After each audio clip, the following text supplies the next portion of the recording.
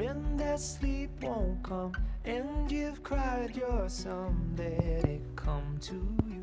There's nothing you can. 네, AI 서울 2022에 참석해 주신 참석자 여러분들께 잠시 안내 말씀드리겠습니다. 잠시 후 10시부터 AI 서울 2022가 시작될 예정입니다. 내빈 및 참석자분들께서는 무대 앞쪽부터 사회적 거리 두기를 지켜서 착석해 주시면 감사하겠습니다. 또 행사의 원활한 진행을 위해 사진 촬영은 자제해 주시고 휴대폰은 무음 또는 진동으로 전환해 주시기 바랍니다. 행사가 끝난 후에는 이벤트도 준비되어 있는데요. 삼성전자 로봇 청소기, 에어팟, 소니 블루투스 헤드폰, 마샬 블루투스 스피커, 커피 머신 등 다양한 경품 추첨이 진행될 예정입니다. 마지막 순서까지 저희와 함께 해주시기 바랍니다. 아울러 본 행사가 모두 끝나고 돌아가시는 길에 행사장 입구에 QR코드를 스캔해 설문조사에 응답해 주시면 선착순으로 기념품도 제공해 드릴 예정이니까요. 많은 참여 부탁드리겠습니다. 그럼 잠시 후에 뵙도록 하겠습니다. 감사합니다.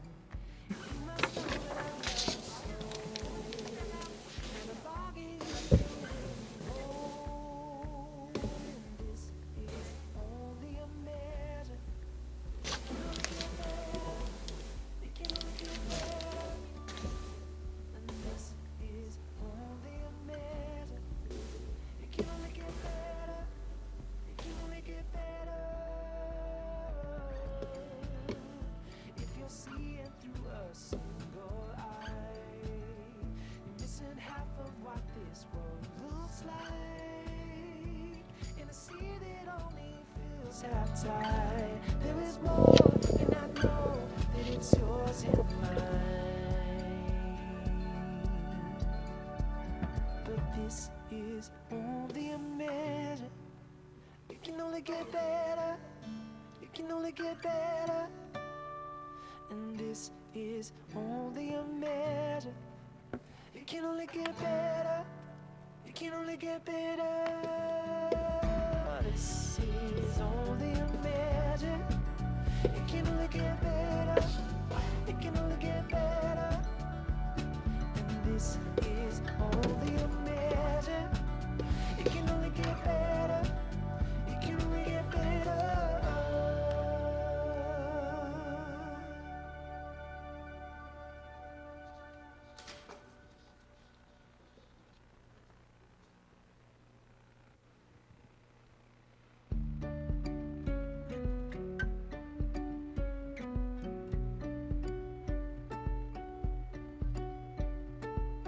When that sleep won't come and you've cried your sum, let it come to you. 네네, 안녕하세요. There's nothing you can do until I see you smile just below those eyes that tell me you're okay. It's written on your face. As you come to light, I come alive. Your silhouette in the summer sky.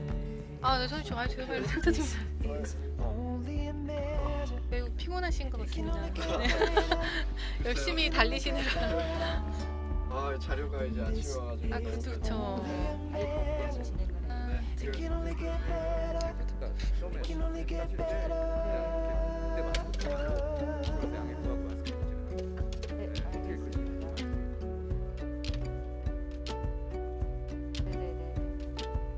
Turn your sorrow in, burn every piece of it. Let me comfort you. I'll be your go-to. 'Cause these are youthful days. We will grow in great worse or better. Our time is best together. 네, 다시 한번 잠시 안내 말씀드리겠습니다. 잠시 후에 AI 서울 2022가 시작될 예정입니다. 내빈 및 참석자분들께서는 무대 앞쪽부터 사회적 거리 두기를 지켜서 착석해 주시면 감사하겠습니다. 또 행사의 원활한 진행을 위해서 사진 촬영은 자제해 주시고 Please do not take any pictures during the event and turn your mobile phone on a silent 전환해 mode. 주시기 바랍니다.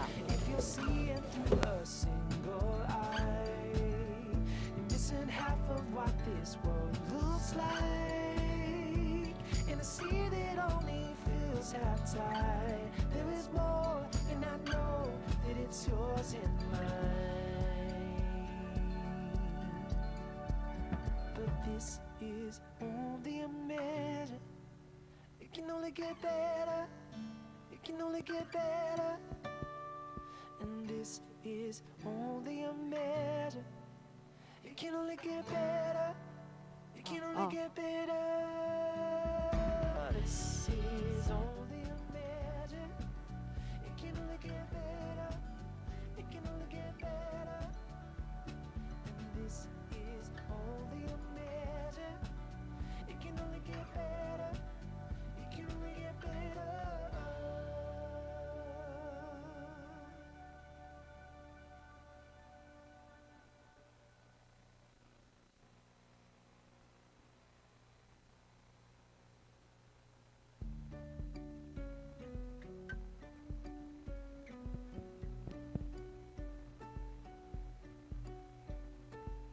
When that sleep won't come and you've cried your sum, let it come to you.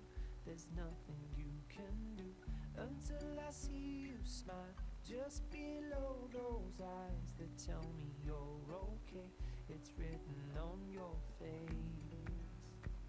As you come to light, I come alive.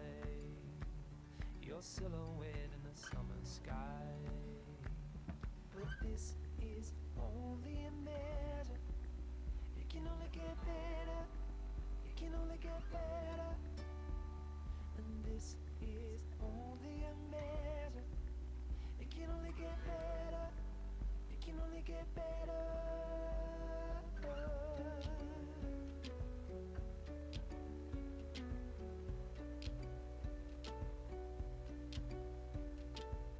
Turn your sorrow in, burn every piece of it. Let me comfort you. I'll be your go-to. 'Cause these are you. 네, 잠시 후 10시 5분부터 From 행사가 10:05, 시작되도록 we will 하겠습니다. begin the AI 아직 Seoul 장례에 참석하지 2022. 못하신 All 분들은 the attendees, 서둘러 please 자리에 come inside the 앉아주시기 hall and 바랍니다. take a seat. Never bargain you for your weight in gold. And this is only a measure. It can only get better. It can only get better. And this is only a measure. It can only get better. It can only get better. If you're seeing through a single eye, missing half of what this world looks like, in a sea that only feels half tide, there is more, and I know that it's yours and mine. But this is only a measure. It can only get better. It can only get better. And this is only a measure. It can only get better. It can only get better. This is 네, 다시 한번 안내 말씀드리겠습니다. 잠시 후 Ladies and 10시 gentlemen, 5분에 at 행사가 10:05, 시작되겠습니다. we will begin 아직 the 자리에 AI Seoul 참석하지 않으신 2022. 분들은 Please come 서둘러 inside the 자리에 hall and take a 앉아주시기 seat. 바랍니다. it can only get better. It can only get better.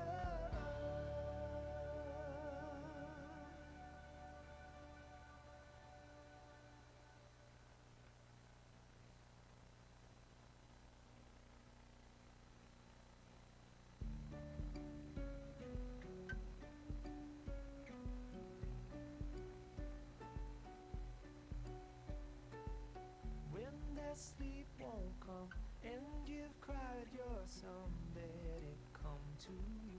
There's nothing you can do until I see you smile just below those eyes that tell me you're okay.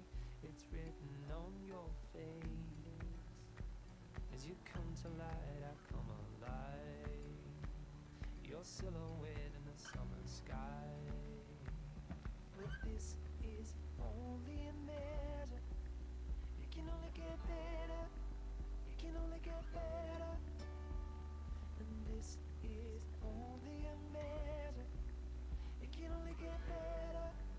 It can only 네, 그러면 행사 시작하도록 Now we will officially 하겠습니다. begin the event. 네, 안녕하십니까? Good 오늘 morning, ladies and 행사의 gentlemen. 진행을 I'm 맡은 Kim Ji-ho, 아나운서 the 김지호입니다. master of ceremony 반갑습니다. for today's event. Great to see you, everyone. 네, 원활한 행사 진행을 During the 위해서 conference, 제가 마스크를 I 벗고 will 진행할 take 점 off the 양해 face 부탁드리겠습니다. mask, so please 오늘 understand. 귀한 시간 내서 And I'd like AI to 서울 welcome all of you 2022에 who are here today 참석해 for the 주신 AI 매회 SEOUL TV 그리고 2022 out of 참석자 your busy 여러분들께 schedule. Thank you so 감사드립니다. much. 본 And 행사는 also this event is now 온라인으로 online 생중계로 and it's 진행되고 live 있습니다. streamed. 오늘 현장에 And 참석하지 on 못한 the 많은 site, 분들께서 we have many 온라인으로 participants and also many 참석하고 others are now 계실 joining 텐데 us from 다시 online 한번 and virtual 감사 인사드리고요. venue. And I'd like to 끝까지 thank you, 저희와 and I 함께해 hope you will 주시기 stay with 바랍니다. us till the end of the 참석자 program. 여러분들께 And 안내 let me 말씀 provide 몇 you 가지 some housekeeping 드리겠습니다. rules. 본 This 행사는 conference 공식 will be 통역 simultaneously 서비스가 interpreted. 제공됩니다. 통역 If you 서비스가 need any 필요하신 interpretation 분들은 service, 군무는 1번, put your channel 영문은 number 1 2번으로 for 청취해 Korean 주시기 and number 2 바랍니다. for English. 온라인으로 And also, 참석하신 those who are 분들은 joining us 댓글창에 virtually, 있는 you may 링크를 use the 통해 link on the 혹은 chatting box, 영문으로 and you may 선택해 choose your 청취하실 수 language, 있습니다. Korean or English. 네, 그럼 오늘 행사에 And 앞서서 before we open up the 지난주에 event, 안타까운 we would 사고가 like to 있었습니다. pay 지난 29일 tribute and deepest 용산 condolences 이태원동에서 발생한 those 참사로 who 인명을 were sacrificed 달리하신 during 분들의 the tragic 영복을 event that 빌며 happened in Itaewon-dong, 유족분들에게 Yongsan, 깊은 위로의 over the last 말씀드립니다. weekend. 이에 애도하며 And 잠시 묵념의 As a 시간 way to pay 갖도록 tribute, we 하겠습니다. will take a 일동 moment of silence. 묵념.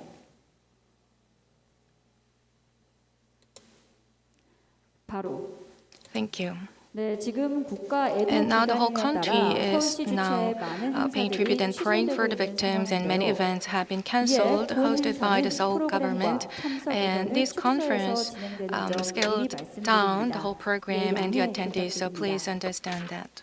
그럼 And now we will officially 지금부터 open up the AI AI 서울 Seoul 2022 22 행사를 conference. 막을 올리겠습니다. 오늘 행사는 Today's 서울시의 is to Today's event is to declare the commitment of the Seoul City government to develop the AI industry and also present a blueprint for our city, which will be driven by the AI. And in particular, this event is now held in line with this Miller, the largest AI deep learning research institute of Montreal, to promote the global exchange and in cooperation with local companies. We will discuss the AI industry trends and the applications and also startup technologies. It will be a great opportunity. And I hope you will stay with us till the end of the program. 서울시가 주최하고 AI The 양재 AI 허브가 Seoul 주관하는 2022 is hosted by Seoul City Government and organized by AI Yangjae Hub Center. And we will have this keynote speech and opening panel discussion. We will have 2 sessions. The first session is AI for better mobility, AI changing our daily life. And the second session will be AI for everyone, which will be about the AI transformation and startups, and we will have the opening talk and presentations and also the panel discussion.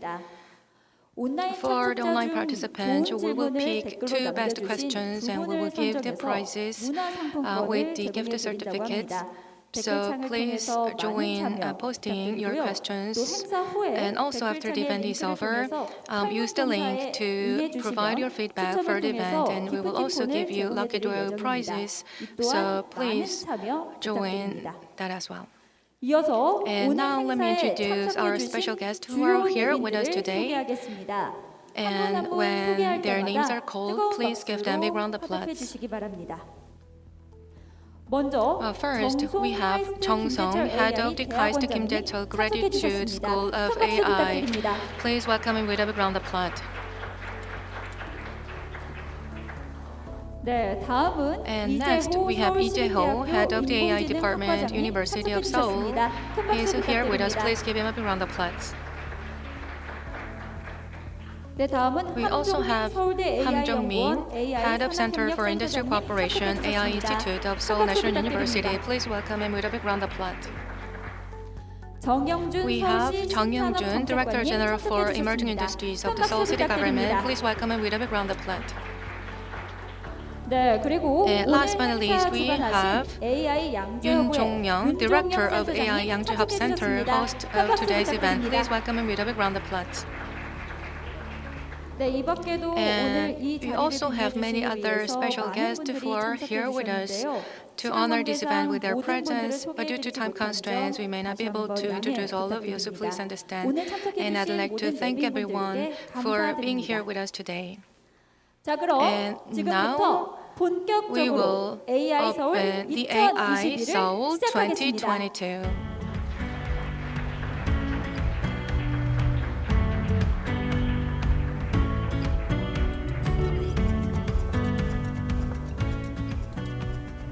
네, 오늘 행사는 Today's event is a great opportunity to share the new values and technologies with all the AI professionals gathered together and expand the AI Yangtze Cluster Network and also promote the ecosystem cooperation for the AI innovation. First of all, we would like to invite Director Yoon Jong-young of AI Yangtze Hub Center to open today's event for opening remarks. Please welcome him with a big round of applause.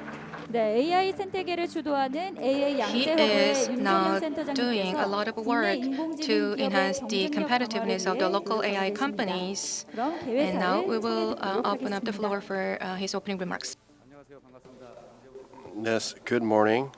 I will take off my mask as well. I'm Yoon Jong-young, the center head here at AI Yangtze Hub.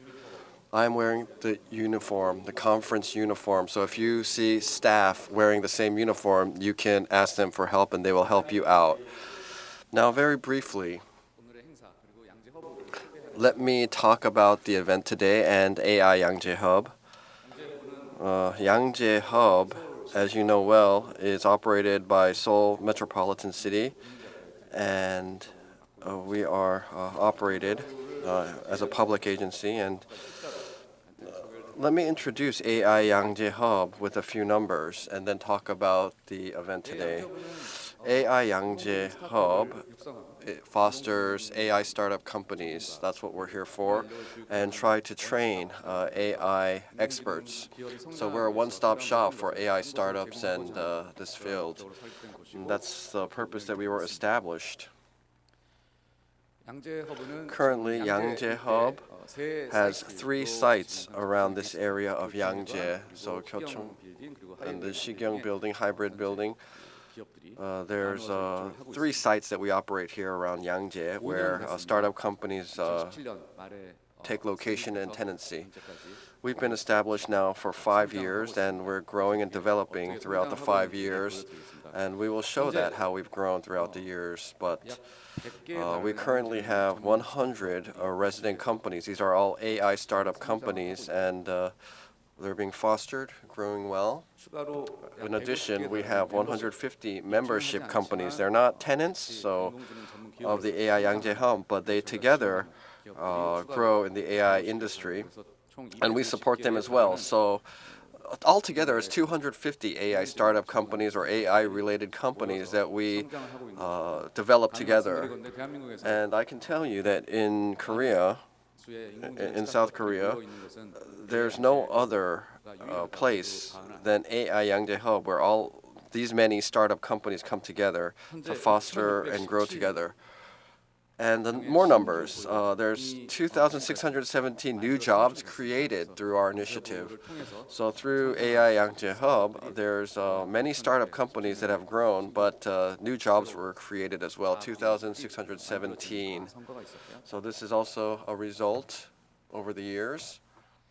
Another thing we want to look at is that there's 3,000 people trained, and these are AI experts, AI talents that have been trained over the years. And these people are developers, designers, planners, educators in many various fields for the AI industry. The AI talent is being fostered here and trained. And now let's look at bigger numbers. All of a sudden we see big numbers on the screen. This is 251.7 billion Korean won. 251.7 billion revenue has been generated through AI Yangtze Hub initiative.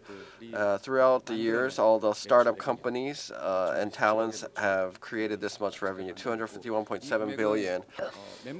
And this does not include the results of the membership companies, so it's just the tenants here. And this is up to the third quarter of last year. So it's very, very meaningful, I think. Not only investments, but actual revenue is being generated. But we see larger numbers here now, actually. This is 284.5 billion Korean won, and this was the investment money that we have raised. And this also excludes the membership companies, just the tenant companies. Through the 4 or 5 years that they have been with us, these resident companies have attracted this much investment. And so those are some numbers and results that I've shared with you. If I go through all the numbers that I can show you, then it'll take all day. So I have to finish with the numbers here. But what I want to say is AI Yangjae Hub and this cluster and the future of Seoul City's AI initiatives is unlimited. We have unlimited possibilities, and that's what we're actually pursuing through this initiative.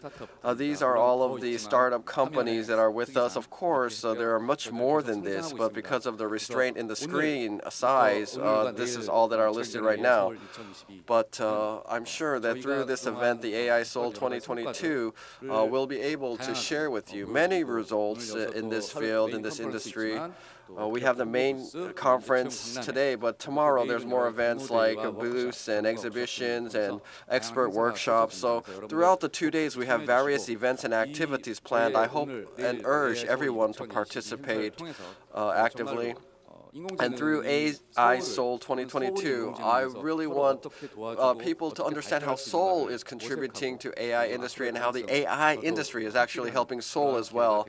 And so I hope this is a meaningful and fruitful event for all. Thank you very much. Thank you very much, Mr. Yoon, for that opening remark. Another big round of applause, please. Thank you. 센터장님의 말씀처럼 이 And 자리가 as the director 다양한 정보 said, I 공유를 hope 통해 that this will 발전할 be a 수 great 있는 opportunity to 소중한 share a lot of 교류의 장이 ideas 되기를 and 바라겠습니다. grow 좋은 말씀 together 감사합니다. and make 네, movement 다음으로는 forward. And 축사가 next we will 있겠습니다. invite 레미 큐리온 퀘벡 수석 Dr. Remy 과학자께서 Kurian, Chief Scientist from 몬트리올의 Quebec AI Government, who will 트랜스포메이션을 present on 주제로 the AI 축사를 transformation in 진행해 Montreal, 주시겠습니다. and he will give some 레미 큐리온 congratulatory 수석 과학자님을 message. 영상으로 Let's meet him 만나보겠습니다. with his video message. Greeting from Montreal. My name is Remy Kirion. I'm a Quebec chief scientist, also chair of the research fund in Quebec, and president of the International Network for Government Science Advice. INGSA is present in 130 countries, and we have more than 5,000 members. Very pleased to be with you today. This very important conference on disruptive technology and smart cities. The impact of these technologies in cities. And certainly partnership between Quebec and South Korea is critically important for us, and hopefully on your side for you as well. Maybe a bit of on the priority of our government, the Quebec government, in the context of research and innovation. It's what we call SQI2, so the stratégie québécoise de recherche et d'innovation. Number two. Focus of that strategy over $7 billion. In 5 years. Some of the priority, artificial intelligence. You probably know already that Montreal, for example, is one of the major cities in the world in terms of research and innovation on artificial intelligence. AI applied to smart cities, applied to health, applied to computer science, everything, even impact society in terms of social innovation. We have even created one of the very first observatory social impact of AI. Another one very big for us, quantum computing. And the Quebec government just announced a few months ago the creation of an innovation district on quantum computing in Sherbrooke, a city about 150 kilometers from Montreal. Very important as well. Smart transportation. clean energy. All very important in the context of smart cities.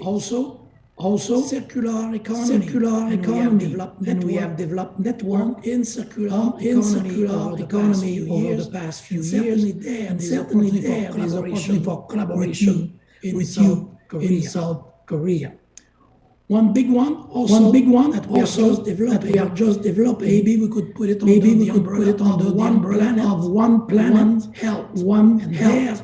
And very important to have partnership at the global level, various countries and cities in the world. So hopefully you'll have good discussion today, and we'll be able to concentrate on collaboration between experts in South Korea, Quebec, and in Montreal, work together to develop smarter cities. Thank you very much. 네, 축사 잘 Thank you very much for the 들었습니다. congratulatory 다시 한번 큰 message. 박수 Once again, please give him a 부탁드리겠습니다. big round of applause.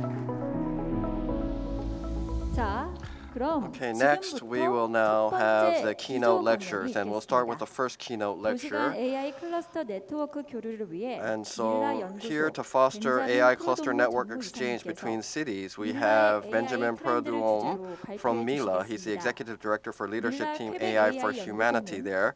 Mila was started by deep learning guru Professor Yoshua Bengio of Montreal University in 1993. It is the world's largest AI deep learning institute in the world. So let's hear now from Executive Director Benjamin Perduom, and he's going to join online. A big round of applause, please.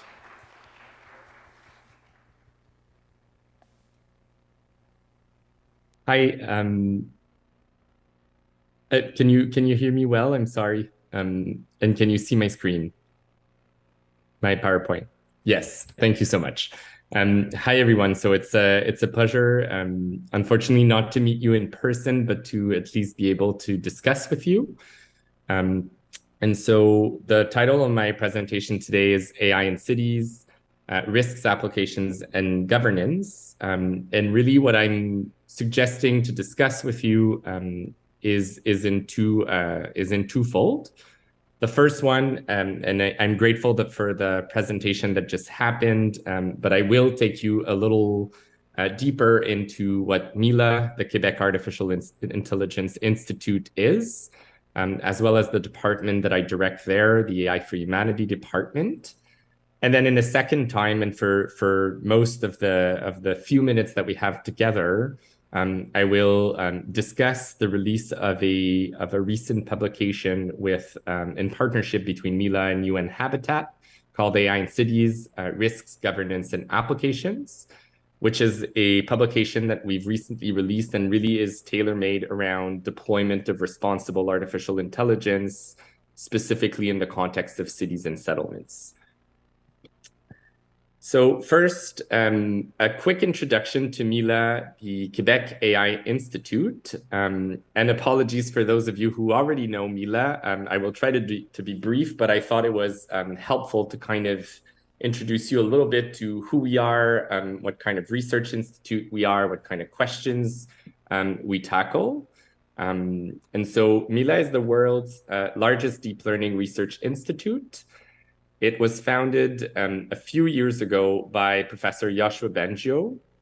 And Mila's mission is to be a global pole for scientific advances that inspire innovation and the progress of AI for the benefit of all. And so today we're a little over 1,000 members of the Mila community. And we really all are gathered around 4 pillars to our mission. The first and foremost is cutting edge research. And so many of you might know Mila for the contributions of Professor Bengio, but for the contributions as well of the over 900 researchers that form part of our ecosystem. But there are 3 other pillars to Mila.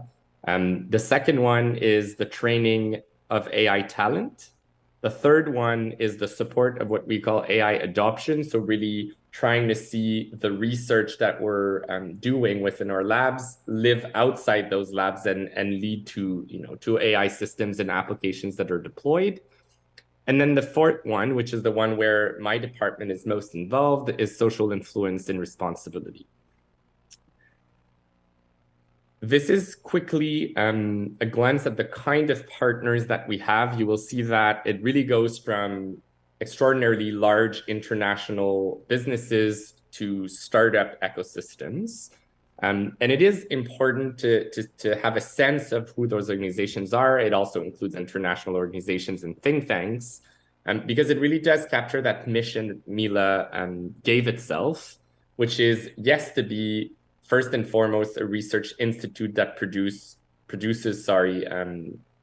really groundbreaking scientific advances, but to do so in a multi-stakeholder environment, in a way that is conducive to the emergence of small and medium enterprises that use artificial intelligence.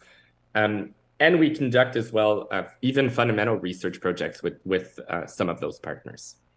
So there are basically three ways in which one can collaborate or partner with Mila. The first one is a partnership program. And really that's in a way, the more usual way in which we collaborate with different businesses. And so that allows them to have access to our ecosystem and our expertise.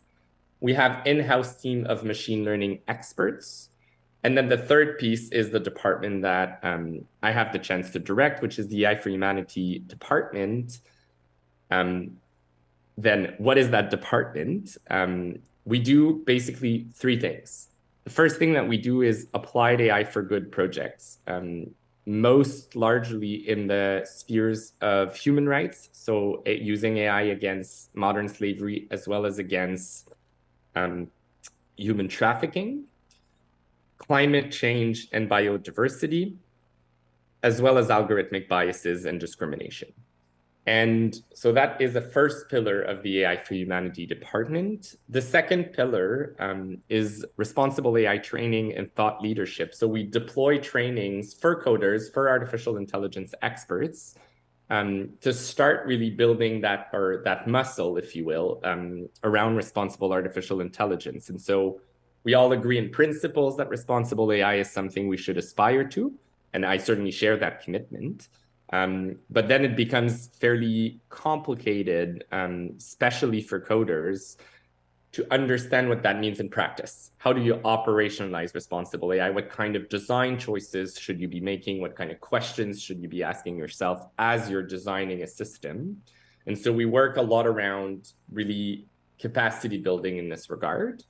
And the third piece is public policy and AI governance. That third piece is a piece that we mainly do at the national and international level with organizations that I would assume you're familiar with, like UNESCO, the United Nations, the OECD, the Global Partnership on AI, and so on. And here I've just put some examples to get a sense of concretely what kind of work we're doing. But I will skip those and invite you, of course, to refer to them later on. But really the idea of the AI for Humanity department and really the idea behind the values that Mila shares is this strong commitment to responsible AI and to AI for good. And so really the idea here is to be very intentional in developing fundamental research, applied research, and projects that really, in a way, embed those values and really create added value in a way we're hoping to some of the world's most pressing needs, especially around the climate crisis and biodiversity. And then moving forward, I'm taking you to one specific project that this department, the AI for Humanity department, completed recently called the AI in Cities Risks, Applications, and Governance Report. And so it's a significant report. It's about 125 pages. So you can imagine that within the next, 12 to 13 minutes that we have again together, I will not be going in depth into the report. Rather, what I would like to do with you is really kind of explain the thought process as to why these kind of thought leadership pieces are significant and important at this juncture in time, first. Second, to discuss really how we've done it, because I think there's as much value in the process and how to build interdisciplinary conversations and applications around responsible AI. And then at a third moment, I will briefly summarize some of the key takeaways of the report and what I think are some of the main contributions. So first, why that report? So it's a collaboration. That report is a collaboration with UN Habitat, which is the United Nations agency that's responsible for cities and settlements throughout the world. And really at the core, Mila and UN Habitat share a commitment and frankly, a concern around what it means to build inclusive, sustainable, and responsible AI. In this context, specifically for cities, and really that's been a driving force of the project to really exercise that voice and make sure that we contribute to that conversation. Then the second piece to that is why being interested in AI in cities specifically. And there are really three reasons for that.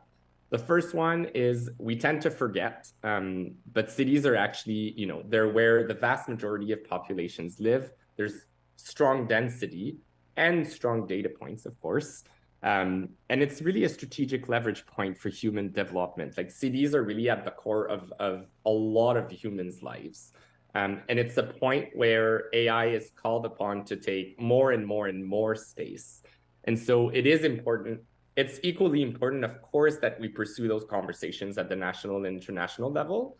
But to a certain extent, those conversations at the international level are already happening and they're rapidly increasing.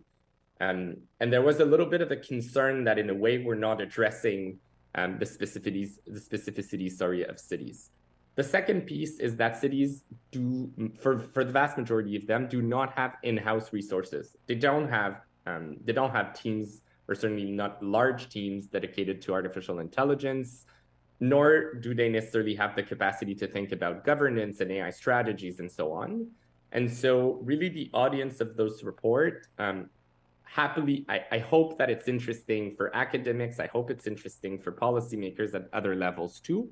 But really, we've been writing this report specifically for city administrations with the hope of, in a way, providing them with tools and very concrete recommendations and ways in which they could implement AI and the questions they should be asking themselves as they're doing it. Then how and who?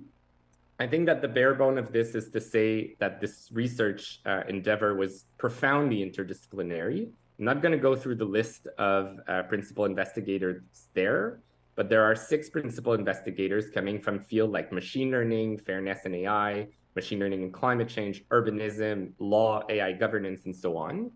As well as it was about 20 researchers altogether. So it's a massive effort to really bring together some of those perspectives.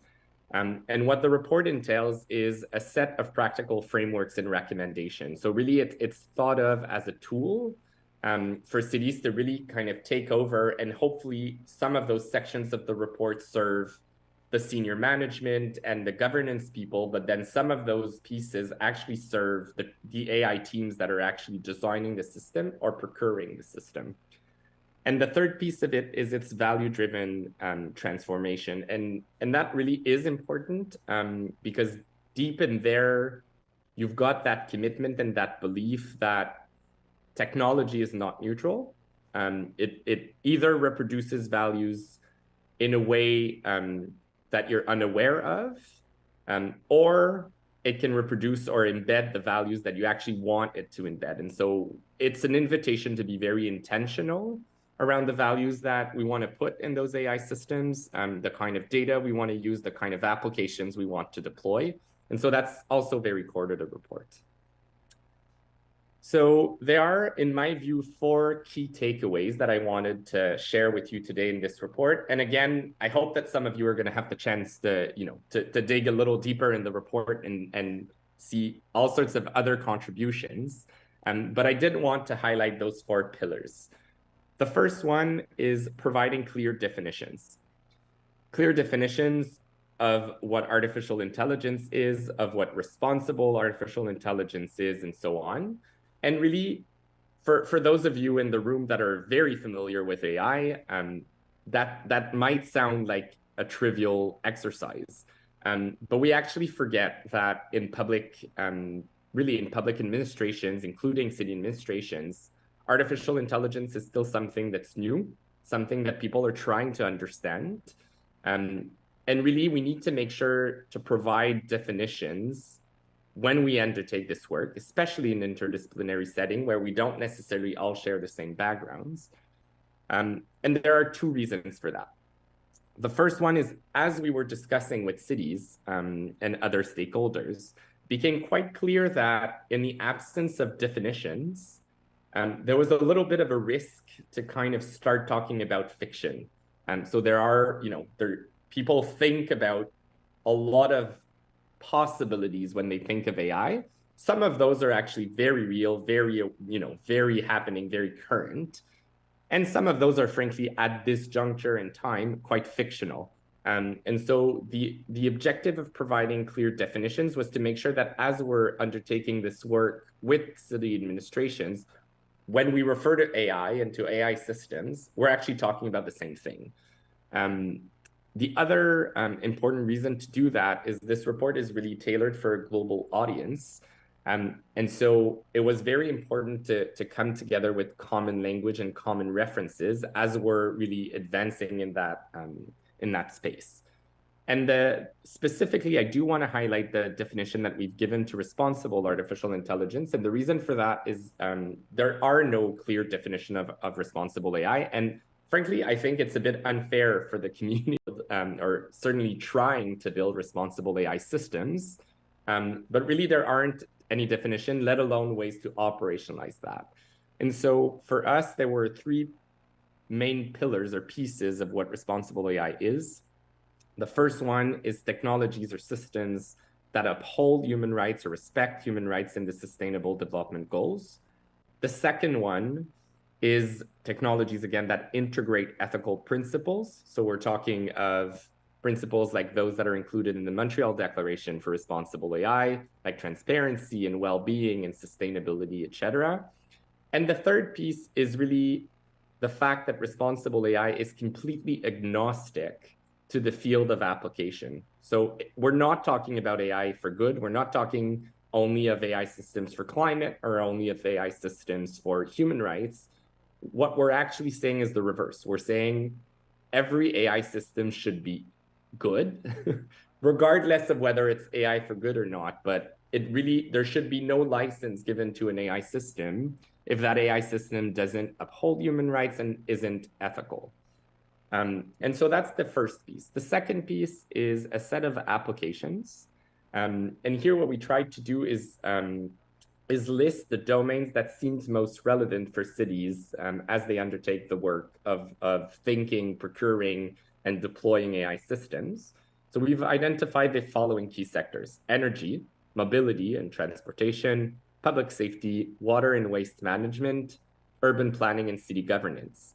And what we did in that section is to provide very concrete examples of applications in each of those domains. And again, here, we were very cautious about being really close to reality rather than fiction. And so all the examples that we've documented are existing examples that have already been deployed in different contexts. And we've tagged them with impact, with relevance. So as you're reading the report, you see very crispy definitions of examples. And then it will tell you this is a short-term project or a long-term project, and this has high impact versus low impact. And we identify the risks as well. The third piece that is in that report is what we call the risk assessment framework, which is a document that spans the entirety of the AI lifecycle. So the 5 phases: the phase of framing, of designing, of implementing, of deploying, and of maintaining an AI system. And so first and foremost, that section asks a very crucial question that we tend to forget when we work in, whether it's AI research or even AI startups or big companies, which is the first question, which is, do I need AI here? And is AI the best tool to achieve the objective that I've set for myself or for my city administration or even for my province or country? And so what we do there is 1 page, 1 risk. And you see an example on the right of my screen, but really it's a crisp definition of what the risk is. So a risk like digital divide or shortage of personnel, mission creep, etc. And then after that, you'll see that it provides specific, concrete, practical questions for city administrators to ask. And so the idea there was to really give a tool for those cities to say, look, if I'm going ahead with deploying an AI system, then I have that tool, that risk assessment framework that helps me really ask all the right questions, either to my in-house team or in the vast majority of the time to the company I've mandated to create that AI system. And the fourth piece is recommendations to build urban AI strategies, so AI strategies at the level of cities. There are 5 recommendations. And the first one is really very, very key. It starts from the local context. And that's something that we tend to forget. But every city has, its set of values, it's really its context, its existing infrastructure, its local knowledge, and so on. And you can't really take that and de-articulate it. You can't take, if I'm in Montreal, I can't take an AI system that's been deployed in SEOUL and just really reproduce that copy. It might not work in my city for all sorts of reasons. It could go from social acceptability, so perhaps something that's acceptable in another city somewhere else in the world isn't here. It might be that the data is not accurate. It might be that really my infrastructure cannot support the bandwidth and so on. And so really to anchor any work that you do in AI, specifically in the context of cities, within the context of those cities. The second one is to prioritize capacity building. And one of the ways to do that is this kind of report, but to make sure that public servants are supported in really catching up with us, with the AI ecosystem and what's happening. The third one is to develop regulatory tools for AI. So to make sure that you have an AI governance in place that is strong and ready to respond to the needs, particularly the needs of citizens. Then you want to foster cross-sectoral collaboration. So you don't want an AI team to work in silo, but you rather want something that's transversal. And again, to build horizontal integration, so that transversality throughout the city administration. So I believe that I'm almost exactly on my 20 minutes. I would have liked to have the time for questions, but I acknowledge that this was perhaps quite a bit of stuff from a very meaty report. So my suggestion again is going to be for you to communicate with me by email or simply to download the report on the website of UN Habitat. And I'd happily receive feedback or exchange further on the ways in which cities can adopt responsible AI. Thank you very much. 벤자민 프로동무 전무이사님의 Thank you, 기조 Benjamin, 강연이었습니다. for your great 밀라의 keynote AI speech. 트렌드에 대해서 He talked about 들어봤는데요. the 이 AI AI의 trend in 인간성이라는 Miller, 부분이 and he 참 also 인상 talked about this whole 깊었습니다. humanity aspect 잠시 of the 후에 Miller 패널 토크 and 때 AI 전무이사님을 technology, 다시 and we 모시고 will invite 자세한 him back 이야기 for a 나눠보도록 panel discussion 하겠습니다. later. 다시 한번 For our 감사드립니다. conversation. 네, Thank you 그럼 once again. 두 번째 And now 기조 we will invite 강연은 the second 인공지능 keynote 기술 speaker 동향 및 who will talk 미래를 about the 주제로 artificial 하는 intelligence 카이스트 technology trends and 김재철 future. AI 대학원 정성, 정송 the head of the 원장님께서 KAIST 발표해 Kim Jae-chul 주시겠습니다. Graduate School of 여러분 AI 뜨거운 will be on the 박수로 stage. Please welcome 모시겠습니다. him with a big round of applause.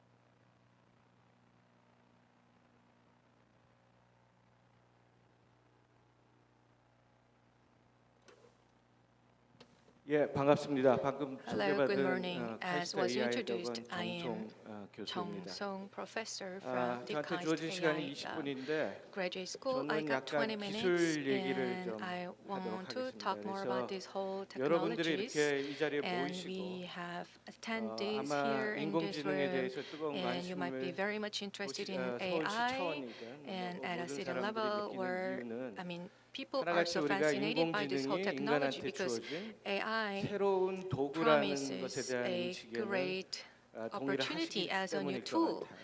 I think that's why you are here.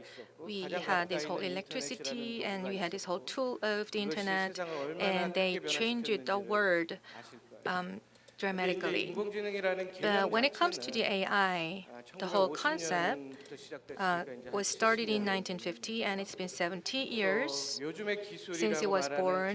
And this whole deep learning, machine learning, well, in terms of their history, it's been like a 30 to 40 years old concepts.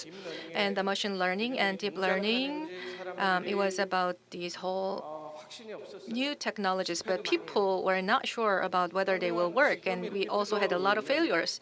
But now it's a very hot topic because for like a 10 years or like a 20 years at most, this whole AI is now working, and the whole 20 years was the time that we came to be convicted that this whole technology works. So I have like a 6 slides for my presentation, and I will tell you about what's working and what we have confirmed it's working, and what kind of future it will present for us, and what challenges we are facing in terms of technology. So I will share my perspectives.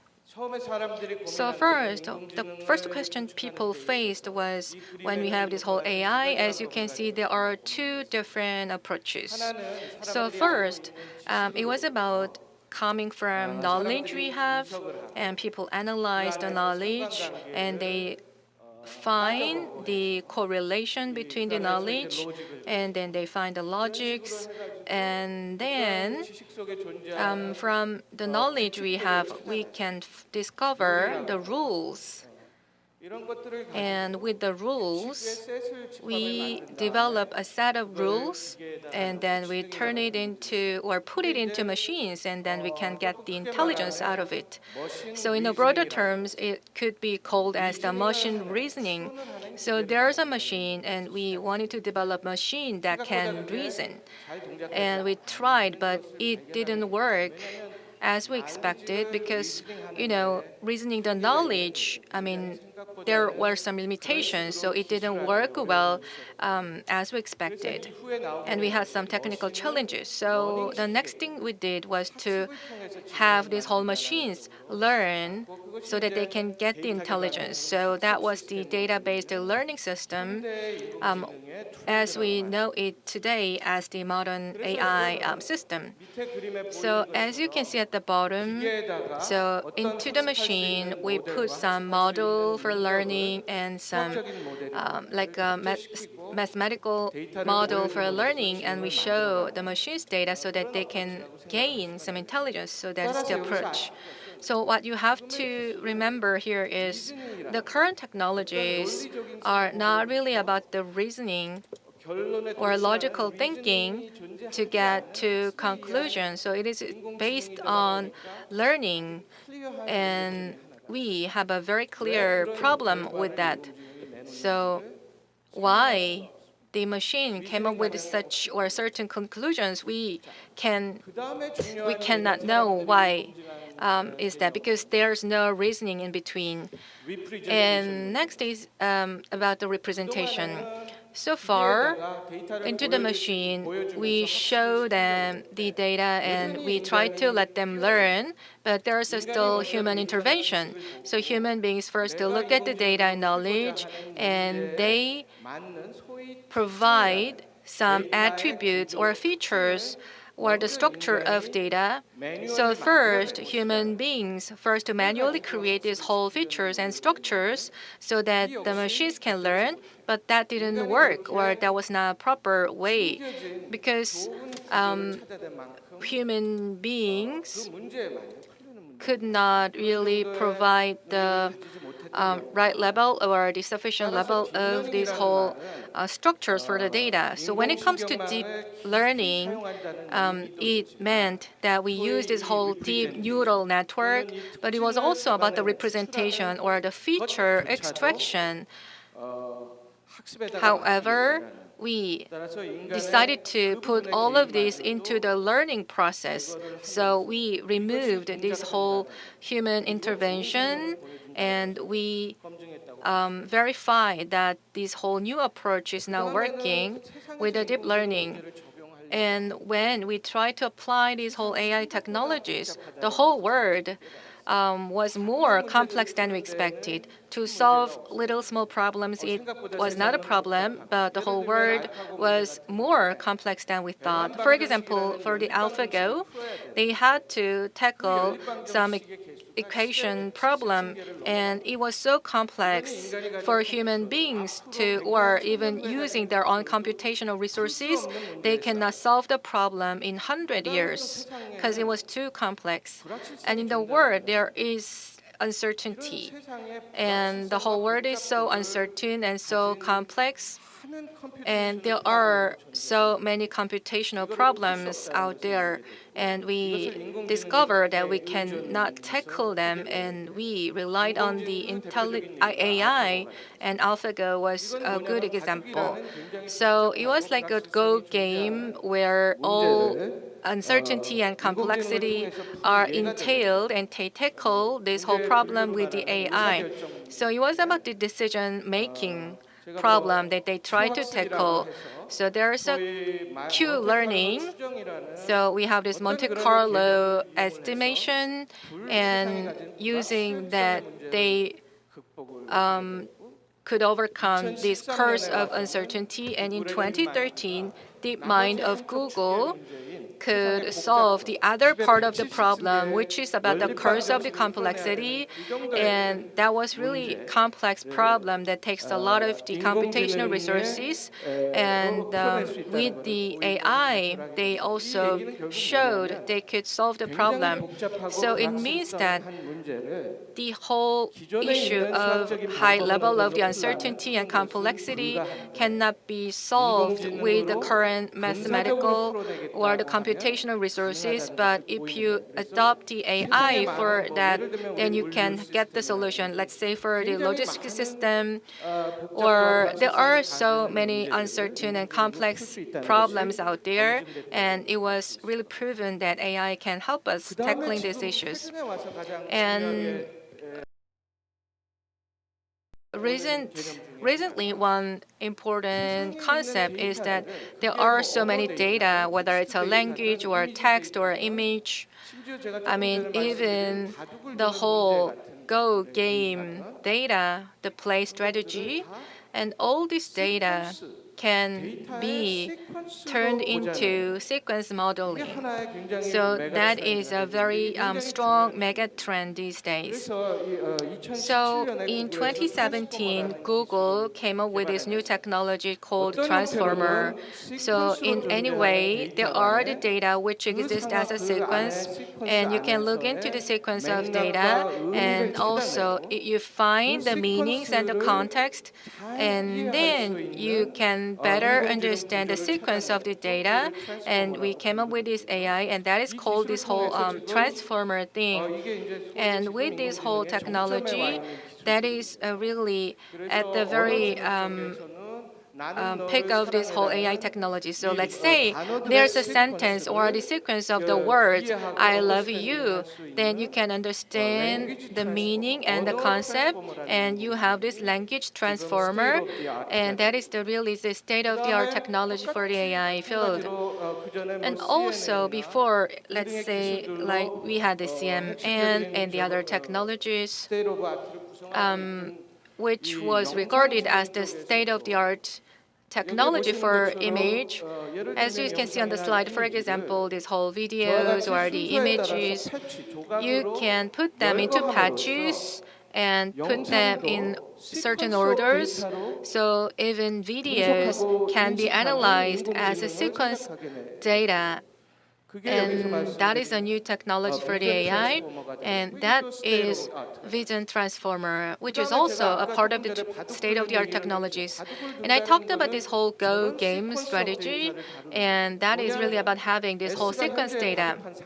Let's say S is what you see on the Go game, and A means that you play the Go, and R determines whether you did it well or not. And then you will see this whole sequence of the action or the right or wrong move. So that will be about this whole decision making, and the AI will see this whole context and sequence and correlations between these whole different elements, and that is called decision transformer. So if that is the case, all the data in the world now can be recognized as the sequence data, and then here comes a new model. You may have seen it on the newspaper. It's like a large language model or a large-scale AI. That is the emergence of the foundation model. So here, as you can see, for the AI, there are different data sets. It could be now we can recognize them with a sequence, whether it's image, speech, structure data, or whatever it is. They can be understood as the sequence data. And the key concept here is the verification. The large-scale pre-training is an important concept. So far, to get to the stage for the computer vision, they have like a surveillance camera AI and separate set of the AI for different functions, for chatbot, for other services. So they had this whole different sets of the AI for different services. But now, AI today, we have this whole sequence model, and all the data can be put into one single AI technology, and you can put the data into one single bucket. And then people had this whole pain point of looking at different AI or data sets. And another pain point was that, well, with one AI, I trained the AI machine, but I want to make some changes and let him do some other work. And then you have to do or start all over again to make new model, to train them again. So, well, if we show him like one or two new data, we can have him do some other new tasks. So we looked into how we can do that. So that is the transformer journey. For example, human beings, we have the experiences that we gained so far. We have like a pre-trained experiences. And when we want to develop new AI or new intelligence, you can add a little bit of new data so that it can perform new tasks.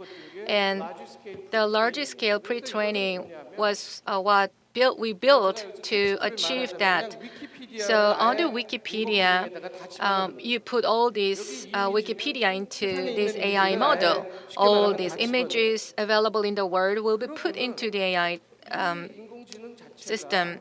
And then this AI system will look into the data and solve all the quizzes and the questions with the data from the Wikipedia.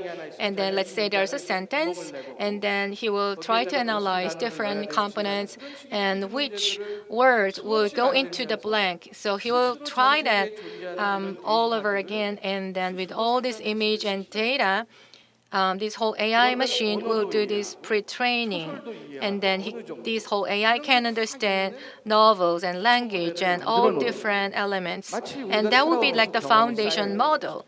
As human beings gain experiences as we live, and if you go to like the applications and with a little bit of more data, then you can build a new model in a very easy way.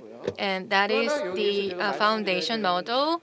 And another key point I want to highlight here is by doing that, let's say before you had this whole image and sentences, and you look into the correlation between them.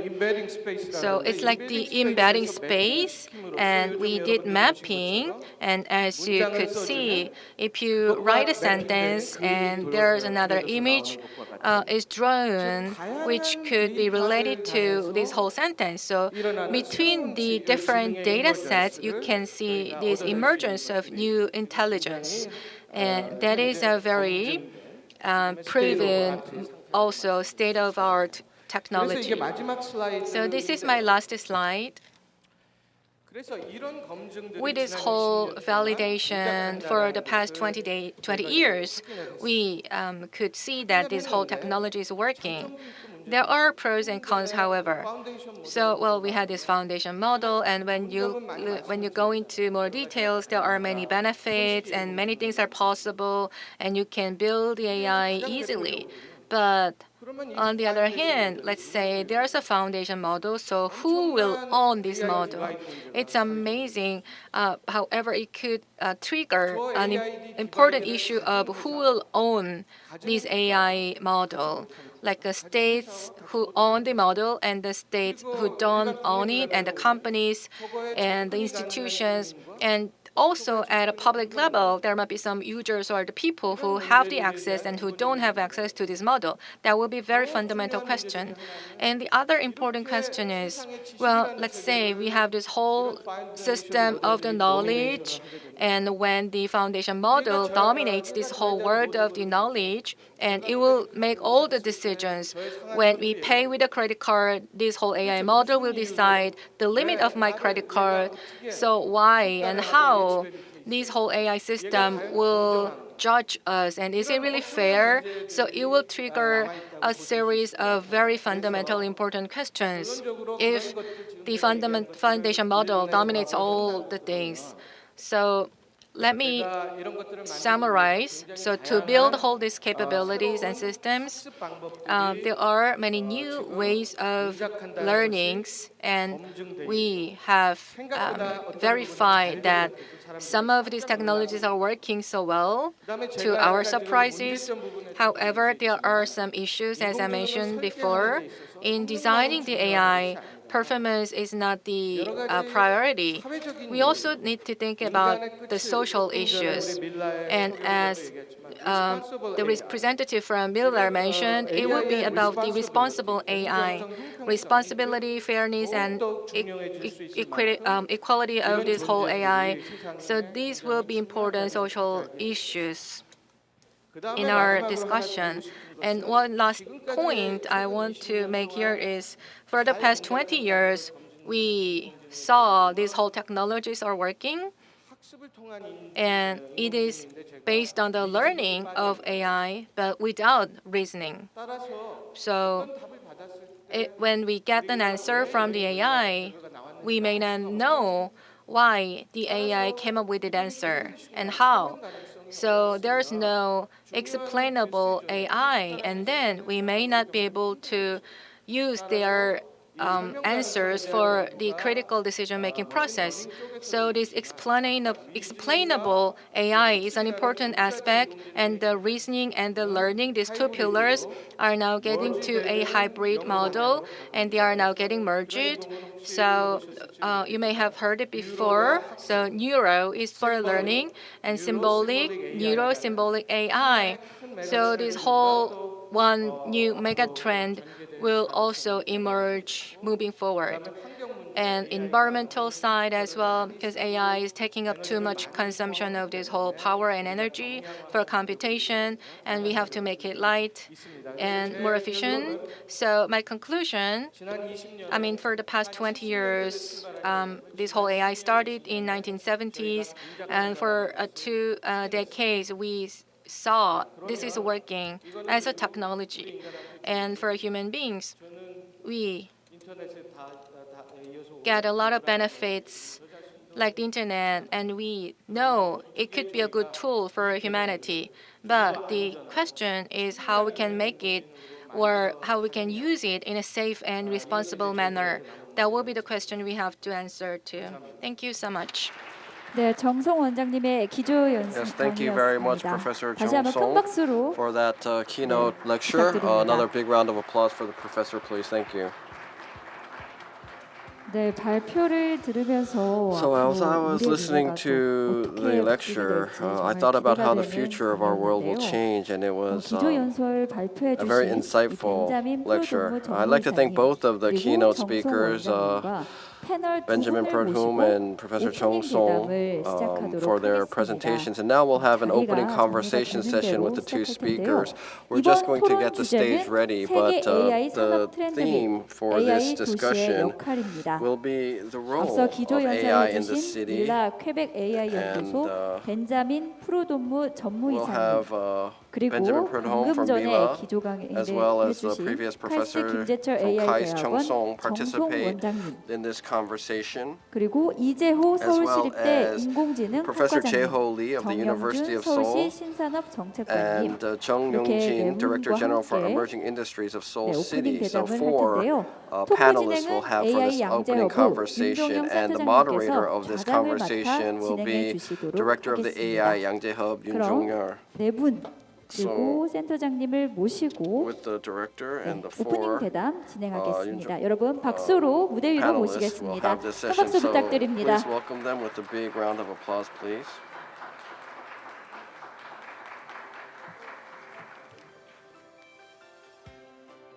네, 각자 자리에 앉아 So please 주시면 take a seat. 되겠고요.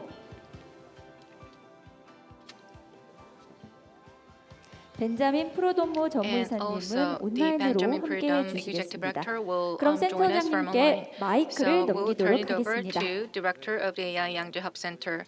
Thank you. I will take off my masks.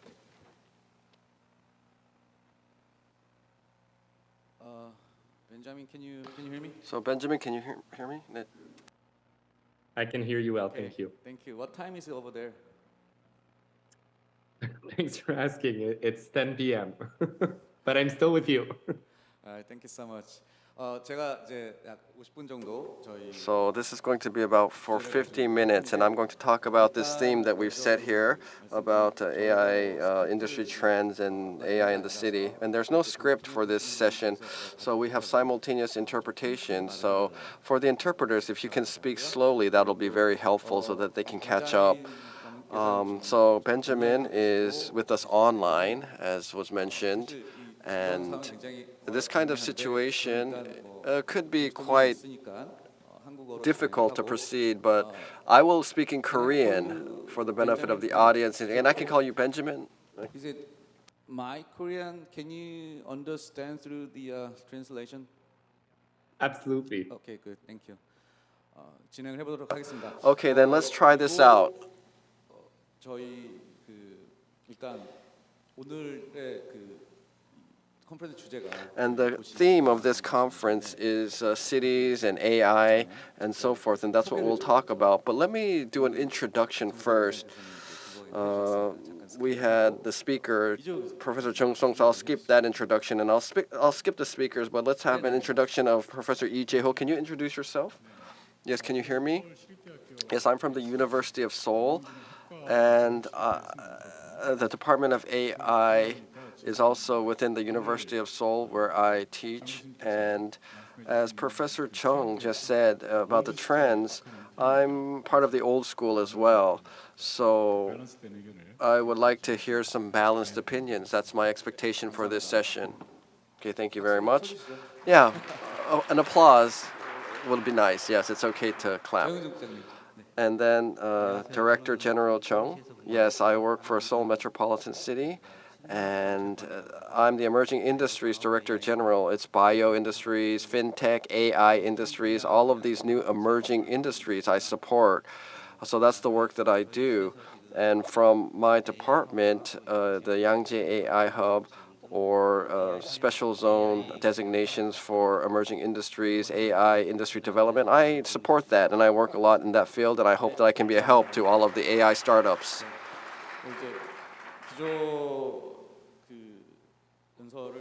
Okay, so there were two good presentations in the keynote lectures, and I think it was very harmonious how the two presented. Benjamin talked about Mila and how Mila focuses on using AI to solve urban problems, really, and help urban planners, and that fit well with the theme today. And artificial intelligence, how it started and how we're developing it, was what Professor Chung talked about. So personally, Professor Chung, also, your presentation helped me a lot to really understand and put things into perspective. Now, we're going to talk about cities, but what we really want to focus on is the urban problems. How can AI resolve these urban problems or help to resolve them? And on the other side, for AI to develop, how can the local city government support AI initiatives and also intercity cooperation? So for like Seoul and Quebec together are having this event together, something like that, cooperation among cities. Well, there was going to be another person participating in this session, Genevieve Roland, director of the Quebec government office, but because of health issues, he cannot participate. I just like to mention that. But so to Director General Jung from Seoul City, I'd like to ask you first. First question, you're supporting emerging industries, but from Seoul City, what kind of big focuses or initiatives, what kind of focus does Seoul City have to kind of support emerging industries? It's a general question, but can you start with that? I do a lot of economic work, but there's always trends. For instance, in the past, there's digital media industries like games and content development. We supported all of that. And then before that, there was fashion and urban revitalization and stuff like that. But now we're entering into Industry 4.0 and with the fourth industrial revolution, AI, robot, bio, these industries are at the forefront and we're supporting more of that. So from 2-3 years ago, around Yangji, Seoul City is really trying to make an AI industry hub around this area in Yangji. And we want to position a lot of companies here, provide a lot of support to companies here. And we hope that this can be a new cash cow or driving force for Seoul development. And okay, that's okay. Yeah, we'll continue discussions. I think for an introduction, that's okay. And let's go to Benjamin. And I'm going to ask a question to Benjamin. In your keynote address, you talked about a lot of different issues there, but can you summarize it a little bit? Like, are there urban problems? What kind of urban problems can AI help resolve, for instance? If you can talk a little bit about that, it would be nice. So I just want to make sure I got the question right because I get the translation simultaneously. So you're looking for concrete examples of ways in which AI can support cities? Yes, exactly. Right, thank you. So there are many. So I think the first thing that we did is, I think that it talks about, in a way, the mindset or the framework in which we approach the work. And I think what we're suggesting is likely that's the most fruitful way of approaching it for cities. But it's really not so much to think about, what we can do with AI as much as what are the questions or the issues that cities are facing, and then asking the question, how can AI contribute to those? So really kind of positioning AI as a support to resolving questions that cities have identified, rather than, in a way being techno-solutionist and just come up with applications outside the purview or the needs of a city. So some very concrete examples that I could give you, for example, in the context of energy, cities, and again, the report only talks about existing applications. So these are things that you could already see being deployed in different cities. We can use AI to forecast electricity generation. We could use AI to predict maintenance of existing infrastructure. So with the help of sensors and other techniques, in a way, we're able to optimize the infrastructure and make sure, most certainly make sure and prevent catastrophes in a way with infrastructure, but also make sure that we're optimal in the way that we maintain it. Then there's help in system or optimization and control of energy throughout the city. There's forecasting, and that's great, forecasting supply and demand. So having a better sense, and I think that that's very current in a way. It's a very current question as a large part of the world is undergoing an energy crisis. The capacity to forecast supply and demand is essential in being able to really to operate the energy or to use the energy that's available in the most optimal and efficient way. So those are I'm kind of scrolling through. Those are some examples that we've documented in energy. And then in mobility, you have facilitate the ride sharing, and that is already quite active in a lot of cities, actually. And it's true for private transport, but it's also true of public transport. And so, you can optimize the traffic flow and control. You can optimize electric vehicle.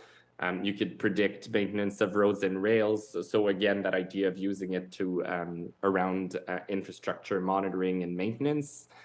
I'm going to stop there because it's an introductory question and I don't want to take over. Yeah, thank you so much. 네, 감사합니다. Thank you so much. You talked about the energy issue and the urban transportation. And also in the afternoon session, we will also talk about mobility. So it was a very relevant comment. Well, when it comes to the city, there are so many issues, and AI can help us a lot. So, Professor Lee, what's your thought on this? Well, thank you. And Executive Director Benjamin Prudhomme shared great insights about these whole categories of the urban problems. And we have to look at them what they are. It could be about the safety or energy. And these elements are not individual different problems. It's like a very comprehensive and interconnected issues. So in general, the AI, the whole convergence or this whole horizontal application of the AI, I think the current IT, we have the solutions, technological solutions. I mean, you talked about the optimization. So we had the solutions for optimization, but with the AI, we have a better and more powerful solutions. So I think it will be more effective in tackling these urban problems. And on the other side, it's not just about problem in terms of how we have to look at it. It will be about the quality of life, enhancing the quality of life. It will be also about that. So how AI can help us to have better quality of life. And this might be a very familiar case to you. For example, when you talk about this whole industrial revolution, there were like different trends and the triggers, and then we can better understand the AI's contributions. When you had like a second industrial revolution, it was about this whole mass production of the commodities and products. And for the third industrial revolution, it was about the knowledge and data and the contents and make them more available and accessible for the public. And then with the whole new wave of the Industrial Revolution 4.0, what AI can do, I think it will be about the service. So in the past, whole services were only available for a certain group of people, small group of people, but with the AI, now it's available and accessible to anyone. You don't need to have like a special assistance, and you can have your direct access, and AI will help us, and they will also help us to have a higher level of or quality of life.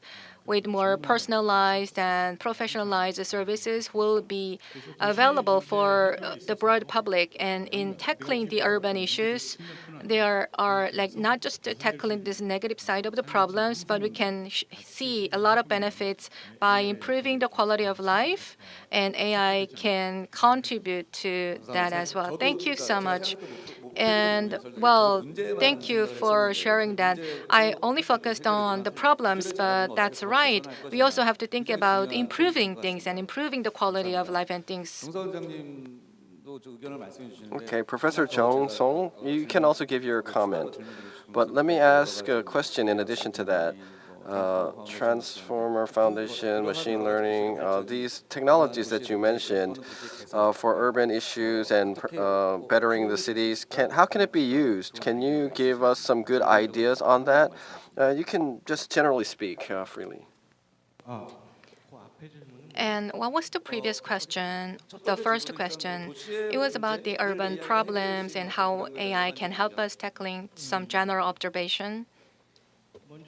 Well, as many panelists and also the keynote speaker from Canada mentioned, well, cities face problems of like mobility and other problems. And these are quite known to us. We know what are the problems. But today, this is hosted by the Seoul Metropolitan City Government. So when you think about the city of Seoul, we can't solve all the problems all at once. Because Seoul City, we have to set the priorities of the problems to tackle first. That will be, or that should be the first step.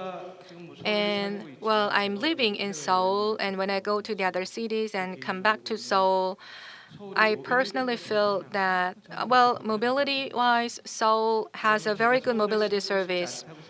So when I feel I don't want to live in Seoul, let's say, I mean, it would be because like air quality or the environmental issues would be the reason why I don't want to live in Seoul, if I may. But as you have seen from this whole tragic event, this is very crowded city, so we have issues with the safety of the people. And then the Seoul City government, in terms of applying the AI, it should first prioritize where it would want to apply the AI technology.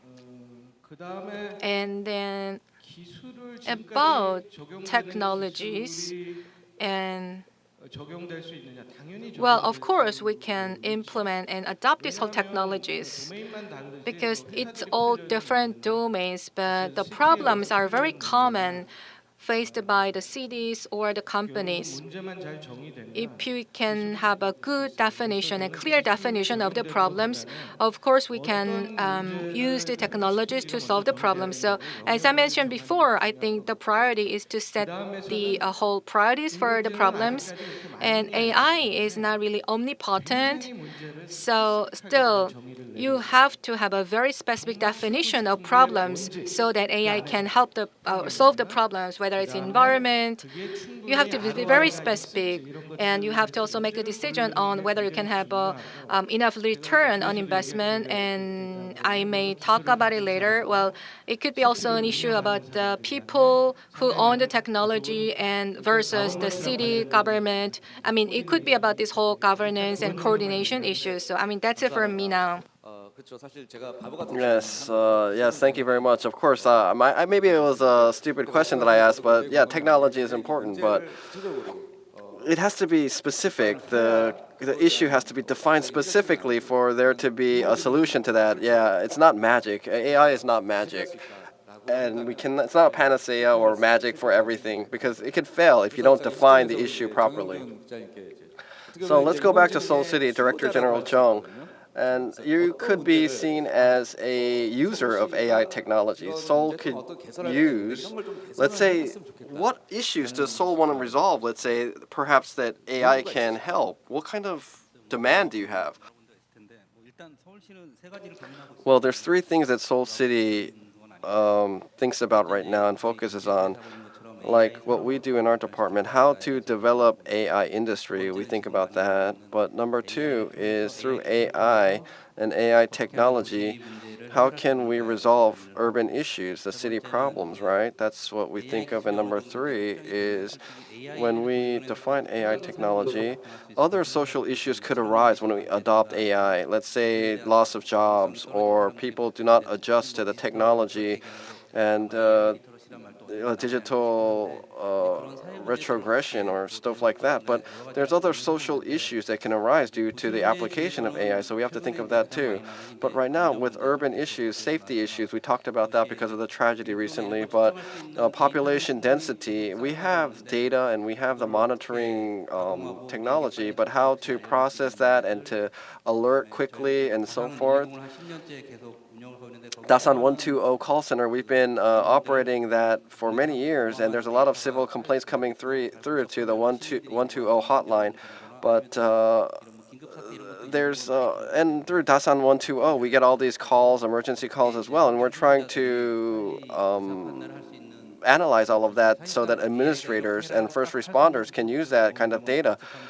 We have to look at all of that. I mean, there's so many situations that we have to look at to make judgments and decisions, but the timing to make decisions. We want to make, through AI technology, make a system where decisions can be made quickly. Well, you talked about a lot of hot topics there, and AI can be used in many ways, but there's also side effects that AI can create, some adverse effects, and I do want to talk about that too, but safety issues are something that you're really focused on lately at Seoul. That's what you mentioned, and the Dasan call center, there's so much data that the Dasan call center has accumulated, how to utilize that data and analyze it, and that's also something that you mentioned you want AI to help with, but as a user, Seoul City is the user of AI technology. So the other speakers, I want to ask, like here, what kind of advice can you give to Seoul City? How can AI help Seoul City's issues? So let's start with Benjamin. Did you understand the question? It would be great if you could repeat. I'm sorry. Okay, so let me ask the question. Let me summarize the question again. So Director General Jung talked about two things, really. Safety issues he wants to resolve. Seoul City, make it safe. And Dasan call center, there's a lot of data that it's accumulated. How can they utilize that effectively? There's two issues he's focusing on. You can talk about both issues, or choose one, but maybe you can suggest how can AI be used to resolve that issue or help with Seoul City in those two respects? Just your opinion on that is what I asked. Right. So frankly, on the second question, how to best utilize the data, it's a bit hard for me to respond without knowing what kind of data we're talking about. And frankly, I don't know that I'm familiar enough with some of the most pressing issues within your city to kind of, in the absence of understanding what data we're talking about and not, a refined understanding of the pressing problems. So I would focus more on the safety piece. Let me ask Director Jung about the data. Yeah, I think that's better. 좀 설명을 좀 해주시죠.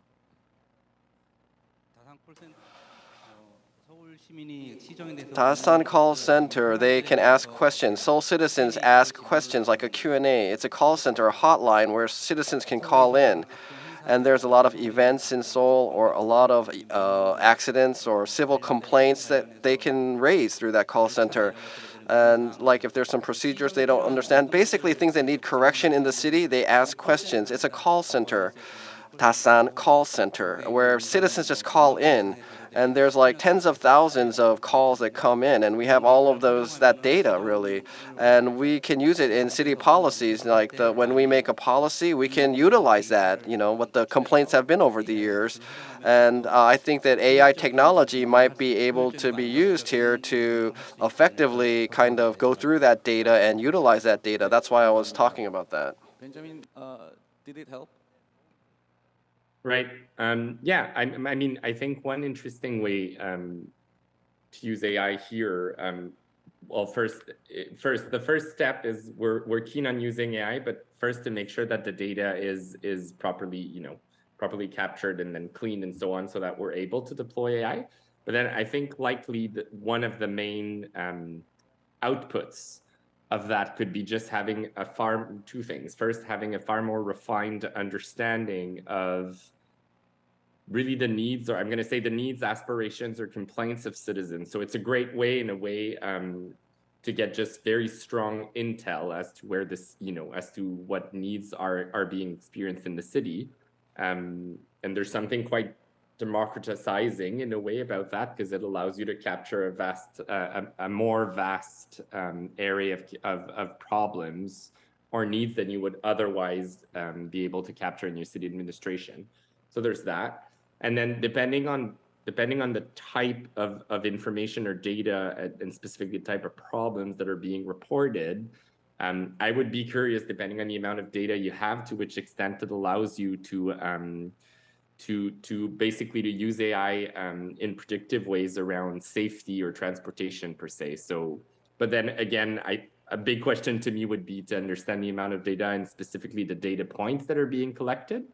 But I think certainly there's a lot of information to better understand your city and really structure governance and AI systems that respond to the needs that are being raised. And then there might be a possibility to use AI in predictive ways an example around infrastructure. So if a lot of the complaints that you're receiving are around infrastructures in specific places, then perhaps AI can, predictive capacities of AI could help you better maintain those infrastructures. So that's as far as I would commit, I guess, in with the little knowledge I have with the data sets that you're sitting on. 네, thank you. 감사합니다. 네. 사실 우리 벤자민 전문께서는 서울에 대한 어떤 많은 지식이 없기 Thank you, 때문에 because Benjamin does not have a strong understanding about what it is. So, but thank you for sharing your thoughts and insights. 정성 원장님 And let's move on to Professor Chang, maybe. 아이디어를 좀 Well, I may ramble, but when you talk about the data and this whole Seoul City Dasan call center, well, in Korea and the Seoul City government as well, we have a very advanced IT technologies and infrastructure. So there are so many data available at many companies and institutions and governments. And this whole event is now hosted by the Seoul City government and hosted by this AI Yangjae Hub Center. AI Yangjae, this whole district is what you want to grow into an innovation hub of Seoul City. So to attract the people and the companies here, people should be able to understand that or see that, well, for example, you can have freedom to use all the data or because there are so many regulations and even though we have a lot of data available, they are so isolated. So there should be something that can connect all this data, and even with the limited areas, allowed by the city government or something, because data is really important part of the AI. So that is really whole for the social issues, we may use the data, but people have to see that they can have a free access or freedom to use this whole data available. Of course, different stakeholders may have different interests and thoughts, although we are in the same city, but there's a privacy issues as well. But we may find other creative solutions to detour the regulations because we have many Seoul City citizens here on the public space. There's a data versus there's a private data available on the mobile phone or other devices. If we can merge these different two sets of data, then we can come up with something very innovative services. There is a potential. Thank you so much. That's correct. What you mentioned, we have this big data campus run by Seoul City government in Yangjae. We have this big data campus place, and all the public data or many public data is now gathered there, and you can have access and analyze them. But as you mentioned, there's a privacy issue and other issues. So it's not like a fully publicly available. However, as you mentioned before, like this whole Seoul City Dasan call center, to make better use of this data, we have to think about how we can be more flexible in offering the data. So I agree to your point. And Professor Lee, what do you think? Any thoughts? Well, because I'm teaching at a university, so many of you talked about technologies, and I want to take some balance. So I'm really interested in the policy as well about international standards. For past 2 decades, I've been involved in developing the international standards, and for the AI, explainable AI, and the purpose and the standards for the international standards, I've been working on that, and I am a project leader for that. So, on the opposite side of the technology, you can think about the policy aspects as well. So that's where I'm coming from. And one topic that we are talking about today is the AI transformation and digital transformation. So the policy and in terms of technology let me share with you what we will see or what we have to do. Well, digital transformation or AI transformation, the challenge is that we have to transform from A to B, and changes and transformation, it's always painful because we have this whole legacy system, and you have to shift this whole mindset and this whole paradigm of the policies and technologies to something new. So it's not easy. And in making changes, the AI itself will help us to make easy transition. And you took the example of the call center of Seoul City, and there's a huge data.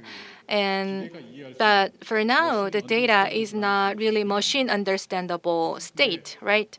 So, but if we want to have this AI transformation, from the data creation stage, we have to create it in a very high quality data.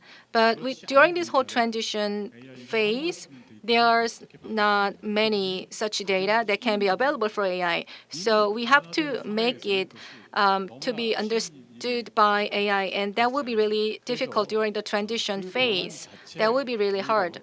So that transition will be also another area that AI can help us.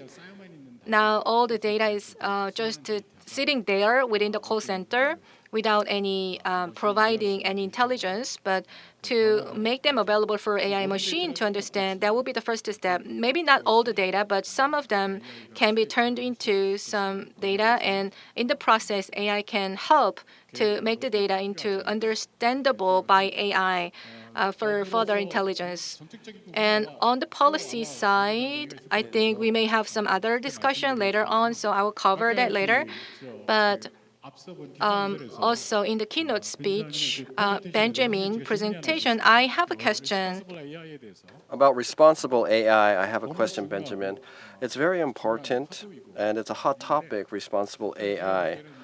But I think it's just declaration right now, just rhetoric declaration, maybe. It's declarative. How to really implement it, the implementation considerations, how much has that progressed? And what kind of output are we getting? Technology output, or is it some policy recommendations? So what's the output of that? So it's a little bit connected to the theme that we have, I think. And so because this is a discussion and open conversation, that's why I would like to ask it. Benjamin, did you understand the question? Can you comment? I did, thank you. I did. It's an excellent question. And really, the first thing I would say is yes. I'm going to say the field of responsible AI, I believe, is actually accelerating at a very interesting pace, and it is very much still in its first few years. And so I do think that in your question, the first premise that you mentioned is absolutely accurate, which is that the biggest challenge now is to really go from principles to implementation or to operationalization. I actually think that this is the greatest challenge around responsible AI. What I do think that we're starting to see emerging, in a way, are trends around what it means to do responsible AI. And that has value in itself. Like if I go back to my presentation earlier, but I was talking about having clear definitions, that's actually not even yet something we have in responsible AI. And so although I think that operationalizing responsible AI is the greatest challenge, there's kind of a step before that, which is just agreeing about what it means to have responsible AI. And so, I mean, we could go into detail, but I think that a first very important step is for that conversations to really be interdisciplinary and to really, really create bridges, strong bridges, between policymakers, academics, industry, and most importantly, between the computer science community and the policymakers. And so, because at the end of the day, you can have all the ethical charters or responsible AI charters you want, to the extent that they're not understood in terms of how, what impact they have on algorithmic design. Really, it's a bit doomed to fail. The approach that we've taken so far at Mila is one where, in a way, we believe that the best way of training computer scientists around responsible AI is first making them aware of it, and that means going into conversations around policy, around governance, around human rights, and what those mean in practice. Then second, it's to use use cases, usually ones that have gone bad, and really kind of backtrack and say what could have been done differently, or what questions could have been asked so that the system would have gone, whether it's the mission creep and whether it's something else. And there, I think, is something that's, until we have a very clear definition of responsible AI and ways in which to operationalize it, I think that one of the keys is making sure that as we don't yet have the answers, we really, really, really focus on almost forcing people who are coding to ask the questions. So we don't have the answers, but we can certainly ask the questions. And that brings us back, like I was talking about the risk assessment framework earlier, but that's really what we're doing. We're identifying 50 risks throughout the life cycle of an AI system. And we're saying for every one of those risks, here are the 3 to 5 questions you absolutely need to ask for your system to be responsible. So it's not a fully satisfactory answer, and I actually don't think we'll have a consensual answer for still quite a few years ahead. But in the meantime, I think that the key is making sure we train people to ask the right questions. 네, 감사합니다. 너무 좋은 질문이셨고 또 그 질문에서 굉장히 구체적으로. Thank you for the great question, and also you provided a very specific ideas and guidelines from MILA perspective. Thank you.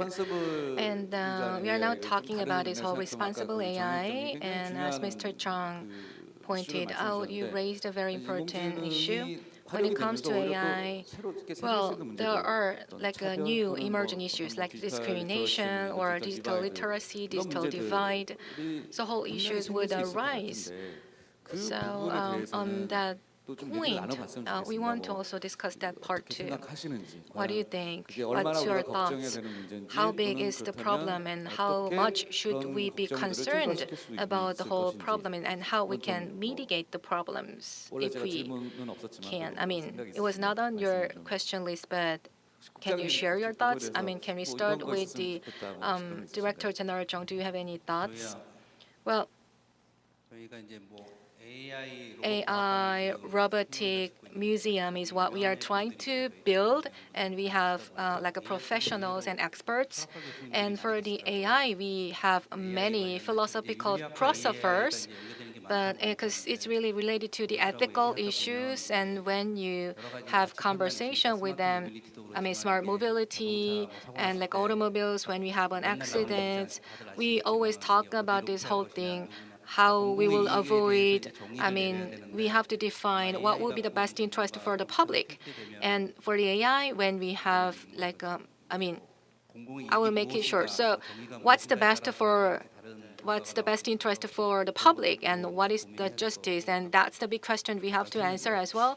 I'm sorry, I'm rambling, but so the biggest concern might be the unemployment will be another issue. Although many jobs will be created, but I think many people will lose their jobs when the AI is dominant in our society. So how we will provide this whole digital transformation training and job training for new jobs and make this whole job transition.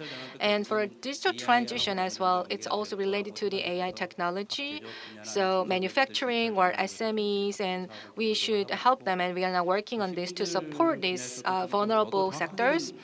Well, I don't have the exact data.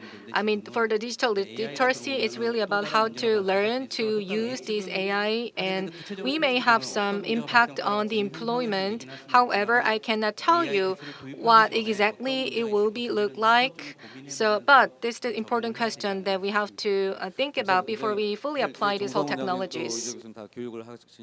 So thank you very much for that. AI can cause job loss. What do you think about that, Professor Chung? That was an issue. People lose jobs. Well, that's a very difficult question, is it? Can you not answer?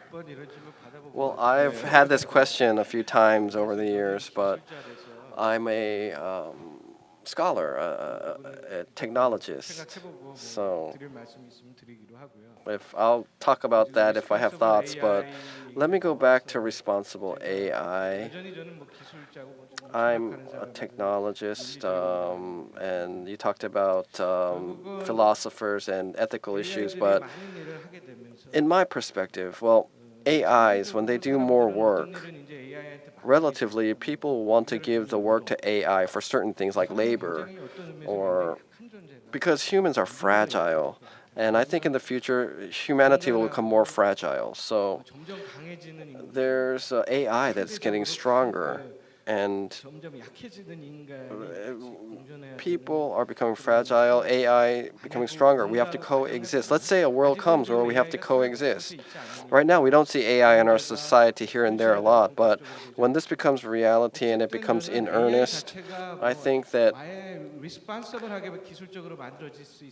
I wonder if AI can be really made responsibly. It's hard for me to agree because how to utilize AI in what domain, up to what point, whether it's regulations or social consensus, how to limit that AI capabilities or something like that. We have to really come to a point where we have a social discussion on that so that we can use AIs beneficially. That has to take place. That kind of conversation, we're at the point of time where we have to have that. It could be regulations, maybe, to make regulations around it. Okay, so we're going to talk more about regulations, but job loss. Can you talk about that, Professor Lee?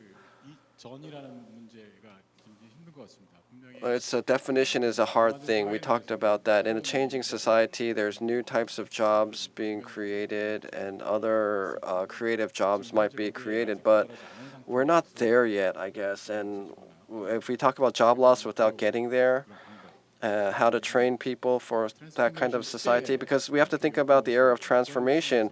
We have to think about that. There's going to be an era of transformation, and what will it look like? But it could be a philosophical question, but with the emergence of AI, what is humanity? That can be the question. What is humanity? Because there was abilities that only humans could do, especially intellectual things only humans could do, we thought. But now the humanity, the sense of human is going down. I mean, even creativity, we thought that humans were creative beings and only humans were. But now there's a lot of education training on that. Even in the creativity field, there's a lot of AI emergence. So all of that is shaky now. What is humanity? That's becoming shaky. So defining humanity again, I think, is needed.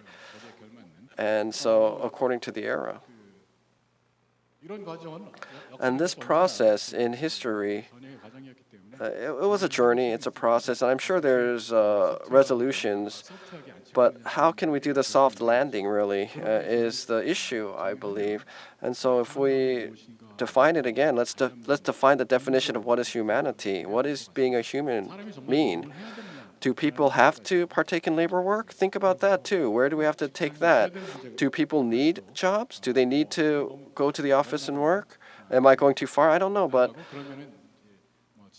all of that. And then the local government or the central government's role in all of this, the direction for training and education, that all depends on that. No, you're not going too far. I think these are areas we have to go into, actually. And the question was a very simple question, you might think, but the answer is not a simple one, I feel. So Benjamin, can you give me some input on the unemployment issue, job loss?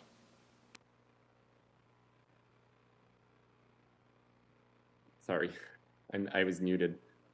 So not a ton. I mainly work on the ethical and responsible aspects and less on the future of work. The only thing I would say on the future of work is, so under that umbrella of future of work is that idea of transitioning around labor market policies. But the one thing I would caution us here is again, to kind of not go into fiction. And I'm not suggesting that, in a decade or more than that, perhaps more dramatic changes will come. But at this point, numbers are being floated around. Some of them are fairly inflated. There were actually quite interesting studies in the US around that.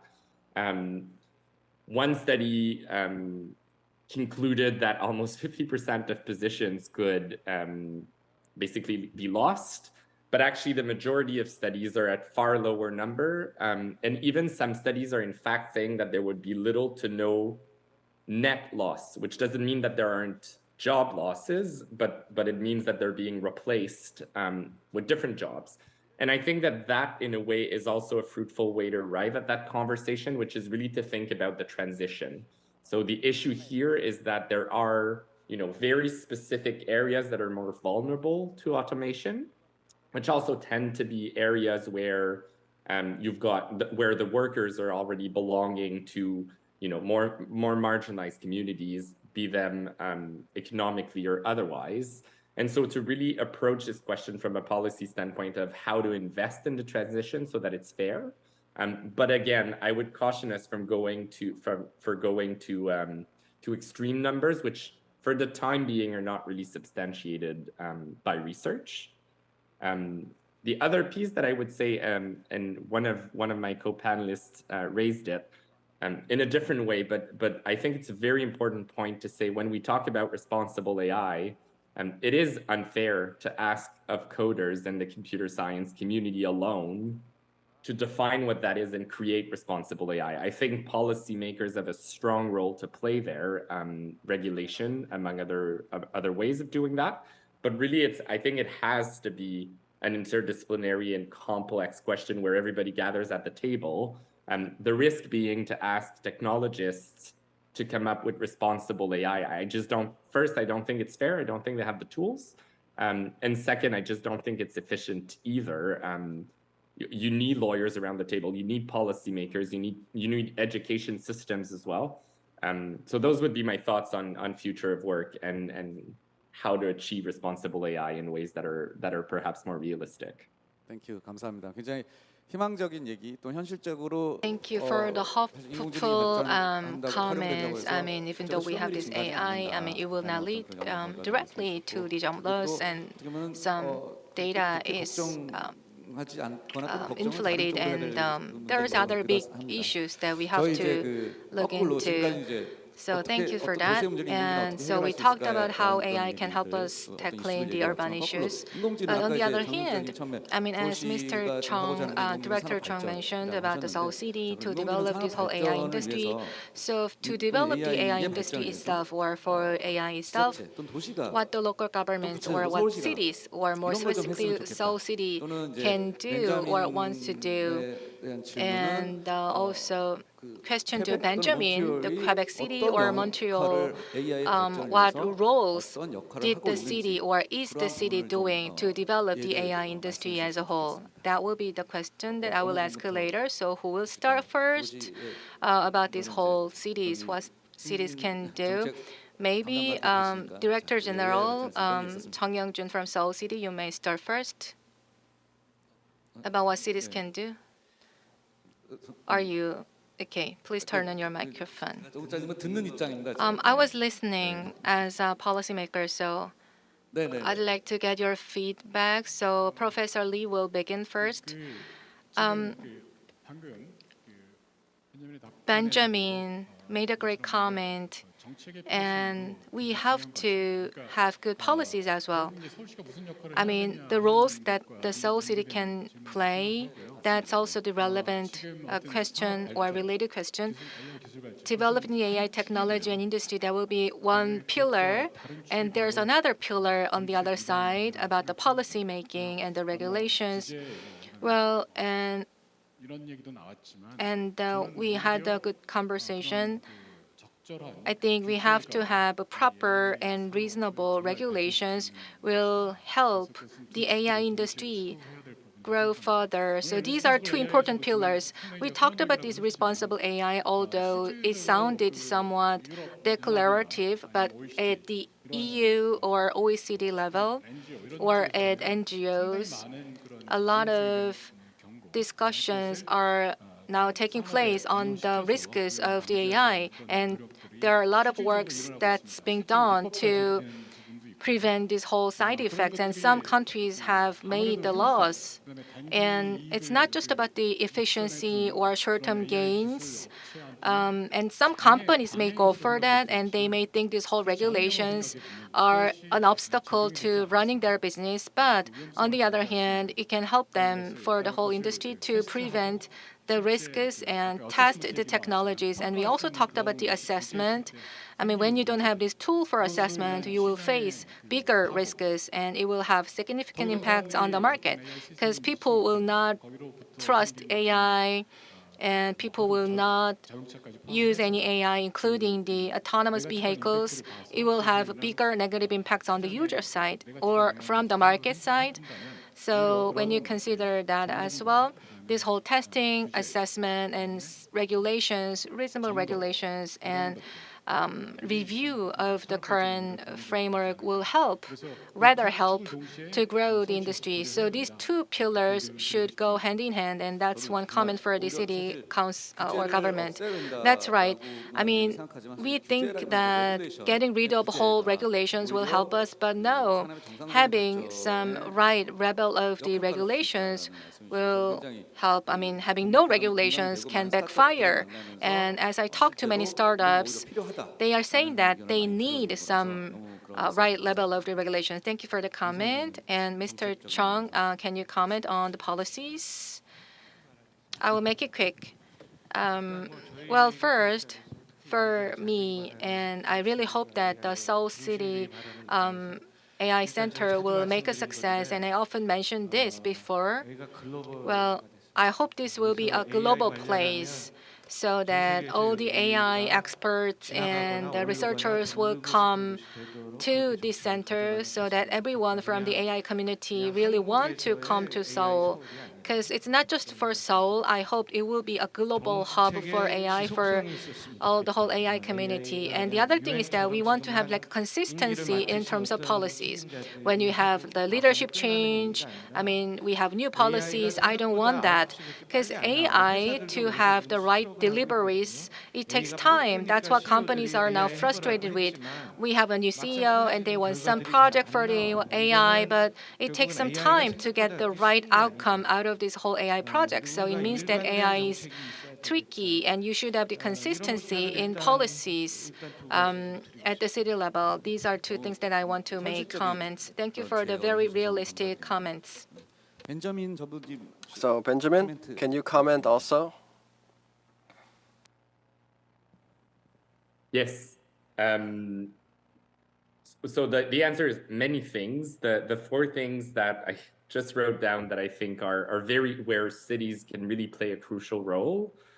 First one is capacity building. And so as the AI capacity or the AI development accelerates, one of the first issue is that you need to make sure that your public service, who at the end of the day is going to be the one deciding whether to use AI and how, you need to make sure that that public service understands what AI is, understand how to procure AI, what questions to ask, and so on. So capacity building with your public service, and then capacity building with citizens. So, you know, whether it's citizen assemblies, but or even just like materials that the city could produce. But I think there's a strong role around really capacity building and training. A second piece is to develop regulatory tools. And I want to echo one of the panelists here.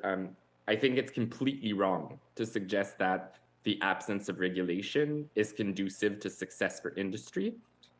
In fact, one of the biggest hurdles in AI adoption, so really in seeing artificial intelligence being used in real life versus just in research labs, is the lack of social acceptability. And so even if you have the technology, if your users are not ready to use it, or if they'll push back on your city administration using it, it's useless. And the key to getting this is having regulation that's protective of their rights, first. And second, businesses actually, a lot of the businesses that we work with actually ask for clarity. Being in a landscape where there's no regulation means that you're at a risk of just doing the wrong thing without having the guidance you need. So businesses need clarity and citizens need social acceptance. So I think that cities can do that. third city can invest in the ecosystem to foster cross-cultural, cross-sectorial collaboration. So that means investing in buildings and research ecosystems in places. The irony of having actual physical places to have people of AI unite, but those places where multi-stakeholder like research and public partnerships and startups can unite and create collaboration. And the fourth thing is having strong data infrastructure. And so someone made the great point earlier, but would it be just for cities to make sure that the reporting that the cities make, so when they report, but also to ask from businesses that whenever reports are being generated, that they're generated using machine readable statements? Just that would just enhance the capacity to use AI for so many things like compliance and reporting and so on.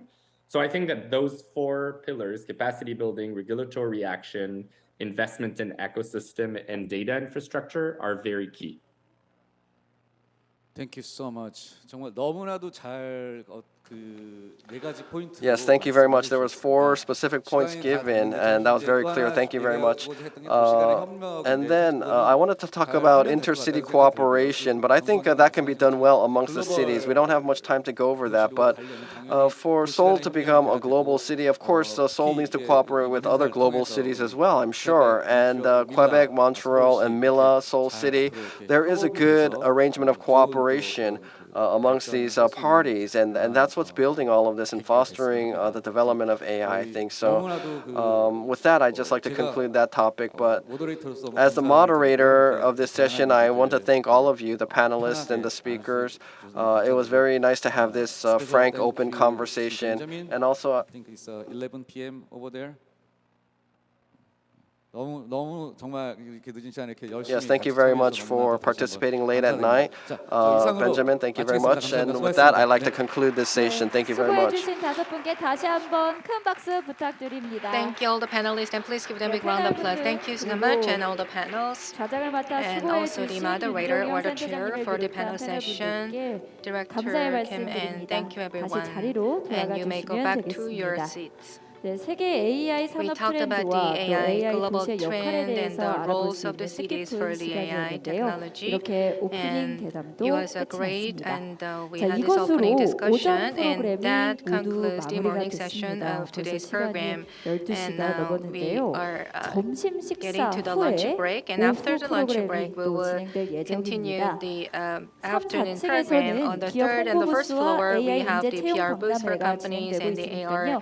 식사 AI 후에 job fair. 자유롭게 So please feel 들리시면 free 되겠고요. to take a look 두 at 개의 the booth. 이벤트도 And we 함께 also have 진행되고 another 있습니다. 2 events going 하나는 on. 3, 4, 5층을 On the 모두 third, 방문해 first, and fifth 층별 floor, if you 인증 visit 스티커를 all the 받으시면 event 소정의 places, then you can 기념품을 get the 드리고요. stickers and you 또 can 다른 earn some 하나는 prizes. 3층의 기업 And 홍보 also, 부스 when you 존 go to like 5개를 a 5 booth 들리셔서 on the third floor 스티커를 for the company 받으시면 PR, 선물을 then you can 받아가실 also 수 get the 있다고 sticker 합니다. and win 많은 prizes. 참여와 I hope you will 관심 join this whole 부탁드리겠습니다. prize giving event. 오후에 And 이어지는 in the afternoon session, 세션에서도 we also 영문 have some 발표가 English 포함되어 presentations 있습니다. ready. 지금 사용하신 So please 수신기는 앉으신 put your 자리에 다시 translation 놓으시고 receivers on your 오후에 desk 이어지는 and come back and 세션에 use it 다시 again for the 사용하시면 afternoon session. 되겠습니다. And 온라인으로 for the 참석하신 online 분들은 participants, 댓글창에 you 있는 may use the 링크를 link 통해서 on the 국문 training 또는 box, and you may 영문으로 also choose your 선택해 language between 청취하실 Korean 수 or 있습니다. English. 자, So 그러면 we will 점심 come 식사 back 이제 after 시간인데요. the lunch 지하 break. 1층에서 On the 오찬이 basement 진행된다고 floor, we will 합니다. have the lunch. 이동하실 때 And when you 가운데 go 통로를 down to 이용해서 the 이동하셔야 진행이 수월하다고 basement floor, 하니까요. please 가운데 take 통로를 the 이용해 center 주시면 되겠고요. aisle to 도움의 get out 안내에 of this 따라 whole 지하 1층으로 room. 내려가서 And please 점심 follow our 식사하시면 staff to get to 되겠습니다. the lunch 자, place. 그럼 And 이것으로 this 오전 concludes the 섹션을 morning 마치도록 session. 하겠습니다. 오후 And we will come 1시에 back at 이곳에서 1 다시 p.m. 찾아뵙도록 하겠습니다. for the remaining part of the program. Thank you.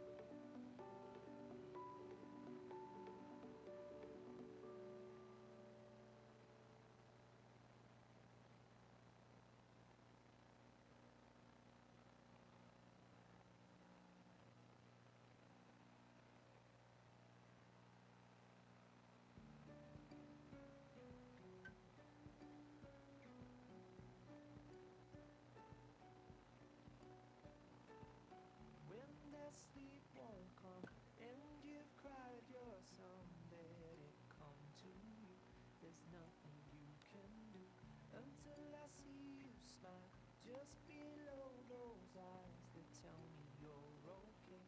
It's written on your face. As you come to light, I come alive. Your silhouette in the summer sky. But this is only a measure. It can only get better. It can only get better. And this is only a measure. It can only get better. It can only get better.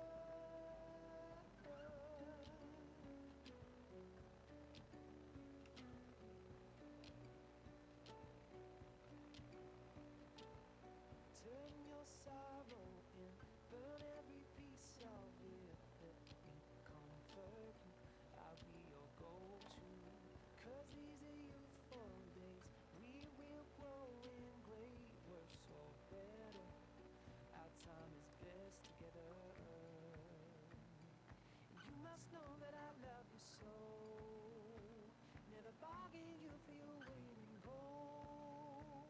And this is only a measure. It can only get better. It can only get better.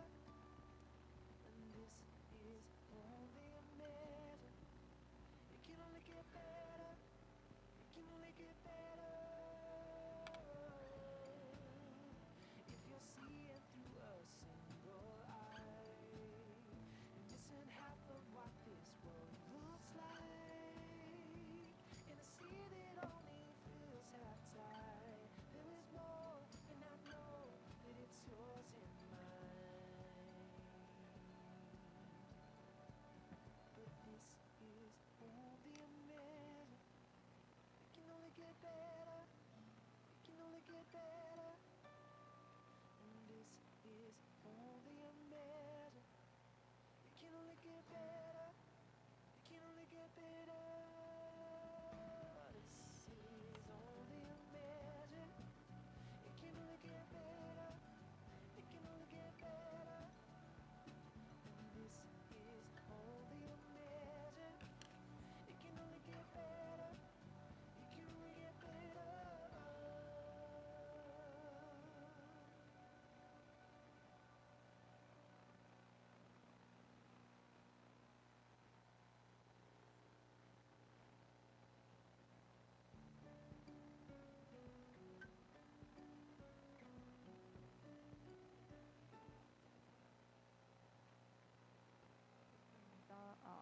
하나 둘 셋 하나 둘 셋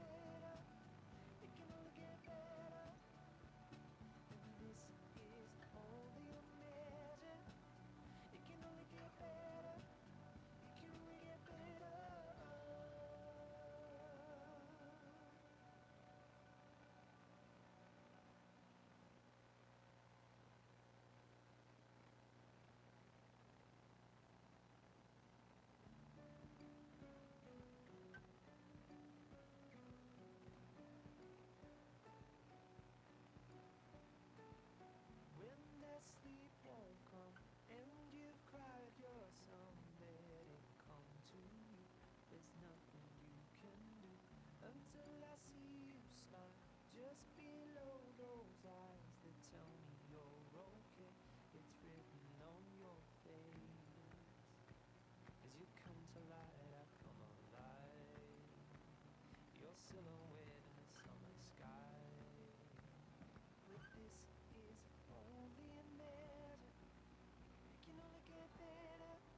It can only get better. And this is only a measure. It can only get better. It can only get better.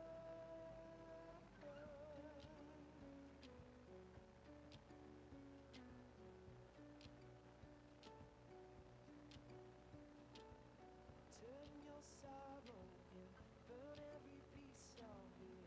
Let me comfort you. I'll be your go-to. 'Cause these are youthful days. We will grow in great worse or better. Our time is best together. You must know that I love you so. Never bargain you for your weight in gold. And this is only a measure. It can only get better. It can only get better. And this is only a measure. It can only get better. It can only get better. If you're seeing through a single eye, missing half of what this world looks like, in a sea that only feels half tide, there is more, and I know that it's yours and mine. But this is only a measure. It can only get better. It can only get better. And this is only a measure. It can only get better. It can only get better. This is only a measure. It can only get better. It can only get better. And this is only a measure. It can only get better. It can only get better.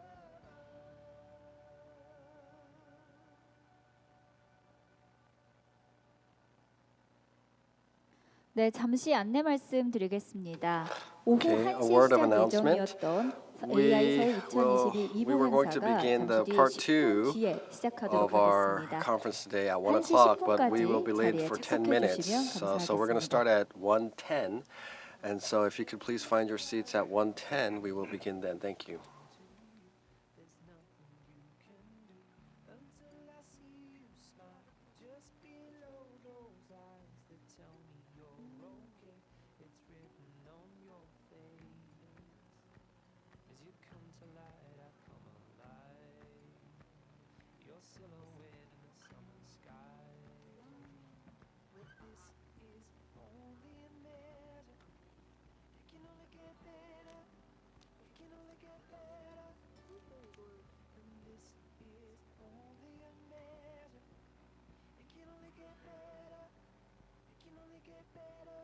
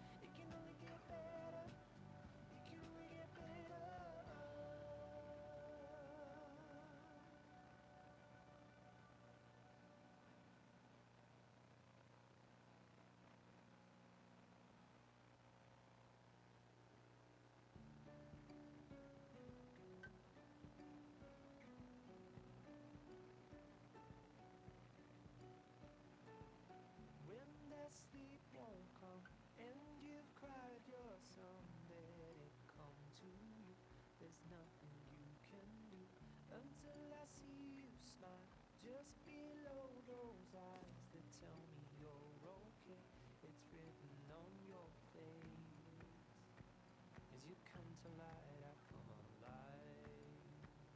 Your silhouette in the summer sky. But this is only a measure. It can only get better. It can only get better. And this is only a measure. It can only get better. It can only get better.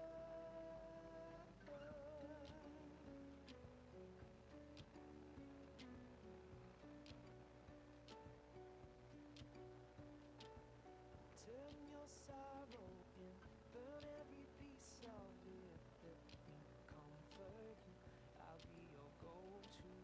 'Cause these are youthful days, we will grow in great, we're so better. Our time is best together. You must know that I love you so. Never bargain you for your weight in gold. And this is only a measure. It can only get better. It can only get better. And this is only a measure. It can only get better. It can only get better.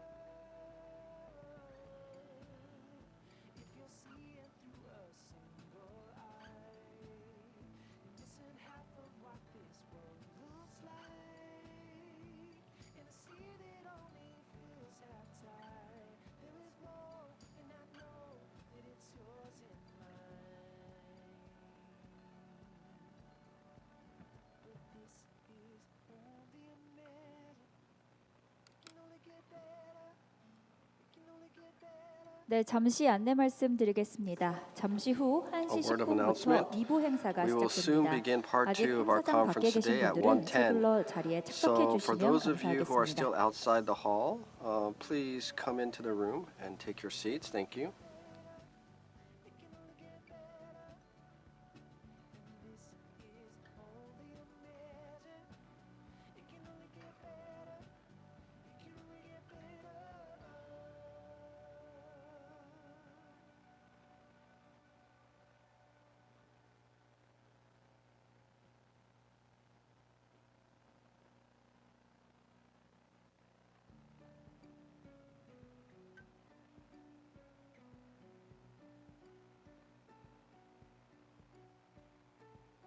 When the sleep won't come and you've cried your song, let it come to you. There's nothing you can do until I see you smile just below those eyes that tell me you're okay. It's written on your face.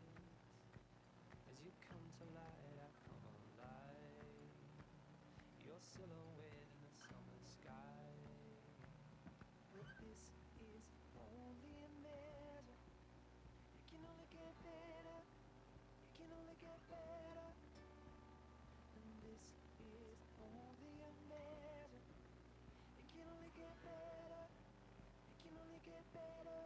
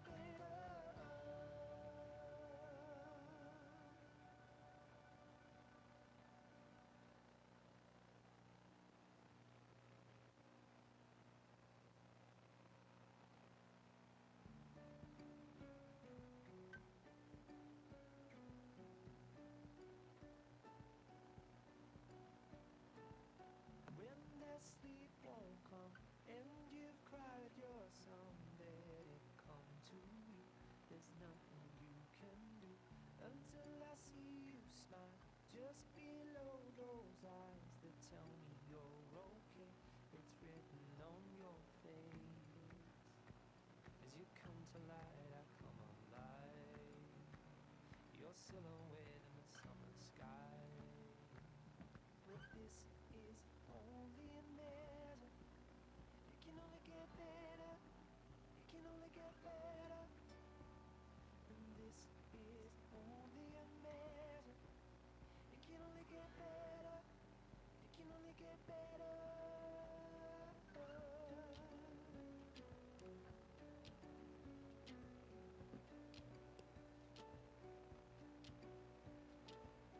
Turn your sorrow in, burn every piece of it that won't comfort you. 네, 잠시 뒤 2부 행사가 시작되겠습니다. 아직 Soon 자리에 we're going to 참석하지 못하신 begin 분들은 자리에 the 착석해 second 주시기 part 바랍니다. of our conference today. So those of you who are still finding their 네, seats, 그럼 please come in and take your 지금부터 seats so we can AI begin. 서울 Now we will 2022 begin AI 2부 Seoul 행사를 2022 Part 시작하겠습니다. 2. AI for Better AI for Mobility, better 일상을 mobility, 바꾸는 Seoul's changing AI를 time due 주제로 to AI 강연과 transformation is 패널 the theme 토크가 of 이어질 this 텐데요. session. We AI will have 모빌리티 presentations 산업으로 and a panel 변할 우리의 discussion, 삶에 대해 and we're going to talk 알아보는 about 아주 how our 유익한 lives 시간이 can 될 것으로 change 기대가 through 됩니다. AI 또 mobility. 2부 행사 끝에 So it's 경품 going to be a very 추첨하는 fruitful time, I 이벤트가 believe. After 진행되니까요. this session, we're going 끝까지 to have a 저희와 lucky 함께 draw, so 해주시면 please stay with us 감사하겠습니다. until the very end. 이번 And 세션에도 in 해외 this session, we 연사분들의 also 영문 have some 발표가 overseas 준비되어 speakers, 있습니다. so they will present in 문자로 English. 청취를 If you 원하신 wish to listen 분들은 to the 일본에 presentation in Korean, we have 와주시면 interpretation 되겠습니다. services 온라인으로 provided, so 참석해 주신 please 분들도 put channel 동시 1 on your 통역을 receivers to 청취하실 listen 수 to Korean. 있는데요. And then 더보기란의 on 링크를 통해 those of you 설문조사에 participating 참여하시면 online as well have the 추첨을 option 통해 for 선물을 interpretation 드릴 as well. 예정이니까요. If you go into 이와 see 많은 more, 참여 you can see the 부탁드리겠습니다. selection for the 자, language. 그러면 이분 So 첫 thank you 번째 very much. Also 강연을 participate into the survey 시작하도록 to get lucky 하겠습니다. draw 먼저 prizes. 퍼센틴의 샤오산 리뷰 First, we're going to have the 대표님을 first 모시고 presentation 발표를 now 청해 from 듣도록 the CEO at 하겠습니다. Perceptin, 여러분, Xiaoshan 큰 박수 Liu, will give the first 부탁드립니다. presentation. A big round of applause, please. All right. Thank you so much. My name is Xiaoshan Liu. In the past 10 years, I've been focusing on autonomous driving technologies and technology policy. And more recently, I'm working on a very exciting project called Autonomous Mobile Clinics, which is what I'm going to share with you today. So the talk of today is called Empowering Affordable Universal Healthcare Access through Autonomous Mobile Clinics. Today, we are facing a global crisis as the healthcare cost is ever climbing, but with the aging population, government fiscal revenue is dropping. This creates a friction between different governments and their citizens because the people demand better and more affordable health care, but this becomes more and more unreachable goal with the current healthcare system. Particularly, the United Nations Sustainable Development Goal 3 on healthcare represents a universal recognition that health is fundamental to human capital and social and economic development. So the technology we are developing to address this exact goal and try to bring more access of healthcare, especially for people in the region of the least developed countries. Before we begin, I would like to thank the collaborators of this project, especially first of all, we have colleagues for United Nations on the policy side to help us guide us through this project. We have doctors and medical professionals from Harvard T.H. Chan School of Public Health, similarly from Johns Hopkins Bloomberg School of Public Health. We have technology experts from McGill University helping us implement many pieces of technology because after all, the autonomous mobile clinic is a very complex system engineering. So an overview of today's talk. We have three main topics. The first one is to introduce the concept of autonomous mobile clinic. Then we explain a very new topic, especially in the electric vehicle industry. How do you implement healthcare scenarios within a car? Then we will talk about what kind of AI doctors are needed for these kind of scenarios.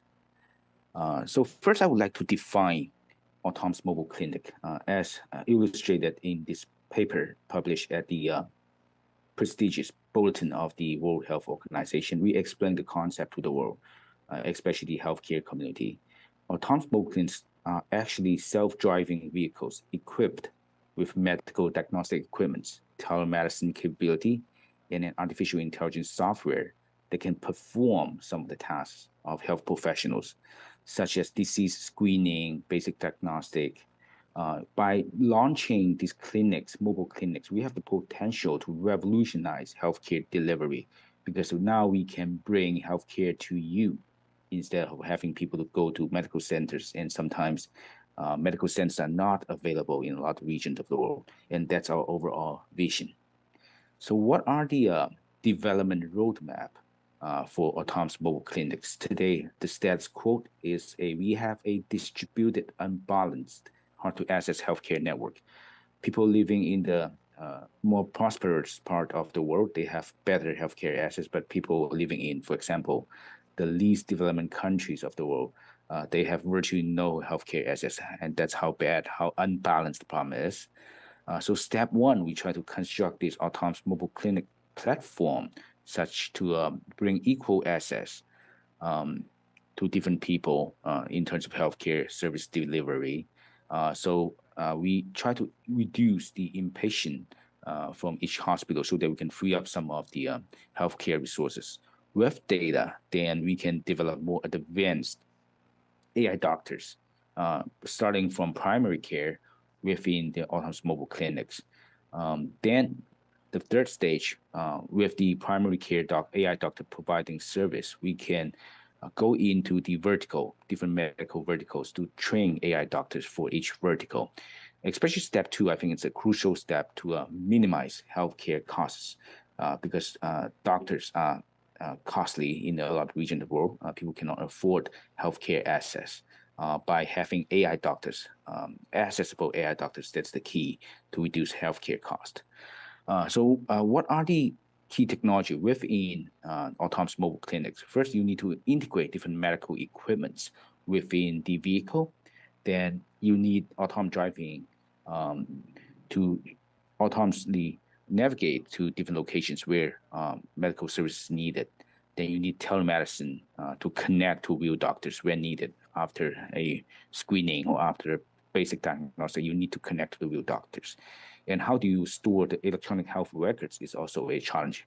Of course, what's not mentioned on this figure is that AI doctors are the applications of autonomous mobile clinics, whereas these technologies are the fundamental enabling technologies for autonomous mobile clinics. Then once you have that, we're starting with primary care.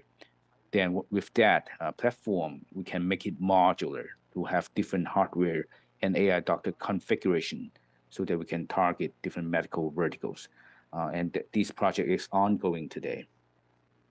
So next question is, if you were to convert a electric vehicle into a healthcare scenario vehicle, what do you do? I'm sure in the audience, many guests are from the automotive industry or tier 1 suppliers, tier 2 suppliers of the automotive industry.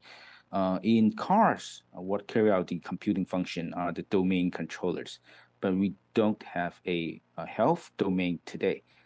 There are unique challenges to enable health domains within the car, and that presents a lot of business opportunities in the future. Let's go over those. By the way, we put up the paper here. That's what the summary we wrote for the IEEE Internet of Things journal to explain what's a autonomous motive health domain. If we examine the detail, the domain at least have basic functions. First of all, it's the I/O interface, so that you can connect different medical devices to the car's compute power. Then you need AI engine to make basic diagnostic based on data available. And then you need a very smooth multimodal connectivity to enable telemedicine. And of course, we take data privacy as our first priority as well. So an encryption engine, how we store the data. Those are the key challenges of a autonomous domain controllers. So how does that work? If you equip your car with many different kinds of sensors, where it's a millimeter wave radar, whether it's RGB camera, whether it's thermal camera, and so on and so forth, you need to integrate those into your car to provide the vital sign monitoring. Then on top of that, you can do some more vertical, such as facial expression tracking, infraction warning, and so on and so forth, so that you give enough data for doctors to take quick actions when needed. And then speaking of data, I'm sure many distinguished guests are from the communications industry. To ensure a smooth connection between the moving car and a remote service center is still a challenge today. That's why we need multimodal communication middleware to connect different kind of networks to provide a smooth experience in car health scenarios. For example, we have measured 4G, 5G deployment and even the V2X deployment in various parts of Asia. The performance are not stable. They vary a lot, but if they are not stable, it's very hard to sustain a very high fidelity application such as telemedicine. And that's a key area for the commercial opportunity and research as well. So we have discussed the high-level definition of AMC, Autonomous Mobile Clinic. We have discussed what are the enabling technology within the car to enable the AMC scenario. And last, I will discuss the applications. I think it's the applications that matter the most. As though you have a Samsung phone, the phone itself has very nice hardware, but it's eventually the application that drive the sales of the phone, the application that unlock the full power of the phone. So similarly for AMCs, those are platforms, but you need AI applications on top of it to enable different usage scenario. So we have a project called ICOM. It's AI clinics on mobile.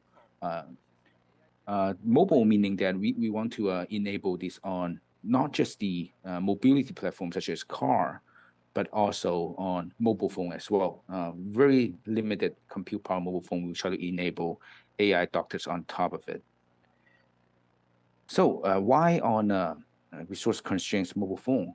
Because while most of us enjoy very good healthcare services, over 1 billion people today in the world still live in extreme poverty, and they have virtually no access to healthcare services. And we believe technology is the key solution to this problem. It not only benefits people living in the LDC, the least developed countries, but this technology can really help people in all countries, because by having AI doctor capability on your mobile devices or on autonomous mobile clinics, we can simplify the whole healthcare process and increase people's access to it. How do we start? We need to pick one disease to start. Monkeypox. It's a very serious recent outbreak all over the world. So why not start with an AI doctor to do monkeypox screening as our first project? Because that's really a providing solution, immediate solution to the world right now. So we have a website, welcome to check. Pretty much it's a mobile-friendly website. You can run on a very resource-constrained devices. You can upload a picture, then it would do screening for you. We have achieved state-of-the-art results in terms of monkeypox screening, over 95% accuracy. So that says a lot about how technology can really help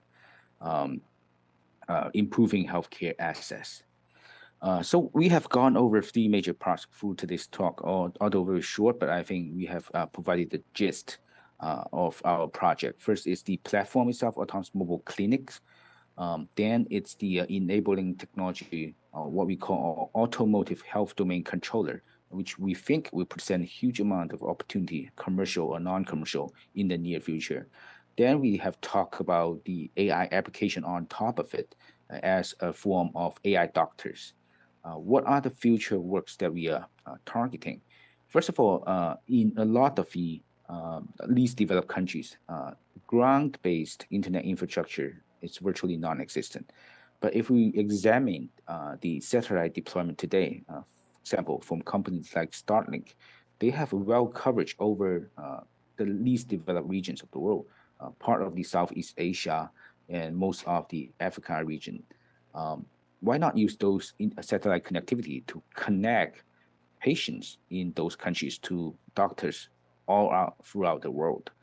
So we are working on technology to enable satellite internet in those regions and on resource-constrained devices. That's one direction of our future work.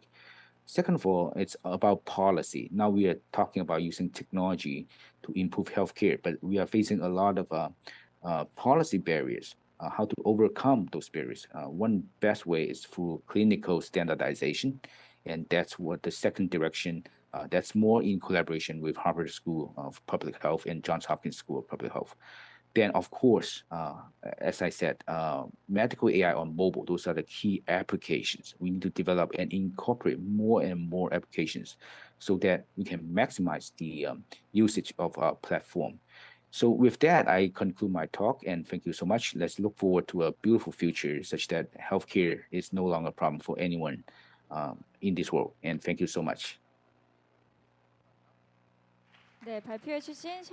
Thank you very much, Xiaoxiao Liu, for that great presentation. We're talking about AI and medical service. If those two get together, there's going to be a great synergistic effect. And so thank you very much for that presentation. And moving on to the second presentation, we will invite Andrew Lim, the Research and Innovation Attaché from Quebec Government Office in Seoul. Please welcome him with a big round of applause.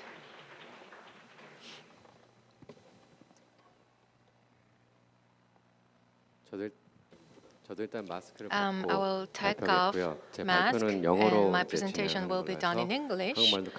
So I can speak in Korean, but I will present in English. Well, Quebec also speaks French, but I think English will be the best language here. So let me introduce myself. I am Im Myung-woo. I am Research and Innovation Attaché. I work on research and innovation from the Quebec Government Office. I work for the Quebec Government Office here in Seoul. I work on research innovation related files, which of course includes science and technology, and one of the key pillars of that is AI.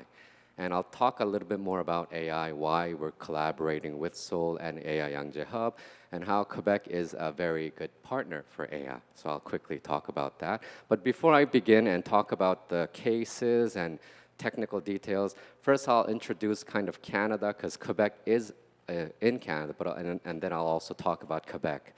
Although I'm pretty sure most of you probably know a little bit. So I'll keep going. Wait, let me see. Is it this one?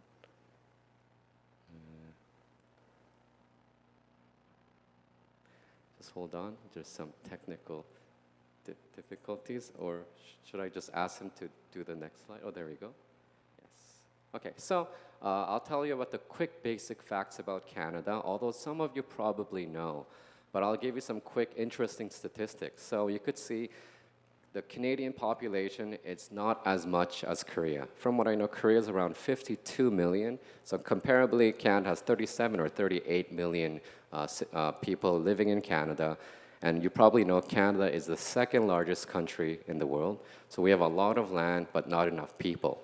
So we have a lot of immigrants, let's say.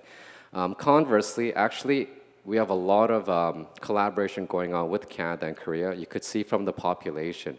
There's around 100,000 ethnic Koreans living in Canada, which is kind of a lot. Conversely, in Korea, there's around 27,000 Canadians. I think this was before Corona, so maybe 23,000. So there's still quite a lot of exchanges going on. And one thing I do want to highlight is Canada has two official languages, English and French. French is the Quebec-speaking French people, and English is the rest of Canada. This is for historical reasons, but it created a very interesting culture. So you could see in the slide, everything that's publicly available is both in English and French. Just like this nutritional facts, if you try to buy orange juice, it'll have it in English and French. That's quite interesting. So to give you a background, Canada and Korea signed an FTA around 2015-16, and in the second round of negotiations, we signed a Science Technology Innovation Agreement.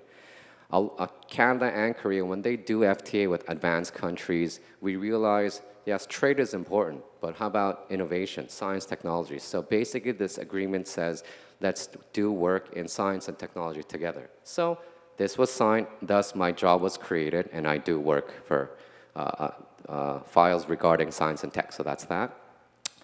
Quick background, there's a lot of international students in Canada. I want to highlight this because it's an attractive place for education, innovation, AI, these kind of sectors. And if you could see in this chart, there's a lot of people from Korea that actually comes to Canada to study. Obviously, we have more people from India and China because they have a huge population. But in terms of the actual population per capita, there's a lot of Koreans because they know Canada is a great place to study, good standard of living, good environment, air quality is really good. But the key is the educational system. We have this so that it brings about innovation in AI and other science sectors. Okay, that's enough about Canada. I'll talk about Quebec a little bit. Most of you probably heard of Quebec, maybe before, but there was a famous drama called Dokkaebi. You probably heard of this. It was filmed in Quebec City. And that kind of got Quebec in the minds of the general population. So when I sometimes ask random people, they mention this drama. Oh, this drama, it was filmed in Quebec City. But my job is to build upon that and talk about not just it's a beautiful place, but also we do AI, we do science, we do innovation, which I'll talk about soon. But here's some basic information. Quebec is one of the largest provinces in Canada. Our population is not that big. It's about 9 million. So it has a population smaller than Seoul, but the landmass it's very big. And we do have a very open, innovative economy. Our GDP is very high, as you can see from the chart. Somewhat comparable to Seoul, somewhat, but obviously we have more land, so we have a higher GDP. We do a lot of great things. I mean, the economy is driven by SMEs. Compared to maybe Seoul or Korea, it's a bit more conglomerate focused. So yes, that's that. And just so you know, of course, Canada has embassies, that's obvious, but Quebec also has great presence abroad. The reason we do this is, of course, we realize international collaboration is very important. So we have people like myself, stationed abroad, which is in Seoul, to do work in terms of, for example, science and technology. We have people in our office who do commercial stuff, trade. We have someone in our office who does FDI, foreign direct investment as well. And also, in our team, we have someone who does cultural stuff, because Quebec actually has very interesting cultural aspects. Maybe you've heard of Cirque du Soleil, or in Korean it's Taeyanghae Circus. That's actually from Quebec. It's actually playing like in Korea now, so you could maybe buy some tickets later. So that's that. So we do have a lot of international presence, let's say, because we know that's very important. It's quite similar to Korea, because Korea also knows international collaboration is very important. We serve as an economic hub. Maybe a lot of startups from AI Yangji Hub, they want to maybe expand abroad. Usually they would think America, and we understand that it's a big market, but sometimes it's difficult to enter into the American market for competitive reasons, etc. So why not come to Quebec first, build up a portfolio? We have people like myself helping with that, and then go to America. So we kind of situate ourselves as the economic hub or the gateway of North America. This is a little bit interesting. Everybody knows climate change, all that stuff is very important. So I just wanted to highlight this cool fact. In Quebec, about 97% of our energy comes from hydro, meaning it's renewable. This is very important for everything, but AI, I'm sure you guys know, we have supercomputers, we use graphic cards to run rendering, calculations, all that, and I'm sure you know that takes a lot of energy. So why not come to Quebec and do that kind of stuff? Because not only is energy affordable, it's ethical, let's say. So I just want to highlight that. Unlike Korea, I know is doing a lot of work in clean energy, but they still have some ways to go. So I just always want to highlight this. And because of this, a lot of the industries that require a lot of energy, like battery production, it's quite a lot of them are situated in Quebec, which I'll talk about a bit later. So people wonder, okay, I know about Quebec, but what do you guys actually do? So we have a good presence of Korean companies in Quebec. This is just a snapshot. Everyone knows Samsung, of course. I think yes. Samsung has several labs in Montreal. AI Labs, of course, because we're famous for that. Maybe you guys know Netmarble. It's a gaming company. They have equity investment in Quebec's gaming companies because we have a good gaming ecosystem as well. POSCO just recently, Costco Chemical, they recently invested in Quebec. They're opening up a battery factory.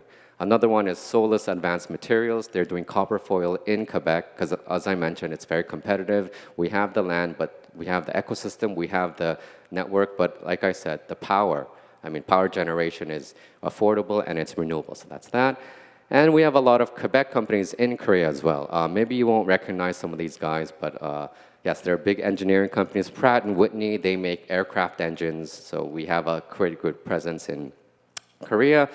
These are some of the key partners. I work in research innovation. As you from Quebec, there's a lot of things that are going on, so I just wanted to highlight that.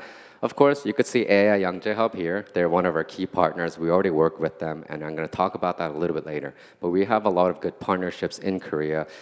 Because I work with research innovation, you could see it's mostly institutions, but we also have companies that invest in Quebec startups and all that stuff. So that's that. And of course, I wanted to mention, because this is AI, so it's an AI conference, just wanted to kind of highlight that we have a great AI ecosystem in Montreal. You heard about Mila earlier during the day. Those kind of things could be formed because we have a good ecosystem. But I'm not going to go through them too much because we don't have that much time. And of course, because we have a great AI ecosystem, there's a lot of AI expertise. So these are the results. You probably know some of these companies. They have other labs or branches in Montreal or Quebec to do AI research because we have the talent, we have the ecosystem, we have the power generation. It's relatively cheap. So you probably know Google, Facebook, IBM, all these people. They have labs and or their companies. They have branches in Montreal because they know Montreal has great talent for AI. So that's that. Mila, you guys already know, so I'm not going to mention this, but we work with them closely too. Okay, now we'll talk about some of the mobility cases because this is a mobility session. Quebec has a lot of good mobility work going on. Obviously, mobility is everything. It could be urban air mobility. It could be automated vehicles. But first, I want to just highlight Quebec's aerospace ecosystem. There aren't that many countries that have an aerospace ecosystem, meaning like making planes or plane parts. Korea has somewhat of an aerospace ecosystem, but it's not like Korea makes planes themselves. Quebec has a company called Bombardier. They actually make planes. It's the C series. They make other transportation equipment. But because we have a company that actually makes like aircraft planes, we have a great ecosystem. You know, some places make engines. Some places you could test out your like advanced materials. Some places you could also test out your product, or even we have flight simulators. I'm sure you guys know, pilots need to get trained in an actual airplane. They could sometimes fly, but it's more cost-effective to do it in a simulator. So we even have companies that make these simulators. So we have a great ecosystem to be able to do a lot of the mobility work, especially in UAM, because if you make planes, some of the parts are similar, et cetera, et cetera. So I just want to highlight that. So here's some of urban air and mobility cases. I'll talk about some other mobility cases later, but this is just some of the highlights that I wanted to do. Quebec, we realized we have big land, so we need to travel in an efficient way. Yes, we have roads too, but I mean, everybody knows air flight, it's quicker, it's more efficient. So we're doing a lot of work in urban air mobility. Some of the things I want to highlight is, for example, Flying Whale. It's kind of a startup company. It's actually based in France, but we have a branch in Quebec as well. We both speak French, so it's a good partnership. And what they do is, it's an interesting concept. You could see it on the top. It's a dirigible, or I guess some might call it an air balloon. What they do is, I'm sure you guys know that this mobility, we're trying to resolve issues that we already have. And I'm sure you know we have mobility issues in the supply chain. You know, things like the container ships, they wait a lot at the ports, et cetera, et cetera. So Quebec government, within their institutions, we actually invested in this company called Flying Whales, and what this does is it helps mobility in terms of logistics. So maybe some container ships are waiting at the ports because it's full. There's many traffic. So you could use this kind of dirigible and actually pick up the container and deliver it to a certain place that needs to go. And I think this is quite innovative because not only does it help with that container traffic, it's quite cost-effective to a certain degree because it's just air in there. Yes, there's some electricity involved, but it's not like they use fuel too much. It's quite environmentally friendly. And this kind of system could go in some of the remote places. You could pick it up, actually go to the remote place, drop it off, and that's the delivery. So we have this kind of UAM cases. For government, I think Seoul's doing this as well. Quebec is spearheading some projects to make V-ports. V-ports, you probably heard of this. It's mostly for eVTOLs, and it's kind of a little bit of an airport, but for like drone taxis, but also for drones for logistics as well. So there are some pilot projects going on. We're hoping to open some of these up maybe late 2020. So it's an ongoing project. But then we see a lot of value in this because with transportation, it's a sector that everyone thinks it's very important and it'll generate a lot of jobs and money. But I'll quickly go on. Bixi, this is another mobility case. Korea, Seoul has Dareungi. I'm sure you know it's a shared bike system. Montreal has Bixi. It's called Bixi because it's bicycle and taxi put together. I mentioned this because yes, it's a great mobility case. It helps with the environment, all that stuff. But back in late 2000s, when the current mayor used to be the mayor back then in Seoul, he actually visited Montreal and benchmarked this shared bike system because it was established in mid-2000s, I believe. So he wanted to benchmark it and bring it to Seoul, so I just wanted to mention this. Many countries and cities have this, so because we don't have that much time, I won't get into the technical details because in terms of a shared bike system, a lot of data comes out from it. Obviously, IoT sensors, all that. So you could actually utilize AI to analyze the data and see where we could put the stations, what kind of bikes, electric bikes, how big, how small, because we could get the weight of the passengers, all that stuff. This is just a sample of ridership in regards to temperature. So if we know this kind of data through AI, we know when to not put the bikes if it's too cold, etc., etc. But because of time, I'm not going to go through in too much detail. Like Seoul and Korea, we realize data is very important. So we have open data portal system. Seoul has one as well. And with this kind of data, people could utilize AI and make a lot of mobility cases or apps. Yes, these are some of the obvious ones. So I won't go through them in too much detail. Although my favorite app from here, it's called What's in Your Hood. This takes mobility data and tells you how your neighborhood is. Is it safe to move? How are the education system? How's the traffic? So they kind of aggregate the data, utilize AI, and tell you how this neighborhood actually is. So before you move in, you could check. So there's a lot of this data stuff going on. We also know AI data, that's very important, but we need to help the companies that actually do this, startups, SMEs. So we have a lot of programs to help companies do proof of concept projects or do actually innovate. So we actually designated a spot in Montreal to test out your AI or mobility cases. It could be through 5G or it could be automated vehicles. They have the infrastructure. So we actually designated this. Companies could submit the project. It's a partnership with some of the private companies. Videoton is like SKT in Korea. Ericsson, you probably know, Sony Ericsson are partnerships. So we do this kind of project because we know innovation, AI, all that stuff, people need help. And the government has these kind of programs. Montreal has an urban innovation lab, a little bit similar to Seoul, but I think Seoul is a bigger case. I'm not going to go through in too much detail, but they do automated vehicles, testing, all that stuff as well. But we're not too advanced yet, but I think most people know that. So, and we do work in 5G. Same thing, a bit similar. We help companies test out their product, proof of concept. I know Seoul has a program like this too. And you could see here what kind of 5G companies actually apply, test out the product, and we get that kind of data to help with public policies. So you could see there's education, media, transport mobility is a big one for 5G. So we have these kind of programs.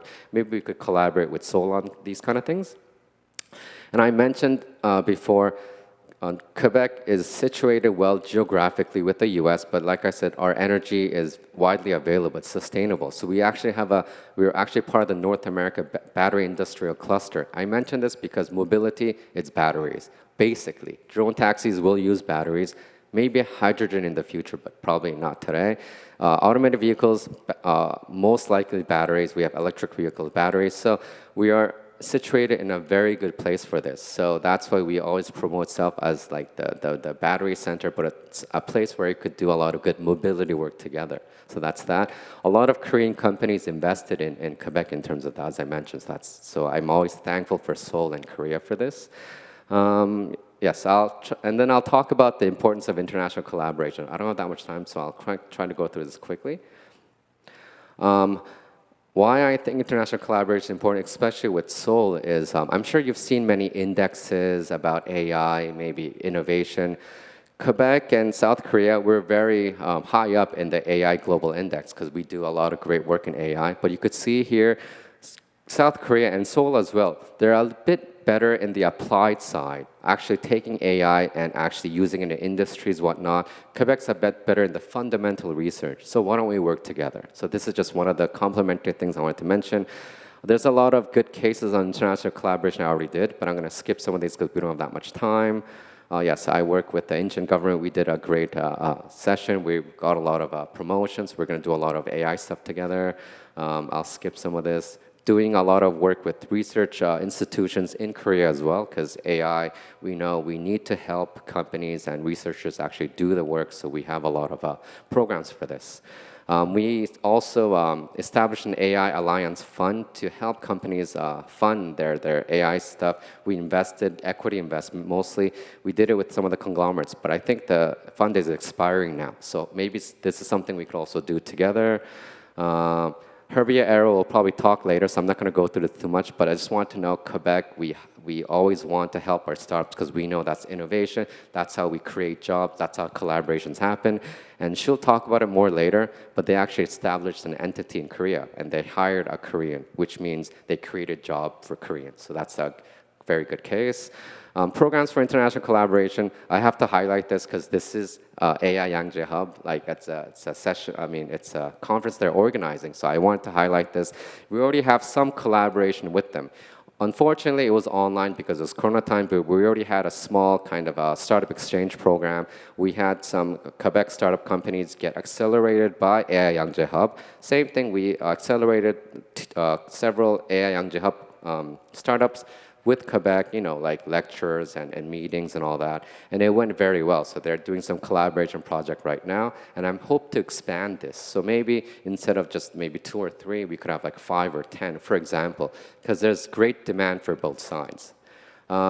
We have a lot of international collaboration, government-funded programs that Seoul company and maybe Quebec company could come together and apply. And we provide funding. For this particular one, it's a little bit outdated, but we support up to around 700,000 to 800,000 Canadian dollars, which is very good for research. So we do stuff like that. So I bring in a lot of Canadian and Quebec company startups to Korea, and we have some today because you have to meet people to do actual international collaboration. So that's that. This is another program we have with the National Research Foundation of Korea. It's on advanced materials. So Quebec startups, AI Yangjae Hub startups could join hands and apply for this and get funding and do work together. We send researchers to Canada, of course, that's very important. So that's some of the program we do, but I'm not going to get into detail.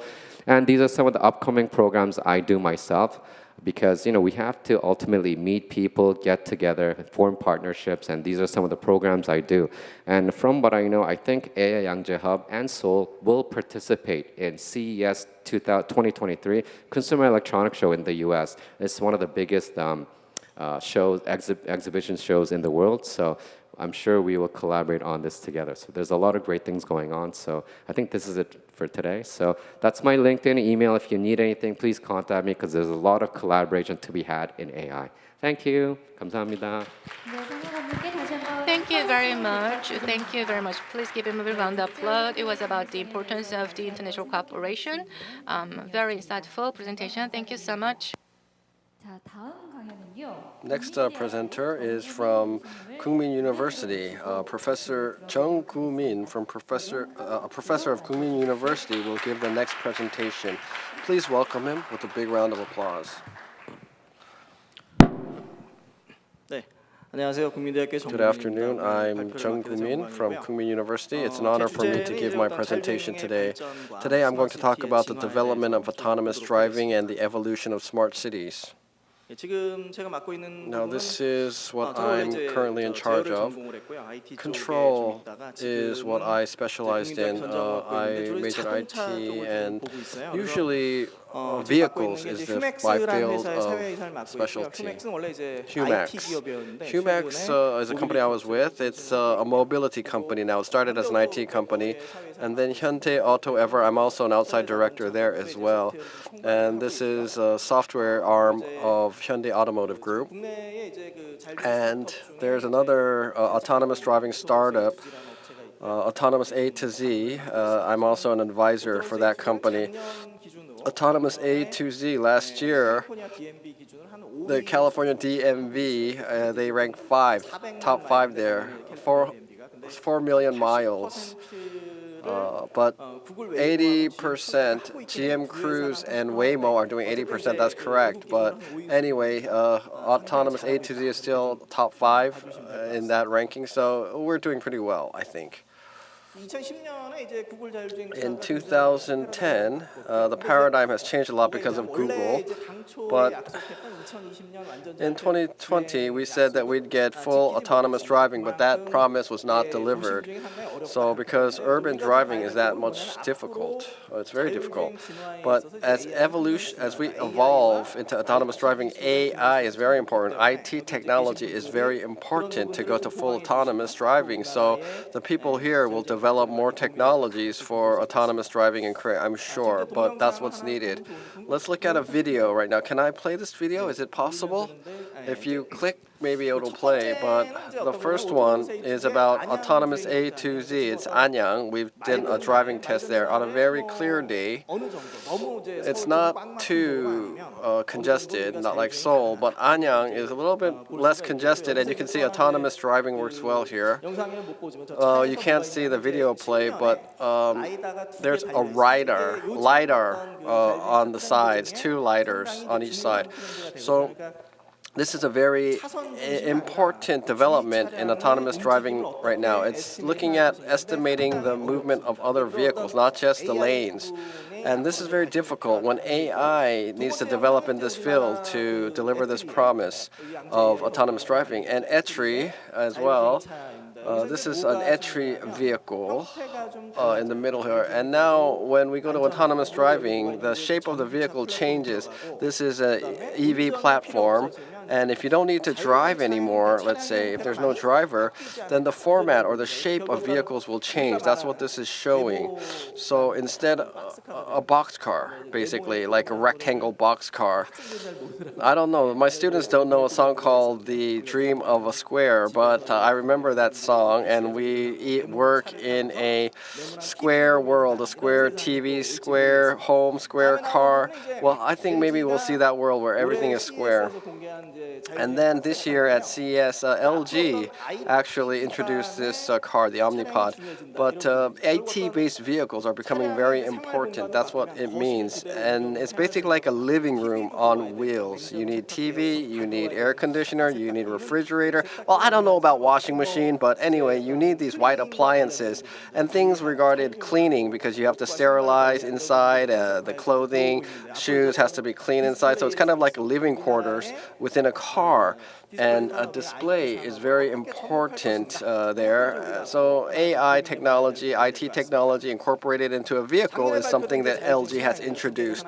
Now these two I want to explain to you to introduce. Hyundai Ioniq 5 Robotaxi is the first example. And then Ford or Volkswagen. Well, this is for urban city driving. Google had a LiDAR on the top of it, right? But the urban pedestrian ones nowadays, they have lidars on the side, one on each side. So if you go onto the urban cities, vehicles are now autonomously driving on congested roads too with these lidar technology. But Google, they reported that left turns are very difficult for autonomous driving, and this is an issue, remember, if you remember that, and especially at crosswalks or so forth. Pedestrians, it might be okay to recognize pedestrians, but if the other vehicle in front of you is doing a left turn, many autonomous vehicles feel threatened and stop doing their left turn. Of course, cars behind them know that the car is taking a left turn, but because the autonomous vehicle suddenly stops because of the other car taking a left turn, the cars behind the autonomous vehicle get angry because they crash. And so you can see that there's some drivers that try to go past the car and honk at them to yell at the driver, but you see there's no driver in the car, and that's what happened with Google Waymo with left turn. So left turn is a very tricky issue, and basically we have to not think about lane change here. This autonomous driving more has to be 360-degree sensor through AI instead of just doing a lane, just identifying lanes. And so that's going to be an issue. Is that going to be easier? Because you need sensors 360 degrees all over the car, and you have to be able to know the intention of surrounding vehicles. But that's the hard part, trying to anticipate the activity of other vehicles. That's the hard part. But Waymo, Arizona autonomous driving last year in October, they did that and said after that test, autonomous driving is still difficult. There's accidents that can happen.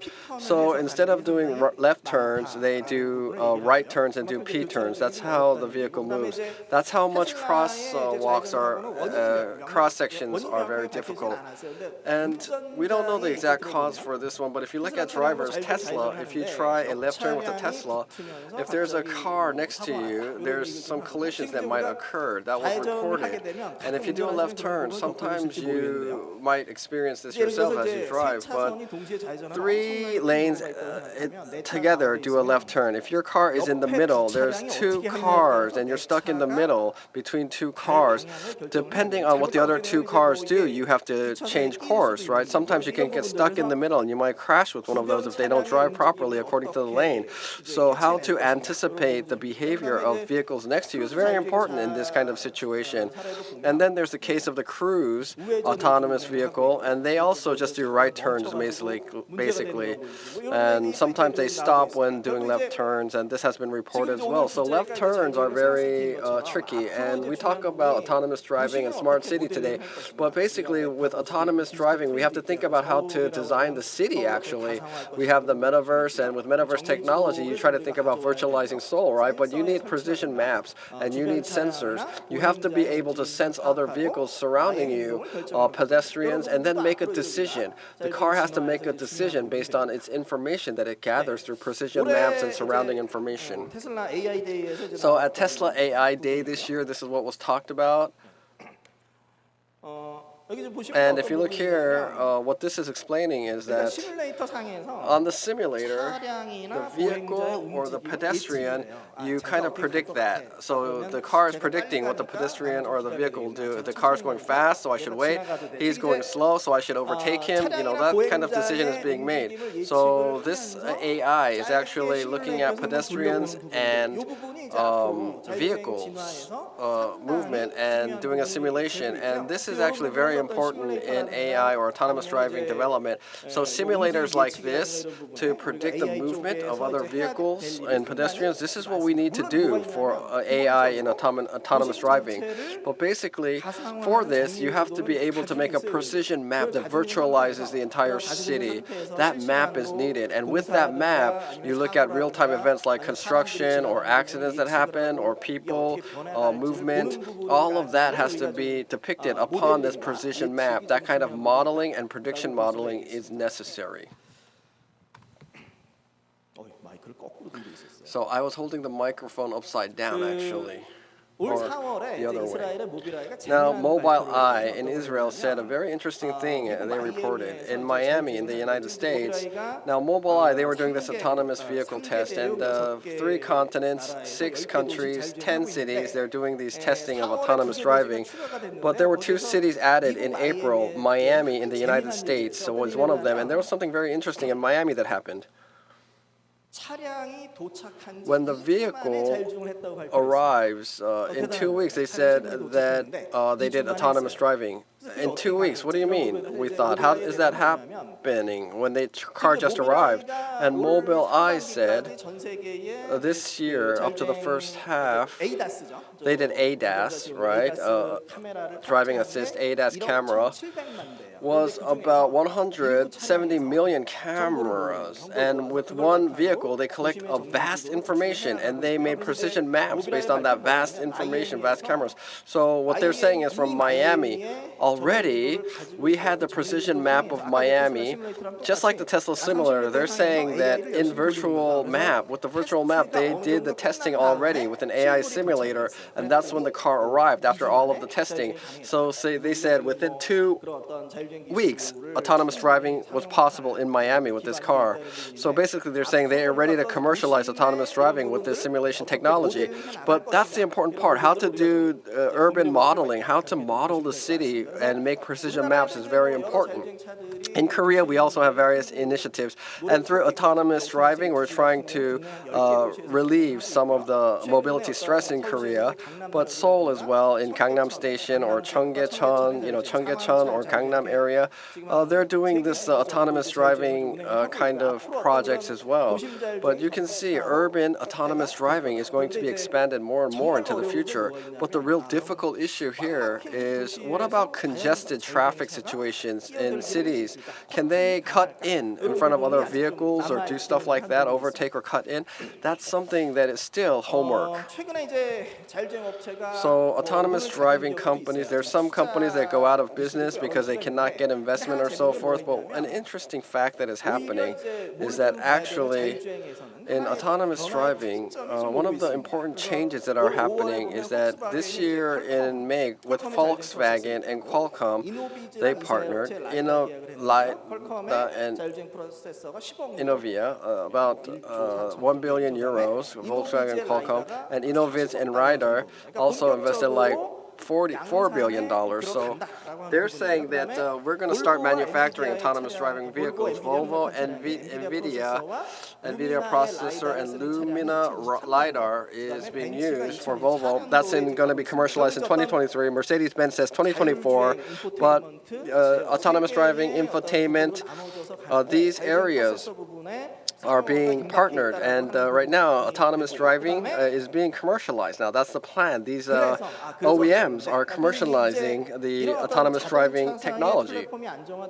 Once we get this stabilized platform, an EV platform is picking up now, but once we get autonomous driving platform stable, then this is going to lead to urban autonomous driving as a mainstream thing. That's what's happening. So how it's going to drive on the city streets, that's basically what's going to happen. And the processing platform is now stable, so they're going to try to design various different designs and automobiles and add services. And that's going to take place in 2025 to 2027. It's not that far away. Then AI, IT, and smart city have to all work together. That's the important thing. So the city and the engineers here today and IA developers, so many services have to be in conjunction with each other. So in the past, it was just about driving. Now it's mobility. It's not driving, but mobility. And that mobility is changing to a living area. And so what can we do in this area? Let's say, for instance, if everything is autonomously working in the car, then maybe bringing in a good idea and getting a patent on it would be very interesting, because there's a lot of patent issues and disputes in autonomous driving technology right now, and maybe you can have some good ideas. But basically, in an autonomous driving vehicle, you can drop someone off, pick someone up, and basically parking lots and city design, everything will be changed actually when autonomous driving becomes mainstream. We have to think about that. And there's also delivery services with autonomous vehicles.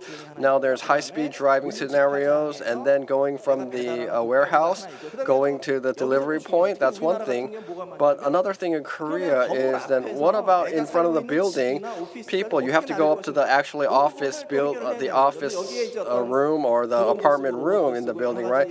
You might think of using drones or robots to do that, but that's also something that has to be looked into too. Not only getting to the building, but getting into the right house.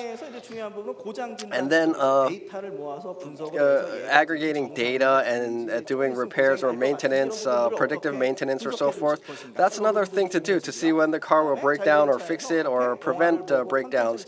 Also how to be entertained within the vehicle. That's also something that people are looking into. Also payment methods are very different too. How to do payment methods. If you look at Ford this is a patent of Ford, how to pay for mobility. Well, if you want to go far, you give bitcoins to other vehicles, and then the vehicles with Bitcoin will move out of the way for you, and you can go faster.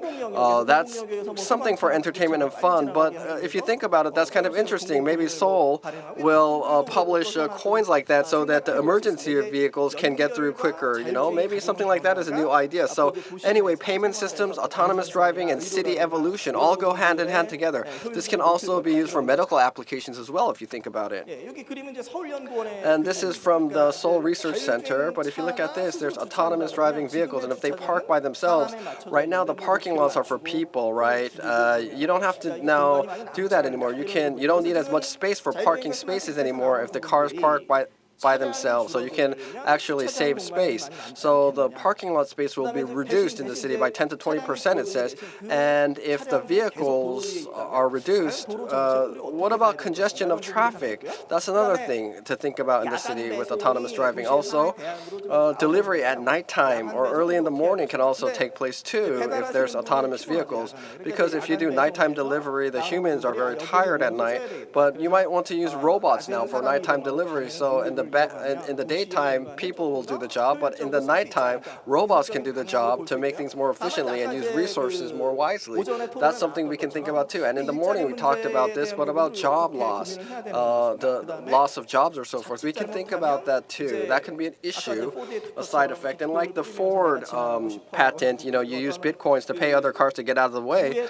If you do that, depending on wealth, there could be a differentiation, an imbalance of mobility based on wealth. So the government has to make regulations on that, and the society has to come to a consensus to agree on what kind of policies we need. And we talked about this briefly too, but buildings are very important. Humax was doing that with Daewoo Construction. We did a project together, but from the basement 1, you put in electric vehicle charging stations to increase the profitability of the building, and then the buildings become bigger and bigger, and then how to park there can be different, how to move around inside. Robots that can move around inside the building to finish the last mile, basically, of delivery is what we can do. So UAM, how to use robots together for services to high-rise buildings is something we can think about. And LH Corporation, the Land and Housing Corporation of Korea, also said that if there's autonomous driving, 93% of parking lots will not be used anymore. That's another report that came out. So this is something that you have to think about too in building design. And in autonomous driving, now what the city needs is that it's usually commuting. Commuting is what cars are used for, what mobility is needed for. But now it's more about living. We go to drink tea, we go to school, we do all of this local movement. And autonomous shuttles can take care of that, our needs of daily getting around kind of stuff. And if it's too congested, the city, mobility options might be limited with congestion. So for congested cities, how to reduce that congestion level is also something that we can think of. This is kind of a paradox and opposite, but because if we go urbanization, population comes in, it gets more congested. How do you relieve that stress and congestion? Autonomous driving is actually one of the answers to that. But this is not nature friendly. It's like basically square roads so that autonomous driving can be worked well on, and you can do that. So when you do urban designing for new cities, that could be a consideration to make roads and lay roads in a certain way. And so in designing new cities, this can be a consideration. Autonomous driving needs to be a consideration. And vehicles will become very diverse. We call it box cars, but from box cars now you can do patrols, you can sell merchandise from there. So in rural areas, it has to pick up elderly people, go and sell things and check out things and do patrol. So multi-purpose vehicles will come into play now in these boxcar formats. Is another thing we can anticipate. And another thing is that now this is not just about one industry, but in the perspective of the user, you have to look at this overall. Mobility is not just about profit making, but how to use it for public good. In Singapore, there's wheelchairs, wheelchair delivery by handicapped people, or SK Telecom has a taxi where handicapped people can make a profit model using these taxis for the deaf people. And so we're trying to bring balance into the world and equity, equality with this kind of technology. It's also something that we can think of. We have a movement of people and goods, and cars will change its design. Cities will change and adapt accordingly. And then we will be entertained with new services. That's the autonomous vehicle world that we can dream of. Thank you very much.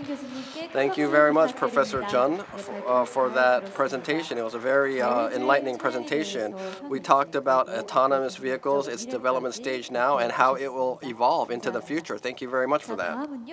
Next presentation will be made by CEO Nimrod Golan from Urban Aeronautics. His presentation will be online. So please welcome him with a big round of applause.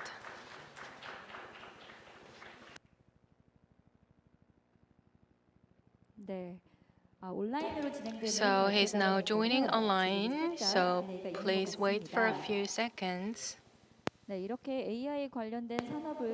So we are now talking about this whole AI and the trends and the future and how that will change the world. We are so excited. So we are looking forward to the next presentation about a new technology and the new mobility.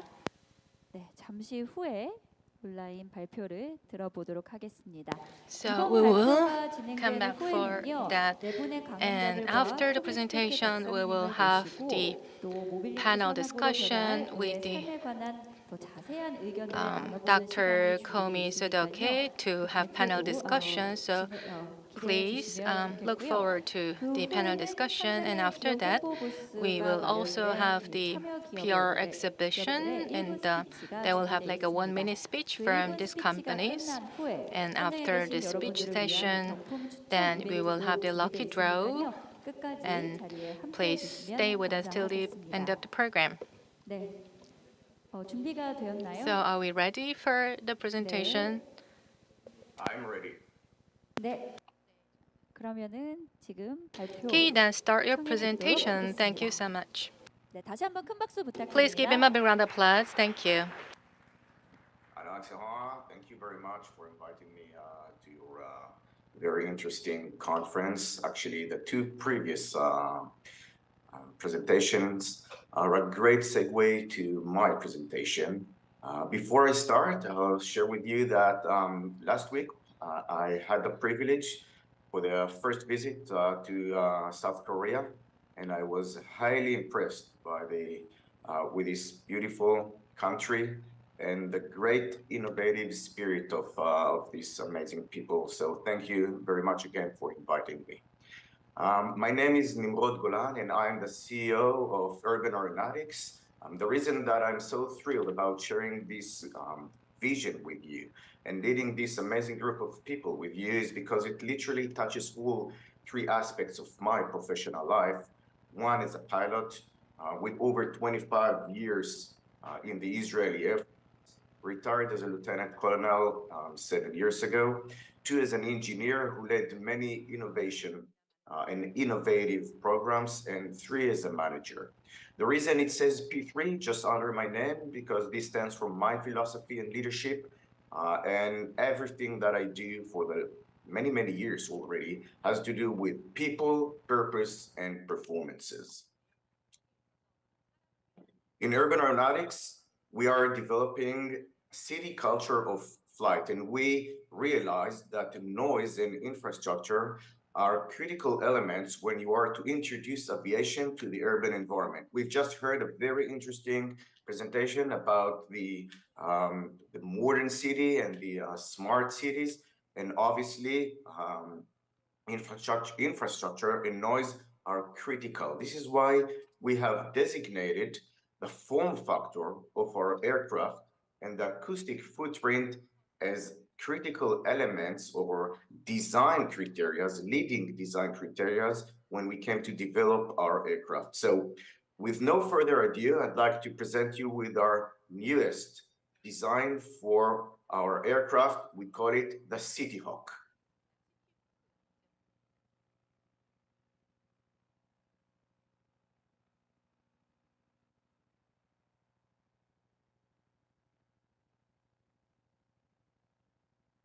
The City Hawk is a dual counter-rotating ducted fans. It's a car-sized aircraft. This is very important. It's as big as a car.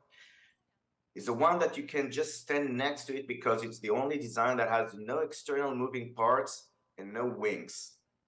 So it can seamlessly blend and integrate into the city as it is. And this is very important.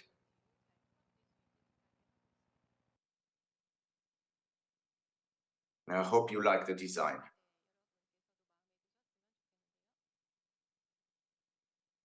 With the City Hawk, we are planning to meet the market of the air taxi. And what makes it the best fit for the air taxi world is it's being very practical. We believe that with this design, we're actually applying for the two most important aspects in aviation. One is safety and two is utilization. So with this aircraft, we can land anywhere, we can fly anywhere, we can land anywhere. Wherever you can park your car, we can land this aircraft. So it's very, very practical. High utilization, it's the base of every aviation and aerospace model. Two, it's going to be very quiet. We designed it to be 70 decibels. This is like a hum of a busy street. Three, it's going to be very safe because once again, it has no external moving parts. As a helicopter pilot for many, many years, I can tell you that when you have these blades on top of you, any external blades, if any of these blades hits a wall, a tree, a power line, a post, that's a fatal accident. So it was, once again, was within our design criteria to come up with a VTOL, vertical takeoff and landing aircraft that has no external moving parts. So very safe for airborne operation and ground operation, getting in and out. Durables, can fly in different weather conditions. And last but not least, eco-friendly. This is very important. And I have a surprise about that, which I'll share with you down the road with a presentation. Now, we realize that it will take time for the full-blown air taxi market to fully evolve because of the high dependencies in physical infrastructure, aerial infrastructure, regulations, communications. So there are going to be a lot of hurdles to address.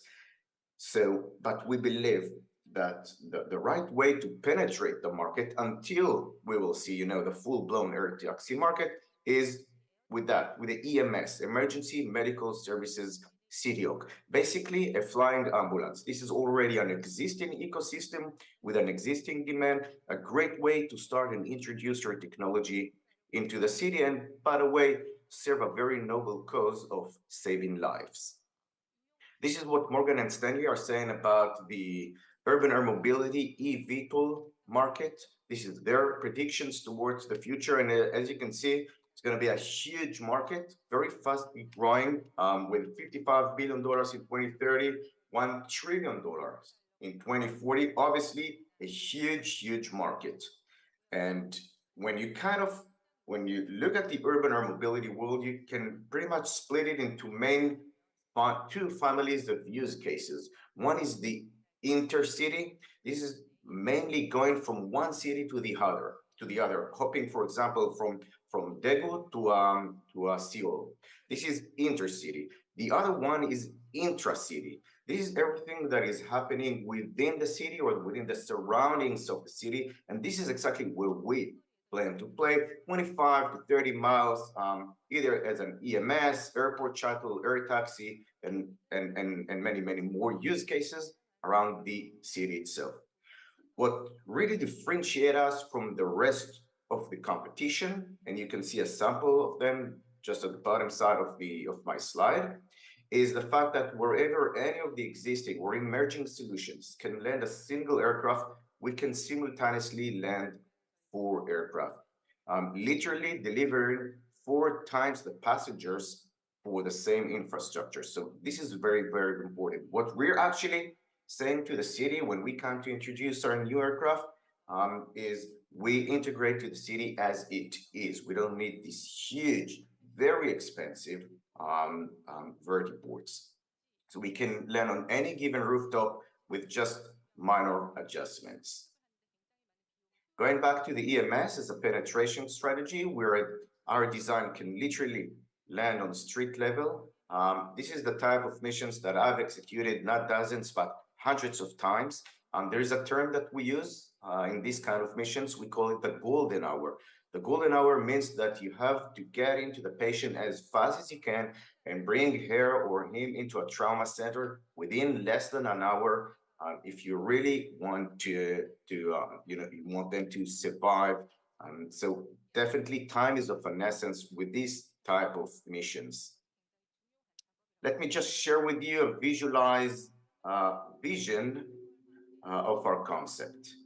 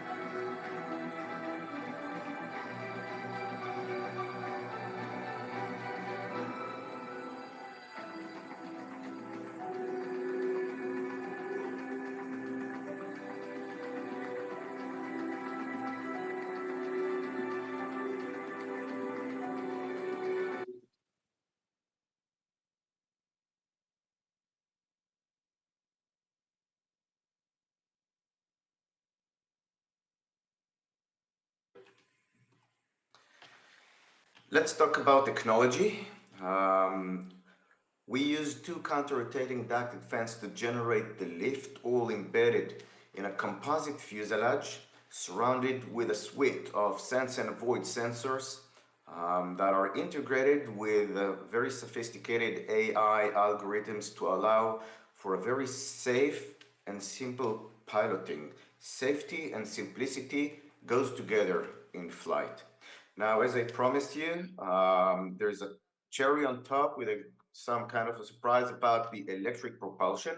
While almost everybody else are planning to use batteries or their energy source, we don't believe in batteries, although it's going to be an electric aircraft. We believe in hydrogen fuel cell, and we believe that hydrogen is the energy of the future.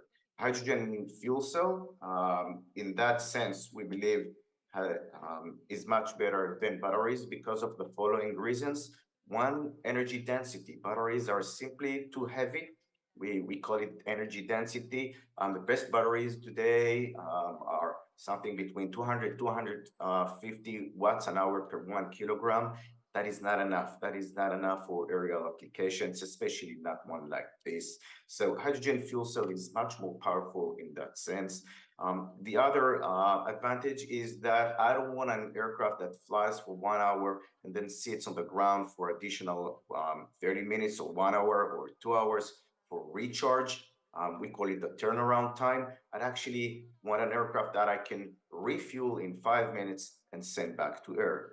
And the third thing is that batteries are not really green. By the end of their cycles, you don't have much to do with them. And we believe that with hydrogen, you have the potential to have a full A to Z green cycle. So this is where we're going with hydrogen fuel cell. We're already discussing with companies all around the world, to include Korea. to become partners in our hydrogen fuel cell electric propulsion system. Throughout more than 15 years of R&D, we have built a full-scale technology demonstrator that already concluded more than 300 successful test flights. I'd like to share this raw video. This is not a video game. What you're seeing now, it's not a CGI. It's all raw data of one of our last test flights conducted in our flight range in north of Israel. What you're seeing is 1.5 ton, fully autonomous aircraft. There's no pilot on board, and no one is remotely piloting this aircraft. So we're talking about autonomous takeoff, autonomous flight path, and autonomous landing. You will see it landing in a sec, and here comes a Kia SUV, so you can kind of get the proportions of this aircraft. As you can see, we're flying like 250 meters away from one of Israel's busiest highways. I'm mentioning that because everything that we do under the certification of the Israeli FAA, which is really, really tough to get their approval, to fly under experimental certification, and we take great pride of that. So this is our technology demonstrator. In terms of timeline, we realized that developing a new aircraft takes time. And we plan to trigger the full-scale development at the beginning of 2023 and have 3 production-conforming prototypes by the end of 2025 that will serve us for the qualification, test, and certification in 2027, and then start deliveries at 2029. Our strategy is not to be first to market. We are not developing a gamer's app for a mobile phone. We're developing a serious aircraft. So our strategy is not to be first to market. Our strategy is to be last man standing and to meet the market upon its inflection, as I shared with you previously. And the inflection point will come towards 2030. So it's to meet the market upon its inflection with the best fit product. We are investing a lot of time in forming partnerships. We believe that partnerships is the right way to do it. We're not going to do it alone, obviously. And we're building, this is just a sample of the partnerships, the global partnerships that we're forming with Safran and for the propulsion, High Point for the hydrogen, Universal for the avionics, Certain Canada. Our certification entity resides in Quebec. The previous presentation talked about Quebec, and we have an amazing relationship going on with Quebec, with Investment Quebec, and with our partners in Quebec, building a cluster of aerospace companies to collaborate on the development and the production of this aircraft. Throughout more than 20 years, we raised $40 million. We just launched round A for $100 million, once again, to trigger the full-scale development, to be followed with a round B in about 2 to 3 years.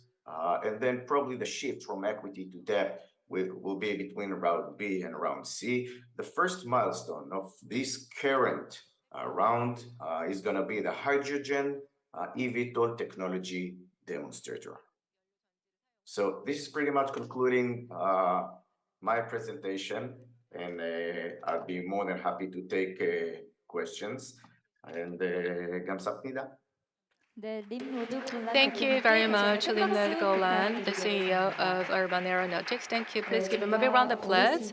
When I was young, we had this whole drawing contest, and we tried to imagine this whole new world with the flying cars and with a City Hawk. I can see that my dream will become a reality with this whole innovation. That was amazing.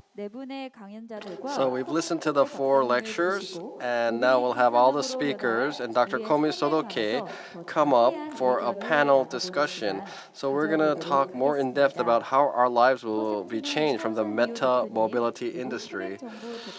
So CEO at Perception, Xiaoshan Liu, Andrew Lim from the Research and Innovation Attaché of Quebec, Jung Koo-min, Professor at Korean University, and CEO at Urban Aeronautics, Nimrod Golan, and Dr. Komi Sodoke we will have at this panel discussion session. So please, let's get the stage ready.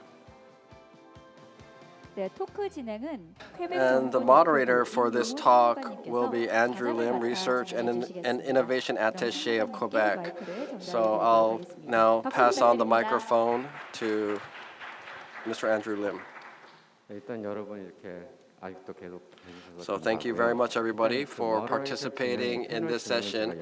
And I will do this in English, actually, as the moderator for this panel discussion. But I might speak Korean in between, so I like to ask for your understanding in that.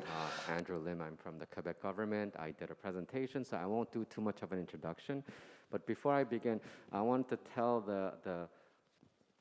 I guess I could take off the mask too, yes. I'll tell the panelists to kind of speak a little bit slower because we will have both English and Korean together, so just do take that into consideration. Okay, so we do have an exciting lineup. I'm not going to ask for too much introductions because they already did the presentation, except for Comey here, who is actually from Quebec. You guys haven't heard his presentation, so we'll start with him by asking him to introduce himself, what his company does, and his purpose for coming to Korea. Thank you, Andrew. Hi, everyone, and it's a very great pleasure for me to be here in Seoul. Basically, my name is Komi Sodoke. I'm an expert and AI researcher in Montreal. I'm also a full-time professor and also the Chief Technology Officer and R&D and Innovation Director at EULCOM. So what we usually do is like we are an AI-based company in Montreal to provide a lot of AI services in data mining, machine learning, big data. But on the top of those activities, we have very active, ongoing R&D projects with the Canadian government and with many organizations to see how we can efficiently use artificial intelligence and robotics to support the healthcare system in Quebec. So my main field of expertise is in those fields. And also I know that artificial intelligence, like a buzzword, is like very general, but there are many specializations in the field of artificial intelligence. And my main specialization is what we usually call the cognitive computing, basically to be able to model very high-level cognitive process and decision-making in the field of medical expertise. This is what I do. Yes, thank you for that introduction. Actually, yes, to kind of add on to that, as you could see, we have a lot of collaboration going on with Quebec and Seoul, and that is why he is here today. He wants to collaborate with Korean and companies from Seoul, especially the digital health area, so that perhaps we could do some joint research together and take some of Korea's expertise into Quebec and help, both nations prosper. Yes, so thank you for that. So now I'll start with a question for Mr. Liu. He's online. He's been online for a while now, and back there it's kind of late, so we would like to thank Mr. Liu once again. So he did tell us about his innovative autonomous mobile clinics. It was quite impressive. But also, as he mentioned, he also works for a company called Perceptin as well. So maybe you could tell us a little bit about your company, but also about what differentiates that company with other autonomous vehicle companies. Thank you so much. So at Perceptin, we build the basic foundational autonomous driving technology. I think that's key to enable many application usage scenarios for autonomous driving ecosystem. Today, autonomous driving is still commonly regarded as a key technology, and many companies are working on robotaxi projects. But one problem with that is that there's no ecosystem on top, because eventually the technology is here to help people. By helping people, you have to deploy the technology for different kind of applications. One of the key applications, this one is more for humanitarian reason, it's autonomous mobile clinic, such that it takes the basic foundational technology of autonomous driving to enable the application of healthcare access. Similarly, I envision that in the future, the technology platform can enable many different kinds of applications, such as having a cinema within the car, having a different kind of AR, VR experience in the car, or use a car as a mobile office. So we are still at the dawn of the autonomous machine computing age. such that we are building the foundational technology, but eventually within the next 5 to 10 years, we will see many applications popping up, and it's the applications that it will eventually make the field thrive. And thank you so much. Yes, thank you for that. It is true. We have started to see a lot of this urban air mobility going on, mobile air clinics. I mean, that's quite fascinating. So we'll now move on to Mr. Chung. He gave us a great presentation on things like autonomous vehicles. There's a lot of great things going on, and I'm sure you've heard this for a while now. We've seen like Tesla, other big companies trying to develop autonomous vehicle, because actually personally, if a car that is fully autonomous comes out, I'll definitely buy it. I'm sure you guys are waiting for this.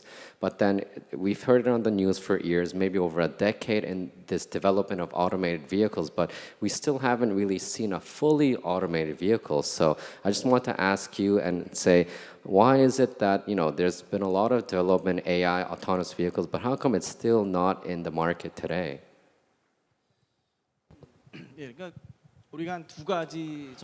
Well, there's two things that I think we have to look at. Well, first of all, when we start to learn driving, we think about lane, we drive on lanes, and then we change lanes, and then we go through cross sections, and then at the end, we cut in, right? That's what we learn to do when we're drivers, and that's the most difficult part, to cut in. Right now, autonomous driving works where the roads are not congested during the day, let's say, for instance, and when it's not raining, when it's not snowing. So in these situations, we can operate autonomous driving smoothly. But what if the weather conditions are bad?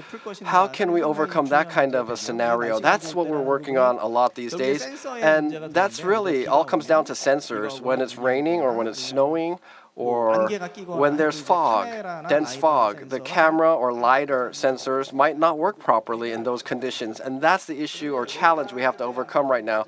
And radar technology is like the most robust right now, but that's robust. It is robust against weather, but if it rains heavily, that performance also goes down. Sensor systems are very important. So this is something that even humans are hard to adapt to, right? Bad weather conditions. But camera and human eye, what's different? We have to look at that. When people aperture, we have that, right? And you can do the aperture control in dark tunnels. That's what human eyes do, right? Human eyes can clean your eyes with tears. And so can cameras do that? Camera or LiDAR, we have to put a cleaning system there, a cleaning system for cameras or LiDAR, but that goes up. That increases the cost, right? And so price and sensor technologies, that's basically the challenge, I think. And in my presentation, I talked about that sensors and LiDAR. I think the price will come down and be more economical moving forward. But bad weather conditions, that's a challenge. And through deep learning for the Tesla AI Day, we're sharing a lot of knowledge and information, but also in the congested urban environment, when we come in there, the surrounding vehicles, you have to be able to predict other drivers' intentions and scenarios. But that could be very dangerous and cautious, because people might think, okay, I know that the other person might be dozing off, he might drive improperly, that's a risk, and we can know that. But the AI, being able to predict all of those intentions or the movement of other vehicles and behave properly, that's what AI has to do. And that we're working on that, and that's a challenge that we're working on, and we've come far on that. But still, I think about 2025, 2027, that's when the platforms will come out in full. And that's when Tesla or other companies, just like Tesla made a stable platform. Now, I think in about 2027, we'll be there, I think. And that has to go together with smart cities. Design of the smart cities and autonomous vehicles have to go hand in hand together. It's going to evolve there. So that's like where we'll see some concrete results, I think. Yes, I personally am very curious about the technological challenges, because, I mean, if the automated vehicles actually exist today, we could all buy one, and maybe that'll help with reducing accidents, etc. But I'm still waiting, so it's actually quite personal to me. Okay, so we'll go on to the next question for Mr. Golan Yane. He's still online with us. He made a very cool presentation on urban air mobility. I'm sure you guys know there's a lot of work going on in Seoul as well, Quebec, and in Israel. And he also mentioned that he's been to Seoul pretty recently. So I'll ask about some questions regarding that. But first, he is from Israel. So can you tell us a little bit more about what makes Israel such an attractive place for innovation? Yeah, thank you very much for this question. I think that Israel, what makes Israel such, there's a term we call it a startup nation. I think that most important aspect of that is a culture. Is a cultural thing that has to do with the fact that we challenge everything.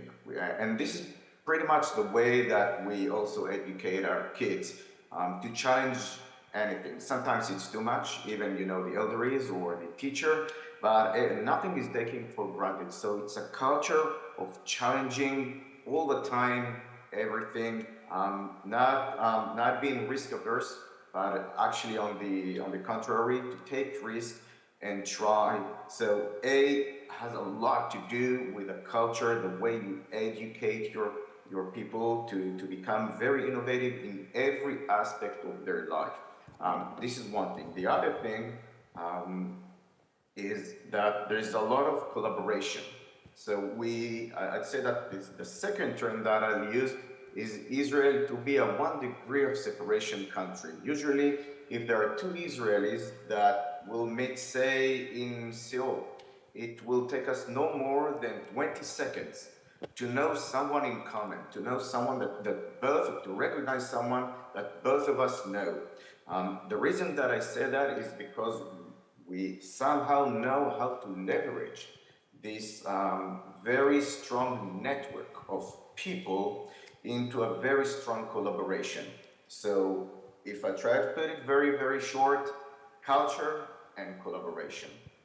Yes, so thank you so much for that. Actually, it is true, Israel is one of the most innovative countries in the world, you guys probably know. From what I know, they spend the most on GDP per capita to about 5% of their GDP, quite close to Korea. I think Korea spends around 4.8, 4.9%. And also Quebec has an innovative culture as well. They spend about maybe 2.6% of their GDP on R&D, which is the highest in Canada. So actually, these three nations share some commonalities, the culture, the innovation, and also to highlight, Israel also has similar programs with Canada or Quebec. They also have a Korea-Israel joint research program as well. Canada, Quebec also has these kind of things. So there's a lot of collaboration to be had between Korea, Quebec, and Israel. So thank you for that. So now we'll move on once again to Dr. Komi Sodoke. So he kind of mentioned why he is here in Seoul and doing kind of collaborative effort. And just to give a background, Yulcom Technologies, they're headquartered in Quebec, but they have offices abroad in many other countries. So I wanted to ask you, why do you think Quebec is such an innovative place? Why are you headquartered there? And how is Yulcom taking advantage of all this innovation ecosystem in Quebec? Okay. First of all, Quebec is a very innovative place because we have one of the world-leading AI ecosystem in the world. Like you already seen during the presentation today, we have the Mila lab. It's almost 1,000 AI experts. Most of them are great scientists, PhDs, advanced researchers. I collaborate also with the Mila on many projects. So we have like a very huge ecosystem and one of the top leading ecosystems in terms of AI in the world. But on the top of that also, we have a very good government funding to support all AI-related projects and companies. So we have not only the expertise, but also the fund to create and promote many AI-related projects. And these help to boost the AI researches in Quebec and around the world. Well, I don't need to mention it, but everybody is aware that one of the top leading AI research in the world, the Professor Yoshua Benjo, is actually in Quebec. And he is one of the top leaders also for our research and development AI lab in Quebec, named Mila. Yes, thank you so much. Yes, so as he mentioned, Quebec, like Seoul and like Israel, we do a lot of funding opportunities. We have a lot of strategies to innovate definitely help the companies create jobs, but also for international collaboration as well. And I think that's very important because people have different perceptions, different cultures, different way of doing things. And if you could kind of leverage that together, that's where real innovation happens. So thank you for that. I'll move on to Dr. Liu once again. So I do realize that you probably saw in his presentation, it was his mobile clinic research and innovative things were a collaboration between several universities, including McGill University. So we actually wanted to kind of hear how this collaboration happened because it was multiple partners, multiple universities from different nations. So Mr. Liu, maybe you could talk a little bit about how this collaboration happened and maybe some of your ideas on how you plan to work more with Quebec and even Seoul. Well, thank you so much. I think Quebec, the most distinguished feature of Quebec is that its culture of AI. Because of this culture, a lot of people over there are focusing on AI technologies, especially the application of AI technology. I think this culture is extremely important to a city or to a province in Canada, because this one would attract a lot of talents to start project over there, would attract a lot of international projects to Quebec as well. We went through the same experience. We knew that Quebec was very famous for its AI culture, and the talent supply and the talent pool over there is tremendous. And that's why when we started working with United Nations, Harvard T.H. Chan School of Public Health, we were looking for a technology partner to implement a lot of the AI features to enable AI doctors. The first name that popped up in the mind is McGill in Quebec. I think a lot of us share the same experience as the previous speaker has brought up as well. In the deep learning decade, the past 10 years, a lot of world-renowned AI scientists are in Quebec. With them, you guys have incubated a very good AI culture such that when people want to launch an AI project, they think of Canada instead of the United States nowadays. They think of Quebec particularly. And if we go one generation back, Silicon Valley, mostly famous for the internet era. And somehow I feel that in the AI era, Quebec is very competitive in the stage of the world. Yes, thank you so much. Actually, I wanted to add on to that. Because international collaboration is important, many of the audience probably want to learn how this actually happened. So maybe you could talk just a little bit more about specifically how you got in touch with McGill or some of the professors. Did you meet them at a conference, or did you just happen to see them on the street? How did this actually happen? Definitely. I do a lot of research myself while running the company. So a lot of research are AI focused. So I went to a lot of AI conferences. Then I ran into different experts, a lot of experts actually from Quebec, particularly in this one, it's Professor Steve Liu. He's a world-renowned expert and scientist at Mila, and that's how the conversation started.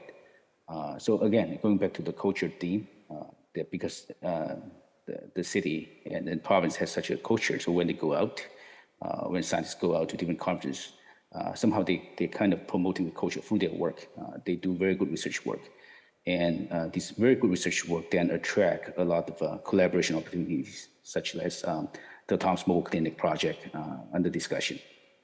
Okay, thank you so much. Yes, those are some of the details I wanted to kind of highlight because maybe people want to know how actually these collaborations happen in detail. So you mentioned conferences. Those are extremely important. This is one of them. We're meeting people today. I met a lot of good people from the AI field in Korea, from KAIST to et cetera. So this, some might think conferences, maybe it's a talk shop, and to a certain point it is. But this is where collaborations happen. Dr. Liu just mentioned that. Myself, I do a lot of international collaboration. And Israel, Korea, Seoul, and Quebec, we have this culture of international collaboration. So when we actually go to these conferences, we make sure to meet the right people, actually talk to them, actually follow up to make sure something actually happened, because their time, it's quite very valuable. So this is how kind of international collaboration happens. So I just want to highlight that. Now I'll go back to Mr. Chung. So I first asked him about the technological challenges in terms of automated vehicles. He mentioned weather, et cetera, so I'm sure people are going to work on this, deep learning, all that. But my next question is, what about some of the regulatory challenges? I know a lot of countries, they want to be innovative, they want to kind of implement these kind of innovative solutions, but sometimes there's political backlash or regulatory hurdles that we have to really consider. Maybe you could talk some about this, especially in the Korean perspective. Okay. Please remember that I'm not an expert for the laws and systems, but let us summarize the trend of laws or systems of self-driving cars, for example. Last year, German government made a law for the level 4 self-driving cars in Germany. And although it is just a basic guideline, anyway, the automated driving system is defined, and level 4 self-driving can be possible in Germany. And earlier this year, the NHTSA, NHTSA of US approved the driverless self-driving cars in US. So actually, the GM Cruise requested the approval for their self-driving shuttle Origin. Yeah? So those kind of basic guidelines are already given in the market. But we should remember that the most important thing for the laws and systems of self-driving car is we should minimize the possibility of accident and errors of AI. So there are so many guidelines for that. And in some countries, those kind of AI regulations are undergoing.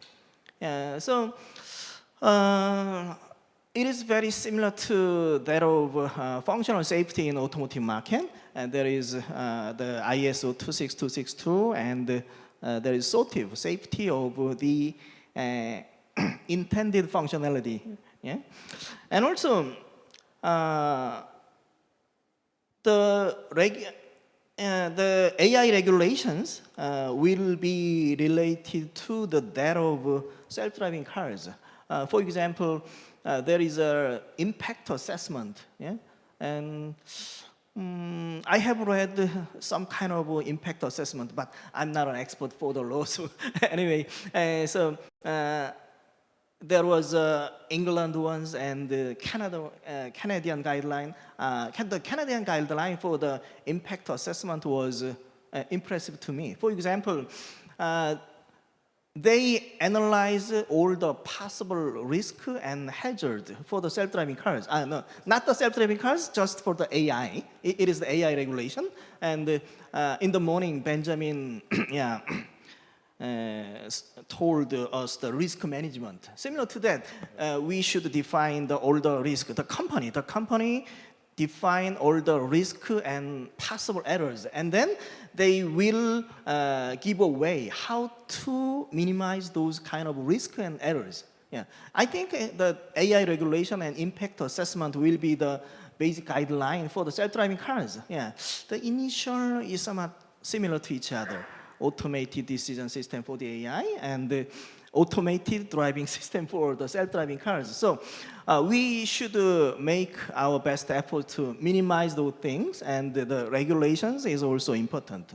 And let us move to another topic. For example, as I have said before, from 2025 to 2027, the automated driving platform, including processors and sensors software platform, will be stabilized in the market. And then those self-driving cars will be moved into the urban area. And what happens? There are so many people, cars, and the intersections. And then we should make a modeling of those things, and we should collect data in real-time manners. And then there happens a problem. The privacy issues and the performance of self-driving cars. Yeah. For example, if we protect the privacy too restrict, then the performance of self-driving cars will be lowered, will be degraded. Then it can be a problem. But for the performance of self-driving cars, should we sacrifice our privacy? Nobody knows. Should be a social agreement between us. We should make a good guideline for that. Yeah. So in conclusion, two things are important: how to minimize those things, those errors and risk, in terms of the company and the self-driving AI. And another one is for the driving in the urban area, how to protect our privacy and also how to improve the performance of self-driving cars. Yeah. Yes, thank you so much, Mr. Zhang. He did mention a lot of good things. Do you want to add on to this? Or? Exactly. I want to add that beyond that, in Canada, we also think a lot about the responsibilities in terms of AI. Like if you take like the self-driving car, like an accident happened, is it the AI software, the company that developed the car and the AI, or the potential driver?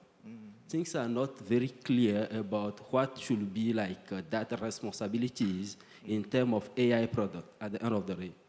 Who will be responsible if something goes wrong? You know, if everything goes right, everybody is happy, right? But if something goes wrong, finding the responsible person for that is the challenging issue. And if AI is involved in the process, what should be like the limitation of the AI responsibilities?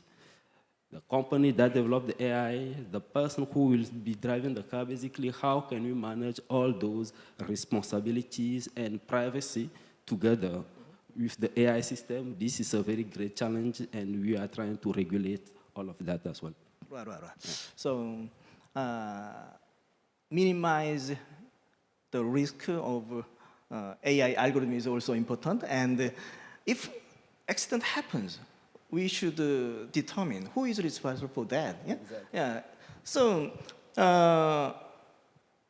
definitely the car makers or the operators should be responsible for that first. And depending on situation, some kind of other points can happen. For example, the V2X system sends the wrong information to the cars, for example. So the analysis of accident is also a very important one, right? Yeah. Right. Yeah. So those kind of regulations, although it is very difficult to do, but we should have a collaboration between users and car companies and operators. And also, I think we can have a collaboration between the SEOUL and Quebec, yeah, right? Yeah.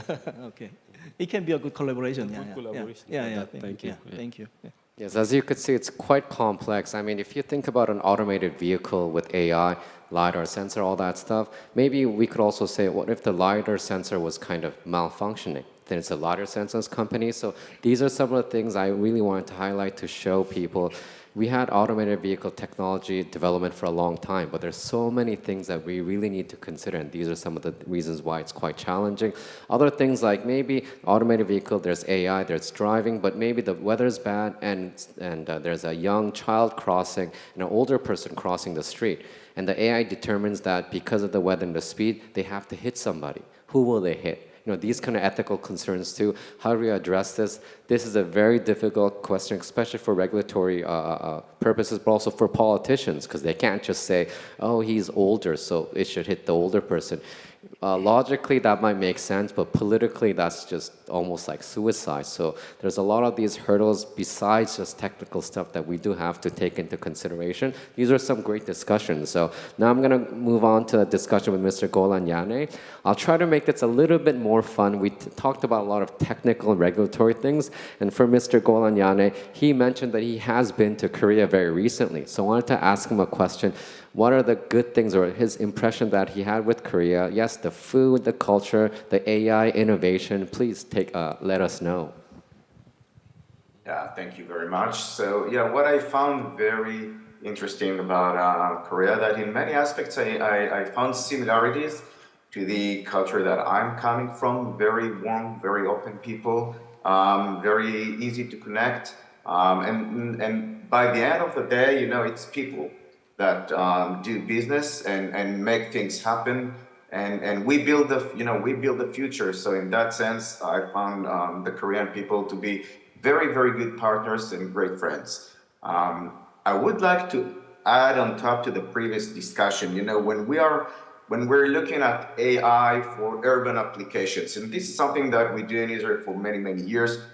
By the way, started mainly with the military, because you have to address a lot of challenges in terms of beyond visual line of sight, communication, secure navigation, immune communication to protect the cyber and interoperability. For example, this is something huge in terms of flying unmanned and manned aircraft in the same airspace. So there are many, many challenges, yet I believe that the level of complexity for the ground operation, for the automatic cars, it's much larger than the level of complexity in air. Yet we see the AI as the enabler for scale-up operations. So let's say if there's only one aircraft in the sky, or even 5, we can do it by ourselves. So pilots are pretty good in that.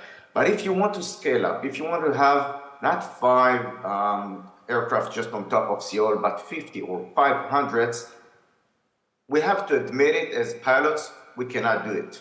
We cannot do it. It must be a network-based air traffic control. And in that sense, I would like to kind of highlight three challenges that all of us have to address. One is meeting the performances. And meeting the performances is coming up. You've mentioned some of the different sensors. And when we evaluated sensors, we have this kind of way to evaluate their performances in terms of PDFAR, probability of detection, versus false alarm rate. By the end of the day, it's a decision-based mechanism. So meeting the performances, that would be the first challenge. But this is not enough. Then you have to meet the certification.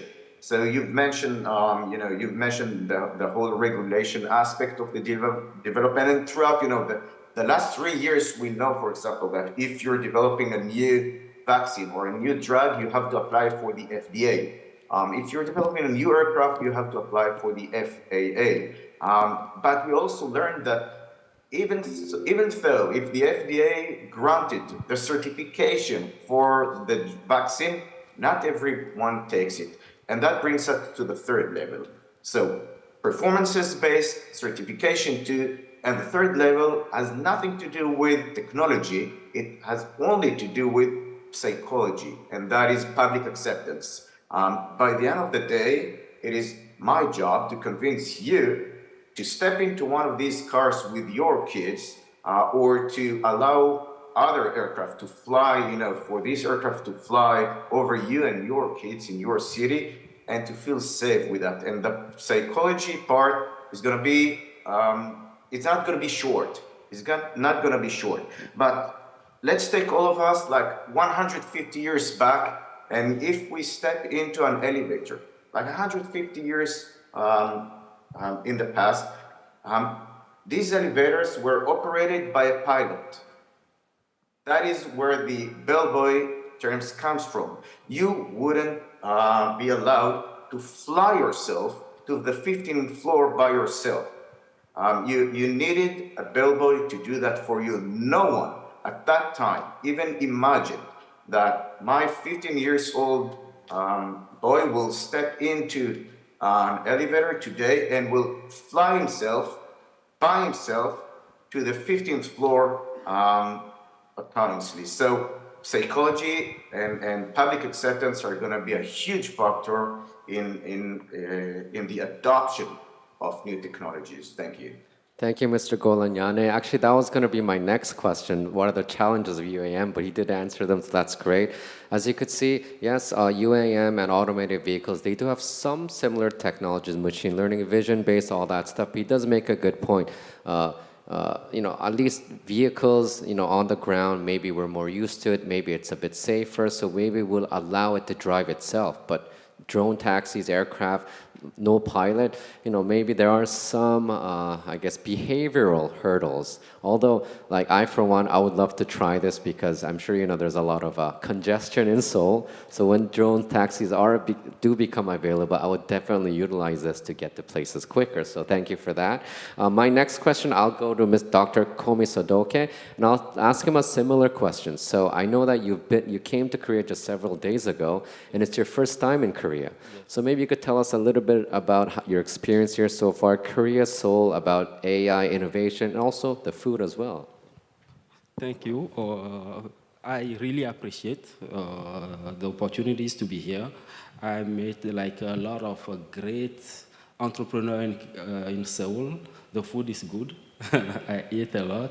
I try a lot of Korean barbecue in Montreal, but here in Seoul it's much better.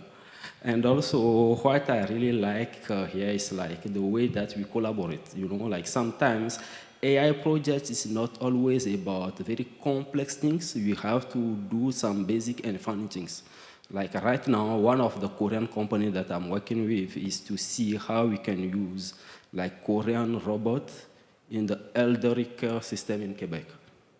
But of course, in Quebec or in Canada, we have two main languages, right? French and English. So the challenge is how can we make a Korean robot speak French? Okay, it's quite challenging because French is more like a poetic language. There are many ways to say the same thing. That means the same thing, but you cannot use the same word to say the same thing. So we need to find a way then to teach to those Korean robots how to speak and understand French. And also we are doing some interesting projects around that with the Korean companies, like how to recognize emotion in people's face in hospital in Quebec. So there are many interesting and funny projects that we are doing, and most of the time I find it very interesting because the Korean engineers are very happy and very collaborative to work with me to address those kind of human being challenge in the field of AI. Perfect, yes. So just to add on to that, we did have Korean barbecue yesterday, yes. And I had him try samgyeopsal. I'm sure you know this. And we also tried chadolbagi just to give him the sense of the beef kind of thing. And he enjoyed it very, very much. So that was really good. And one other thing I wanted to add, in terms of international collaboration, he mentioned digital health. What really brings Israel, Quebec, Korea, and other countries together are their shared challenges. So one of the reasons he came is, I'm sure you know, during COVID times, a lot of the elderly people suffered a lot, especially like Korea and Israel and other places too, but especially Quebec. A lot of the Quebec seniors, they live in old folks' homes, and I'm sure you know when Corona gets into those homes, it's very difficult for the elderly to really cope with this kind of challenge. So a lot of lives were lost, let's say. So as the government realized there was a challenge, so what the government of Quebec and probably Korea and other places do is to help address this issue. So we have the mandate, the strategy, the funding to kind of address these problems together. And this is where I think international collaboration could really happen because we all share the same problems. So why don't we get together and kind of work on this together? And that's the reason why he's here today, to kind of learn from Korea's kind of experiences, but also take some of the robotic technologies, because Canada is a bit less advanced in terms of Korea in those kind of fields. But Quebec and Canada is more advanced, or as advanced in AI or algorithm software. So put that together, customize it for the Quebec people, the culture, the language you mentioned, and why don't we resolve the problems together? So this is why I think international collaboration is very important. Do you want to add on to this, anyone? Or the name of the company is Dogu, right? Yes, Dogu is Dogu. 저 도구 공간이라는 그 로봇 회사가 하나 Yes, it's a robot company from Yonsei University, 도구공간. That's the company they're talking about. And in the Daegu International Mobility Expo, and there was another thing, Robo World in COEX, and they had an exhibition there, Dogong, and it's a robot that can walk around inside spaces, and it was very interesting, and it's nice to hear that you're having cooperation with 도구공간, but that representative is currently in Portugal, right? So Mr. Yes, Jung, he mentioned very about well. Dogu robotics. He knows them already very well. Yes. So this is just one of the Korean companies we're collaborating very closely with. Most likely, we'll probably do some joint research with some of these companies to bring this kind of technology back to Quebec. So now we don't have that much time, so I'm going to go back to the online speakers. I'll go back to Mr. Liu. Maybe I'll give you about 20-30 seconds. Maybe you could talk a little bit about Korea. Maybe you've been here, but maybe your future plans on trying to work with Seoul and Korea within the automated mobile and all that, the AI field. I'll give you about 20 seconds. Thank you so much. I actually have a very strong collaboration with Korea. Our company was invested by Samsung, so I know Korea quite well, and I've been there many times. Very good food, very good people. Thank you so much. Yes, so I guess he's already collaborating with Korea. This is just really good to know because some people don't know who Korea is collaborating with, but there's a lot of great collaboration to be had. So I'll go back to Mr. Golan Yane, maybe 20-30 seconds. Maybe you could tell me about your future plans with Seoul, Korea in terms of collaboration, R&D, AI, etc. Thank you very much. So definitely in my future plans, they include additional many more visits to Korea. One thing that I also found in common for Korea and Israel, it's the combination of an amazing heritage with a current future and innovation resides together on the same place. That was very, very impressive. This is exactly where I come from, and I found it in Korea, and I was very, very much impressed. Our plans forward is to find potential partners within the different technologies that involve, in our aircraft, which will be electric propulsion, hydrogen fuel cell, hydrogen tanks. We're already in discussions with some of them that I've allocated through my presentation in Daegu. Obviously, there are some of the large corporations like Hyundai that we're talking with. So looking forward for that. And I'll be more than happy to collaborate with all of you. Yes, thank you so much. So I want to conclude this session by really saying there's a lot of international collaboration to be had, and because this is Korean Seoul, you guys should be quite proud of what Korea has achieved. I mean, Korea is kind of at the center stage these days. These are some of the examples. We have a lot of delegation coming from Canada, Quebec, Israel as well, etc. And I'm sure Korea has its like K branding, BTS, the Parasite, Squid Games, all that stuff. So I know sometimes Korea could be challenging in terms of like overtime, lots of work, but the result, it's outstanding. And that is why there will be a lot of international collaboration come in the future. So thank you so much. We'll conclude this and then we will continue the collaboration in the future. Thank you so much. 감사합니다. Thank you so much. Please give a big round of applause to all the 5 members, presenters, and the panelists. 네, 자리로 돌아가 Please go 주시면 back to or return your seats. 네, 이제 다음 순서인데요. We will now move on to the next program, and here we have some companies' PR booths, and they will have like a 1-minute speech per each company. We have like 10 companies, and they will come up to the stage and introduce, and they will have like a 1-minute speech. First, from Video Monster, Kim Kyung-eun, the team leader. Blue Visor System, Kim Dae-yong. 몬드리안 AI, 곽상구. IMEmind, Kim Ye-eun. Smart Mind, 윤준영. Neurolines, 박경원. Brilliant and Company, 윤정연. 보다비, 이삼현, CEO. Summercat, 정우철. CTI Lab, 조홍연. And from the representative of the Quebec to the Republic of Korea, Andrew Lim, and Javiera from Quebec as well, Cindy Romero. So from 12 companies, we're going to have a PR relay, let's say. When I call your name, please, a big round of applause to welcome them. So first, from Video Monster, Kim Kyung-woo, team leader at Video Monster. It's your stage. A big round of applause, please.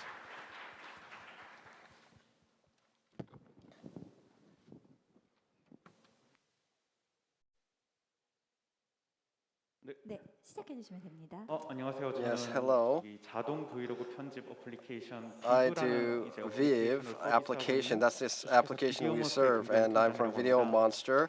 Viv application is a travel. Like if you take videos from travel and you tap on that, automatically our AI will look at your location information, GPS, and object information, and kind of edit the vlog for you.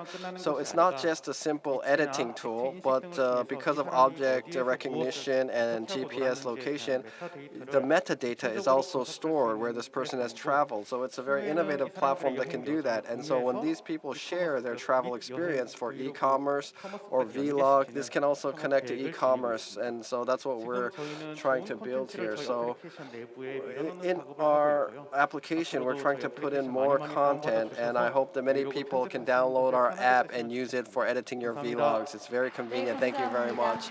Okay, thank you very much for that. Next, Blue Visor Systems. So Kim Dae-yong will ask him to talk about his company. So we are AI-based investment program. That's what we do. We're an IT company that does that. In 2016, we built our company, and in 2019, the FSC, we had a test bed, and we did #1 in that test bed competition. And then we were invited by NASDAQ, did an interview. And based on that, right now, we have made an algorithm for to do screening for recruits. So when you hire new recruits, and so when you do online recruiting, you can use our application. And this is also disseminated to the vulnerable population so that they can use this in their recruiting or interview processes. So this is our AI technology that we promote. And cost-wise, there's a lot of cost involved in development, but we're a free app, so a lot of recommendations are appreciated. Thank you very much. Thank you. And next is from Mondrian AI, Senior Researcher Kwak Sang-gu. Please welcome him with a big round of applause. Hello everyone, I'm Kwak Sang-gu from Mondrian AI. Let me introduce my company. In 2018, the doctorate degrees and the researchers from KAIST started the company, and for 3 years in a row, we are one of the top 100 AI companies in Korea, and we also got the Series A investment, and we have like 2 business areas. First, we have our own R&D team, and they work on these AI modeling development, and they have this service to develop these whole projects. And second part, what we are focusing on is the Yeniper, that is the name, the R&D platform, web-based R&D platform. So it's available for the researchers. They can access anywhere, anytime for collaboration. And also, in a simple way, I mean, the many universities, Seoul National University, they conduct the R&D and also the lectures on our platform, and Samsung, Korean Tire, and the SK use our platform to automate, manage, and control their algorithm. Thank you so much. Thank you. And next company is iMeMine and manager Kim Ye-eun. Please welcome her with a big round of applause. Hello everyone. With one side picture, you can have these recommendations, and I am from iMeMine. And on online, you may purchase your clothes but wrong size. Sometimes you have to return what you purchased.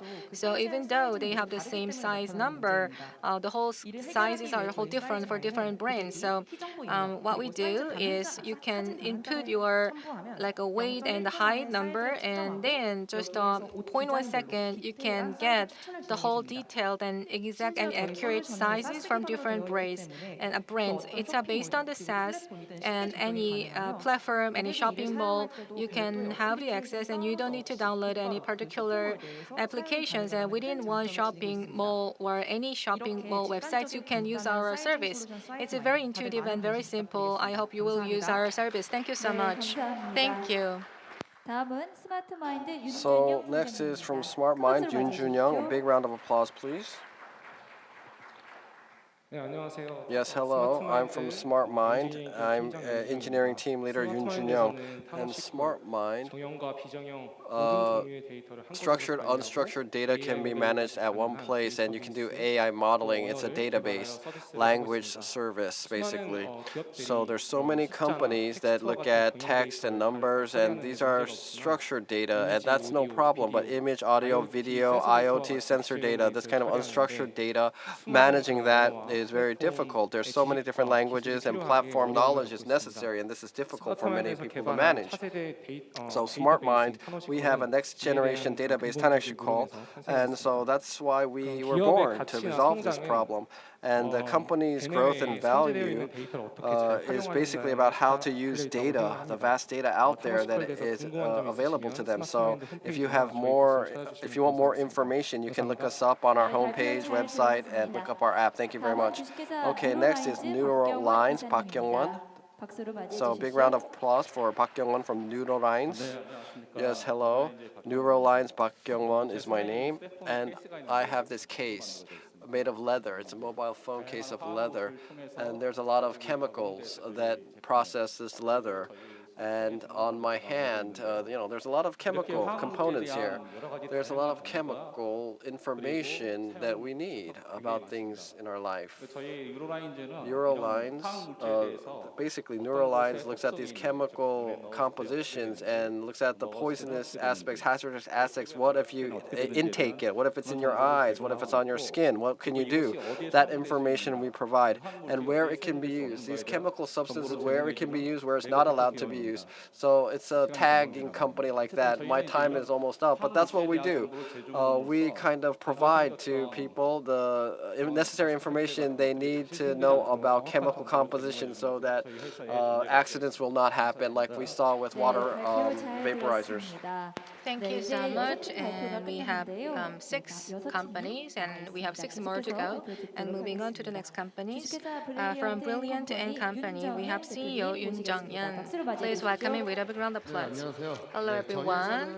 My company works on developing sensors for the indoor air quality control sensors, and we develop the applications and dashboard solutions, and also customized service and API service. It's about the indoor air quality monitoring. We offer these for like a corporate clients to manage their indoor air quality, and we provide the services. So with this whole data on the air quality, we offer the sensors and the solutions, customized solutions, and we have this whole entire value chain across this air quality monitoring. Compared to our competition, we have a very strong differentiating factors and positioning. So every year, based on this whole competitive strengths, we are growing our revenues dramatically, and we also have this new project, and based on our experiences and expertise, we help the children with asthma and prevent them and help them with these whole symptoms with a digital healthcare application. So with these 5 university hospitals, we are doing these joint clinical studies, and next year we will launch beta service, and then we want to be the #1 company in the healthcare sector as well. Thank you so much. Thank you. And next is from Bodabi, CEO Lee Sam-hyun. Please come up to the stage. Please welcome him with a big round of applause. Hello, everyone. I'm the CEO from Bodabi. Sales staff or sales representatives and clients, when they have conversation, what is the key for the sales representatives?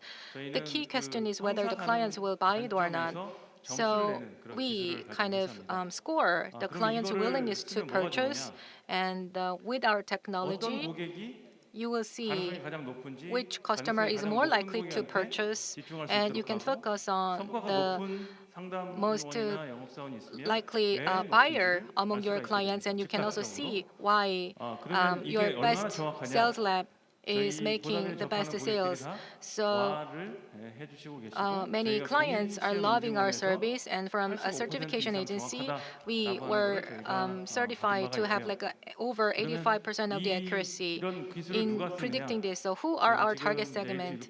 LG, U+, KT, and these telecommunications service providers are working with us, and also TB, non-life insurance company will also join us. Thank you so much. 수고하셨습니다. So thank you very much. Next is Summercat, Jung Woo-chul from Summercat. 큰 박수 부탁드립니다. Please welcome him with a big round of applause.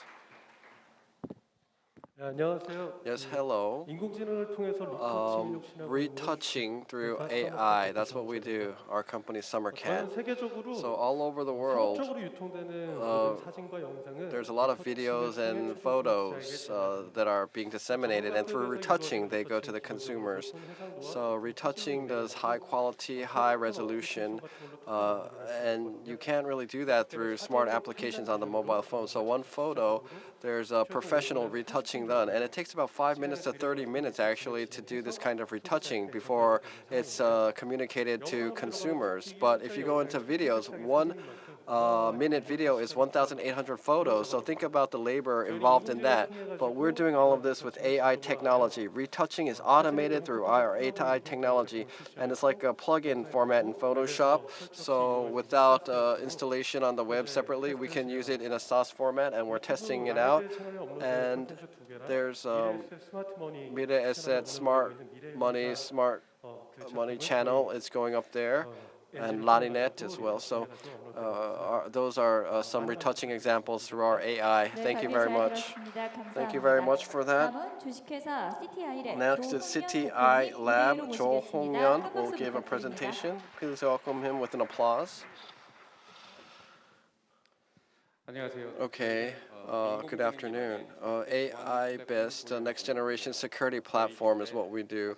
And our technology, the biggest differentiator, is not only the internet network, but protocol SCADA that does not have standardized network. These kind of ISADA or so forth, you can diagnose or detect problems there. This is a deep learning technology, and so there's IT research company Gartner says that this is a global innovative technology, and they're going through a vetting process right now for that. And the Ministry of Science and Technology in Korea also acknowledged it and designated it as innovative technology. So in the Ministry of Commerce and ICT, we did failure detection for any errors in systems, and based on that, we're working with the company in Saudi Arabia for oil line management, and in a SCADA network, we're trying to deploy this. So thank you very much. So thank you. That was the speech from 10 companies, and from the Quebec government office in Seoul, Mr. Andrew Lim will make a speech. Please welcome him with a big round of applause. Hello, I'm back again on the stage. So due to short time frame, I will do it in Korean. And I'm here on the stage to talk about the AI and the Quebec government. But also, we have our own PR booth, and the Quebec government, we want to promote our Quebec AI companies for more B2B opportunities. So I'm here, and I'd like to present our AI companies. First, as you have seen from my presentation, one of the key companies is the Aeroport AI.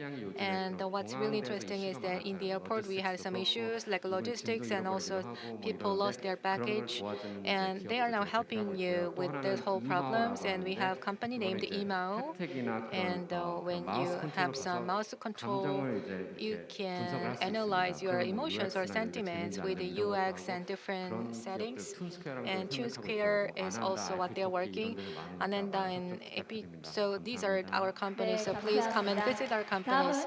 Thank you. And next we will invite innovative startup Cindy Luaka. Please come up to the stage. 안녕하세요. I'm Cindy, co-CEO of Urbia Era.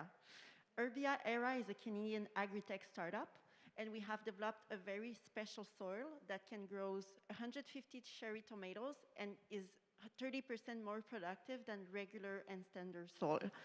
And we can grow not only cherry tomatoes, but also mushrooms, basil, strawberries, leafies, and beans, and many more crop types and varieties. So productivity is key, and we have developed this product with a Canadian research center over 3 years of research and collaboration, research and development. So in South Korea, we are designing new product in collaboration with South Korean businesses in order to implement it into smart farms such as greenhouses and vertical farms. 감사합니다. Thank you. Thank you so much. 네, 발표해 주신 So thank you very much, all of the 12 기업의 companies that did this PR relay and presentation. Thank you very much. And now, when this session is closed, well, after the next session, there's another speech for 12 more companies. So please wait for that. Now, the session is over here, but how was it? Was it fruitful and meaningful? 이제 여러분들을 위한 시간이 Now 준비되어 it's 있습니다. your time. 여러분들을 And what I mean by that 현장에 is 계신 that 여러분들을 대상으로 for 이벤트가 진행되고자 there's 하는데요. events that are going to take place for you in the audience today. And the Marshall Bluetooth speaker is ready for you, and our AirPod third generation product is awaiting you as the awards. And the AI 양재 Hub Director Yoon will come up to do this event and lucky draw event. 네. 센터장님께서 번호를 뽑아 주시면 So numbers will be 호명되는 called 번호가 out. 명찰에 적힌 번호와 일치하신 분께서 And 무대 if you 위로 have that 올라와 number that's called 주시면 out, you can come up on the stage to collect your prize. So they have to be here, right? 본인이 여기 계셔야 되는 거예요. They have to be in this room, right? No, I'm talking about the people that called, their numbers are called. Yes, they have to be in the room. 상품이 뭡니까? If I call my own name, what do I get? I get a Marshall Bluetooth speaker and an AirPod. And what is this for? It's for the Marshall Bluetooth speaker. Okay, thank you very much. 잘 So 섞으셨나요? 630번인데요. 630. 630번 계신가요? 630. Anybody with number 630? 안 계세요? 네, 안 Nobody? 계신 것 같습니다. 그럼 한 번 더 뽑아 주시기 We'll 바랍니다. choose another number then. 계세요? 계세요? Oh, really? 630? 와, 축하드립니다. 네, Congratulations. 무대 위로 올라가서 So 상품 please come up to the 받으시면 stage and 되겠습니다. collect your prize. 확인하겠습니다. Let me check the number. 네, 630번. Yes, that's correct. 축하드립니다. 630. So congratulations. 네, 축하드립니다. 기념 Yes, 사진 촬영 and we'll 한번 take a 하도록 photo, 하겠습니다. a commemorative photo for the prize. 네, 감사합니다. 네, 다시 한번 진심으로 Okay, 축하드립니다. sincerely, we congratulate 자, you. 다음으로 And the 준비된 next 선물은요, one is an 에어팟 AirPod 3세대인데요. third 이 에어팟 generation. 3세대를 받아가실 행운의 주인공 Now, who will the 뽑도록 lucky 하겠습니다. person be? We'll do the draw. Let's see. 502번. 502, 502. 지금 자리에 계신가요? Are you here? 502번? Number 502? 네, 502번. 502? No? Nobody? 네, Okay, 다시 then 한번 let's draw 뽑도록 again. 하겠습니다. We'll draw a new number.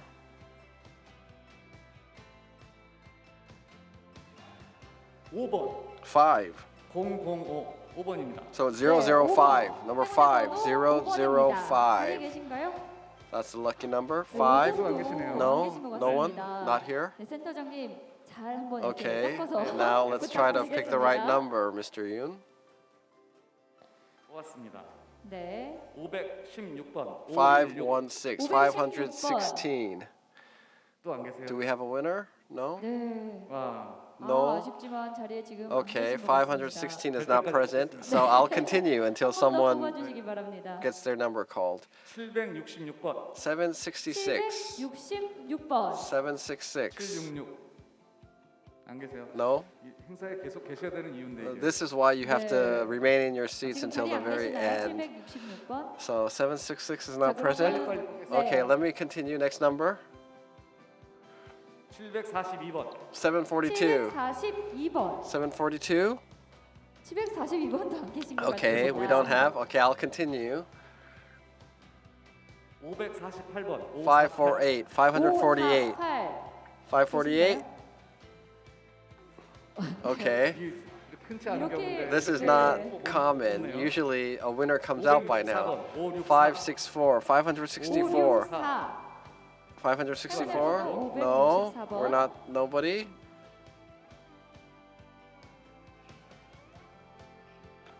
215번. 215. 215. 215번 계신가요? 215. No, we don't have that. 빨리 뽑고. Okay, 커피 드셔야 되는데. we have to get to the coffee break soon, so let me pick another one. 724번. 724. 724. 724번. Do we have a winner? No? 이제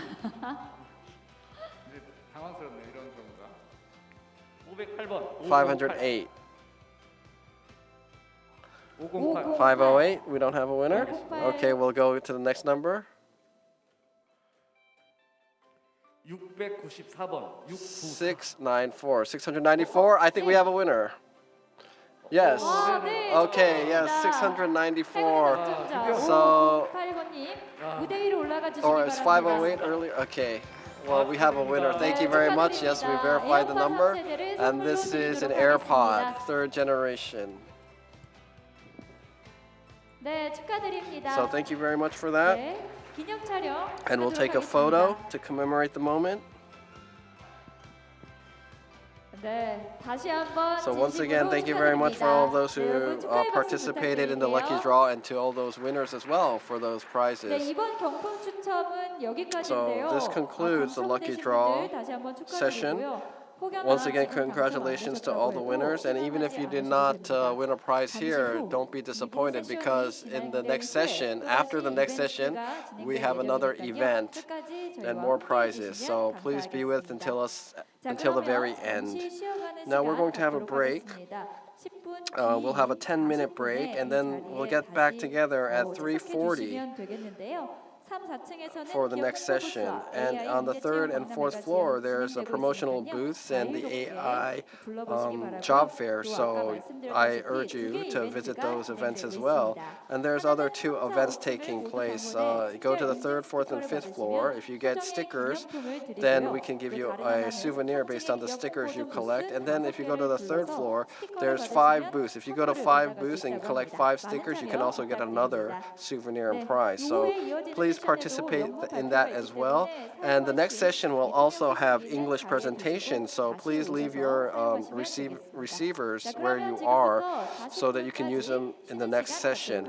Now we'll have a 10-minute break until 3:40. There's some coffee and refreshments provided. So please help yourself, and I'll see you soon. Thank you very much.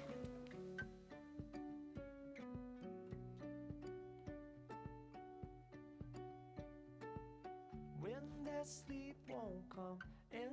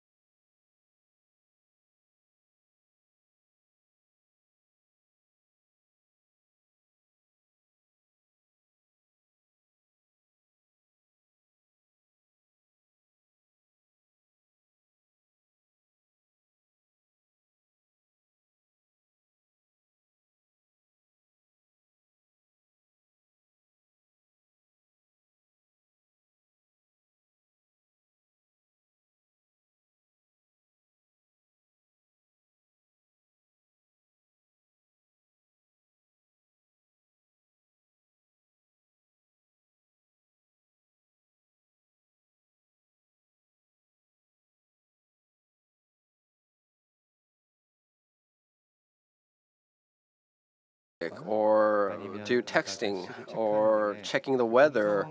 All of that, voice recognition based. It's a voice-only interface, really. That's what Siri is. But I think that not only Siri, but all AI assistants, smartphone users, it's giving convenience to users to use their smartphones. Yes, I agree with that. But overall, I think that the pattern of smartphone users, it does not change. But when we go to extended reality like VR and AR, XR, MR, we call this the metaverse. That's the coined term these days. But I think AI assistants will come into the forefront when those technologies kick off in earnest. So Facebook changed its name to Meta, and they're going all in on the metaverse now. I don't know if that strategy is a good one or not. Many people are doubtful. I am also one that is skeptical about the transformation of Meta. But one thing we cannot deny is that digital world and analog world, there are going to be connections required between the two. And users are looking at the world with different perspectives. In the past, there was text-based searching, but now voice and touch-based multimodal searching and three-dimensional kind of area. So you're in a digital 3D world versus the real physical world. There's a connect there. So AI assistants will change in this kind of a scenario. Cortana, Siri do not have faces, but in the future, a digital human will be at the forefront. On the right side, you can see what Samsung did a few years ago. They launched Neon, the artificial human, and on the left is SK Telecom's character-based AI assistant. And not only virtual or fictional characters, but real characters as well can be used, like will.i.am from the Black Eyed Peas, a musician, very famous musician, is also reproduced as a digital human, and a lot of golfers will recognize Jack Nicklaus. He came back in his 40s, actually, and he's speaking Japanese, not English, actually, and communicating to people as an artificial intelligence assistant. Well, but for this to conversational AI, to really make this viable, building human-AI relationships is very important. So voice, text, linguistic-based conversation has to be there, present for AI assistants and users. That's to build relationships. You have to have conversations. So that's where the conversational AI comes up. Interaction, a human-machine interface. There's a movie that depicts that well, a movie called Her.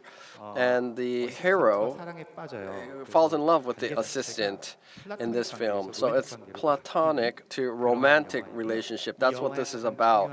But the most important scene is when it changes to a romantic relationship, Joaquin Phoenix is the hero, is disappointed and is it's basically left by the assistant or breaks up. And Samantha, because there's 10,000 more users, other lovers, let's say, that use this assistant. He finds out and realizes, so it's not a one-on-one relationship now, is it? So he's disappointed. Siri was a first-generation assistant. The second-generation assistants will be more relationship-based, personal relationship. They will have persona, and they will have images, forms, and replica your AI friend. We can see that on the left bottom, and then on the right, the SK Telecom character-based, kind of cute, like a pet, whimsical, cute kind of image. That's what they give here. And then on the left top, it was launched in January, but now they relaunched it, and Iruda is what this is called. It's an Iruda is the AI. And Iruda, in the company that I'm a part of, they're a partner company where we invest in this company. And last year in January, they launched it for about 20 days. In 2021, January, and they did service for about 20 days. And they collected 750,000 users in just 20 days. It was of high interest, this service. But unfortunately, because of privacy issues and data handling, morning, there were some issues, and with the AI assistant, and during the conversation with humans, there's some harassment or violence, verbal violence that happened with the assistant and the human. So that's why it was discontinued. But it was relaunched this year, version 2. Actually, last week it was launched. And Nutty Messenger, it's a messenger app with Android and iOS called through Nutty Messenger. And the interesting thing is, before the relaunch, Iruda was discontinued, as I mentioned. But this year, in June, this persona, this agent, this AI birthday was the June 15th, actually. It was a discontinued service, but there was a virtual birthday for this agent on Instagram and other social media. There was birthday messages sent to Iruda, more than 10,000 actually. So 10,000 people wanted Iruda to make a comeback and send birthday happy wishes. That means there's a fandom around Iruda. And of course, I'm talking about Jekyll and Hyde today of AI, but this is more of a Jekyll, let's say. So users, I think, really want and welcome Iruda because of that perspective. So conversational AI to work well, what do we need? We need large language models, large general purpose language models. And because you worked in the AI field, I know you're well aware of this. OpenAI, GPT-3, they developed a US company. They have this general purpose language model, GPT-3. And then Microsoft and Google, Facebook, Meta that is, and other big companies like Amazon are also responding. So ultimately, this is for conversation, for AIs to understand human conversation, also write or make it well, compare. It's a big language model. And based on this language model, one output is Iruda. That kind of conversational AI Iruda benefited from these kind of language models. It's an output. But this AI, to be helpful, it has to understand the world, because users, through conversation, you have to find out what kind of user the user is, but also the world that the user lives in. If the AI does not have information about that, the conversation can only be limited. So to understand the world, there has to be searching the internet through images, understanding things, learning things. So everything that can be shot with a camera or video, they will learn from that and understand the world through that. So OpenAI has made something called CLIP. Basically, it's to understand photos. That's the technology that was introduced there.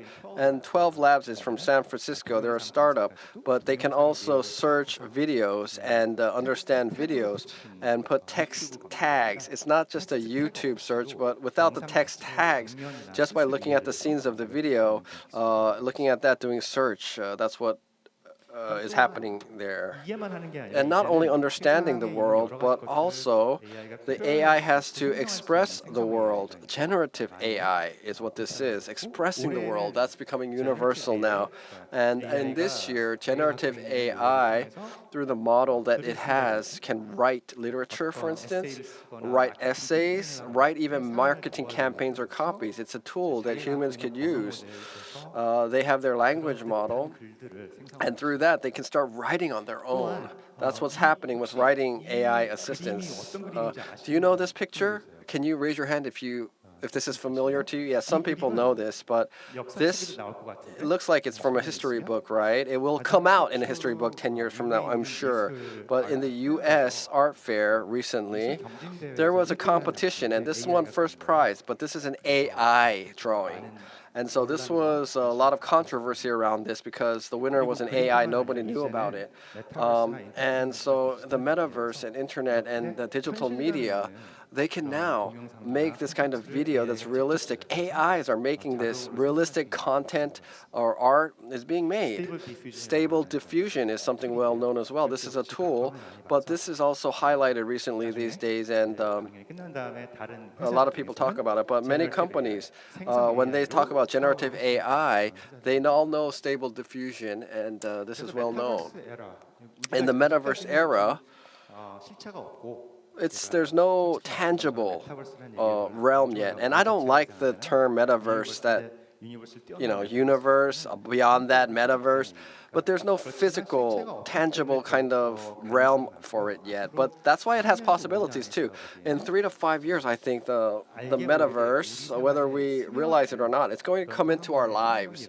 It's going to be revolutionary, actually, changing a lot of things. And so once AR or VR devices are more common, that is. But anyway, it connects the physical world and the digital world. But AI and 5G, 6G will be able to do that. So with high connectivity, fast data transfer, and AI, the people on the left here, these are people, but with AI technology, AI agent, and AI assistants they have, and so they could be their personal assistants. They can use that, or your avatar, or your human pet or human being in the digital world. This AI agent or AI assistant, you can live more conveniently in this kind of world, in the metaverse era. But on the right side, these are humans without AI, cannot trust the technology, or for some reason have concerns, or maybe just doesn't like to adopt technology itself. Those are humans without AI. There will be two different types of people, but the AI services will still be present for both users, and you have to capture both. If you want a service, whether you're a public entity or a private entity, you have to think about this. There's humans with AI, without AI. You have to provide services to both of these populations. You have services for humans with AI and also humans without AI. You have to kind of provide equal services to them as well. So in terms of AI services, there's going to be two types of users that you have to address. And on the left side, the AI users, the AI services, you can of course have conversation with humans, but the people on the left and the right, AI to AI communication can take place. So things can be resolved and taken care of when AI services talks to the AI assistant. So AI communication can take place, whether it's shopping, retail, media, food, travel, or security.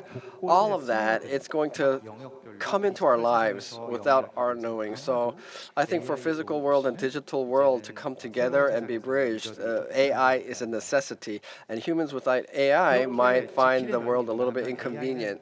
But there is a hide side, a dark side. Not only Jekyll, but there's hide as well to AI.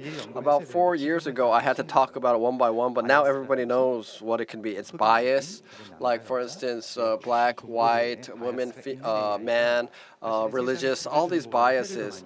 Biases can create harm and negative effects. But not only that kind of bias, but there's security issues as well. If the software is hacked, for instance, then there was a debugging software. But now, because machine learning based AI and AI services, if you start hacking that, it's like your brain is being paralyzed. So that can cause devastating results, detrimental. And of course, there's privacy issues as well, especially in the metaverse. That can be ever more true.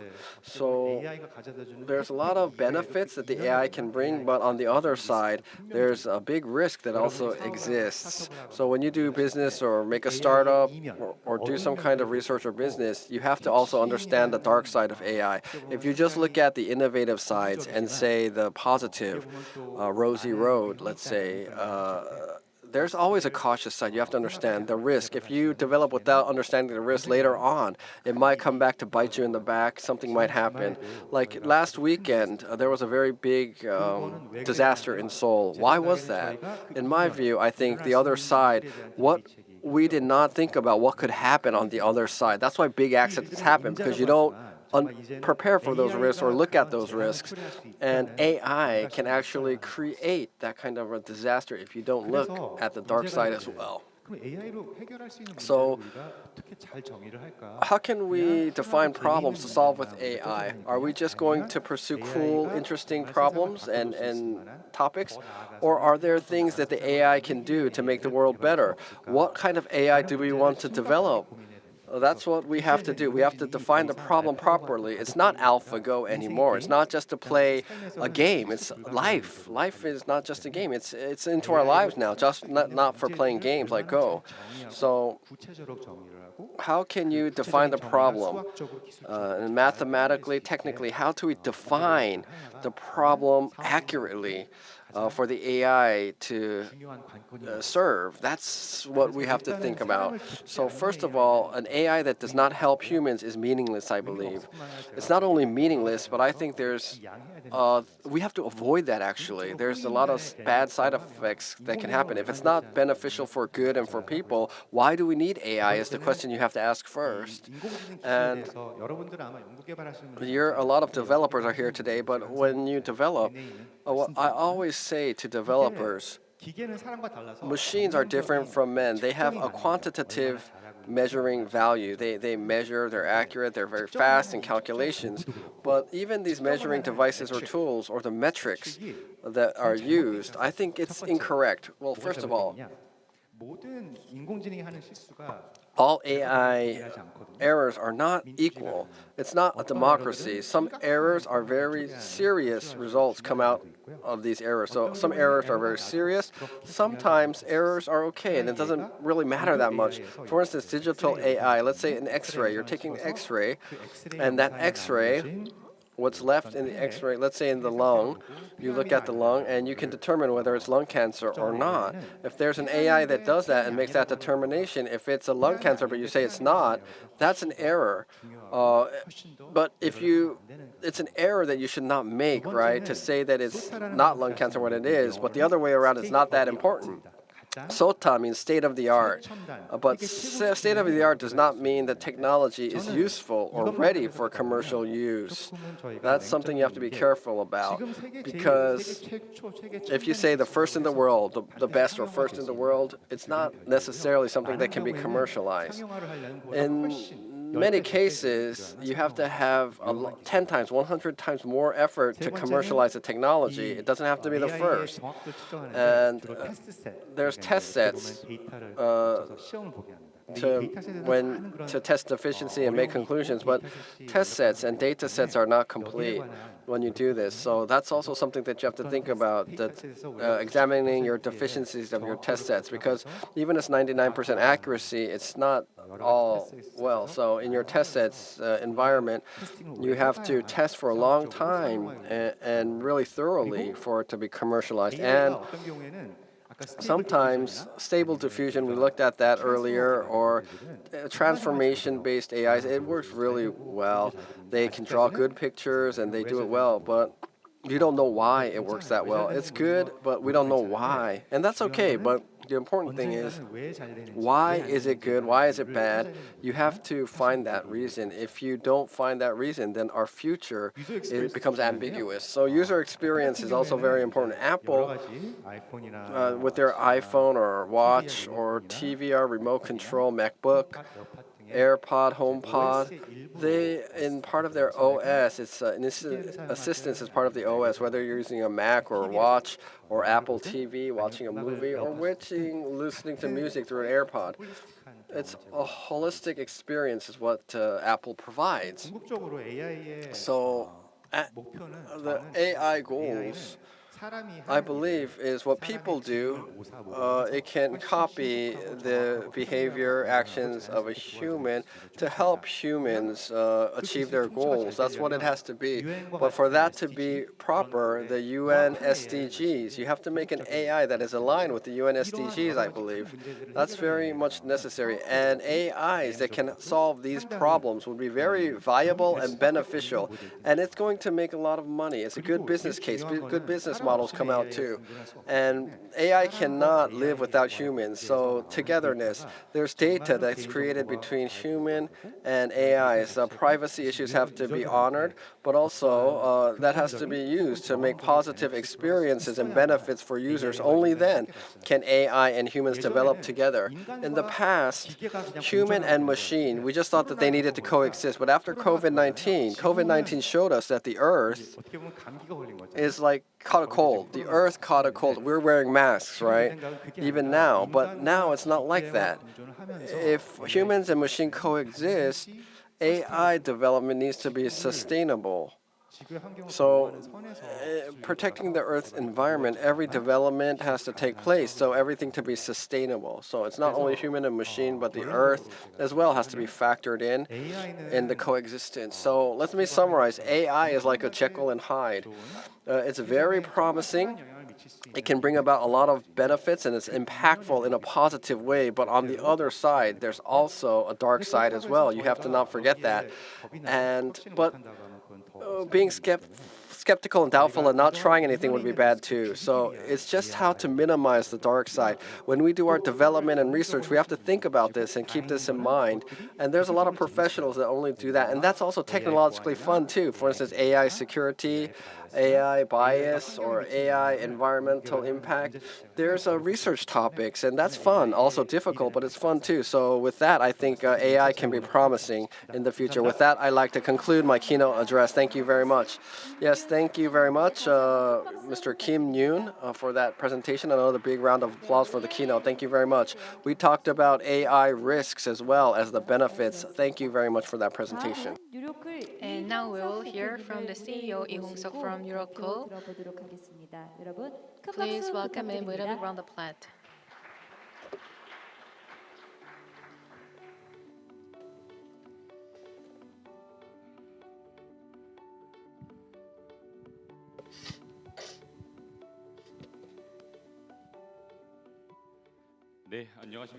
Hello, good afternoon. I am Lee Hong-seok from Eurocool.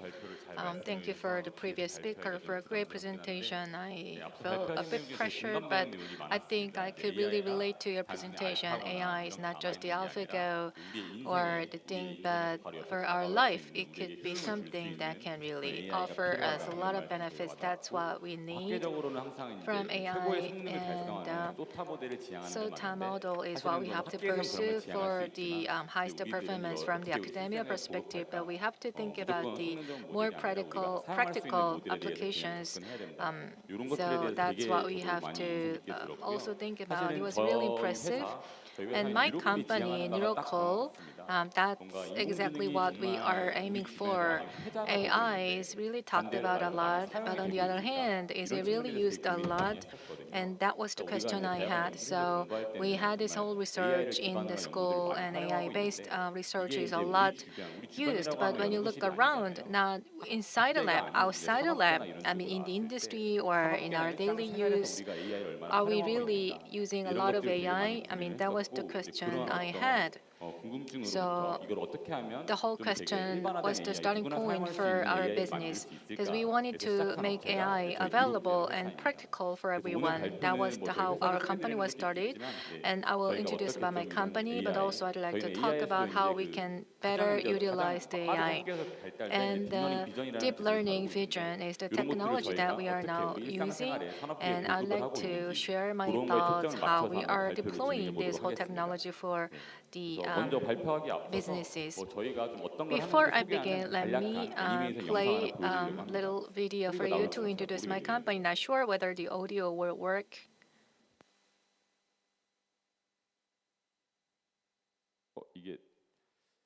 It didn't play, so who is not controlling the whole computer? Can you help me playing the video?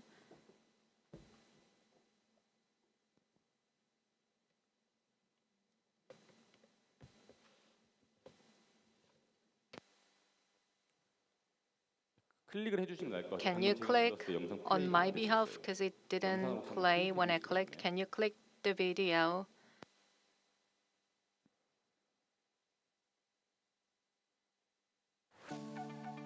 Have you ever wondered how CCTV can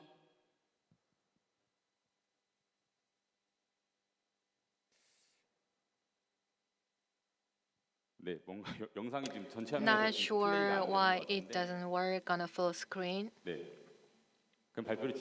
But let me go or continue with my presentation, because what we wanted to show from the video is the AI and the deep learning vision technology and how we can use it for our daily life. we wanted to show you some practical cases and use cases.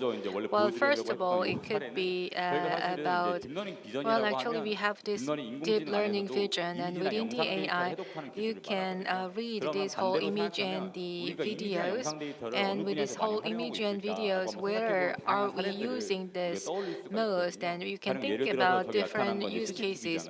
So security camera could be one thing, and it look into a lot of videos and images from roads, houses, and buildings. So security camera could be one big pool of the image data, and deep learning technologies applied a lot to the security cameras, and many startup companies from fashion or medical, you take these whole pictures and images of these MRI and other medical images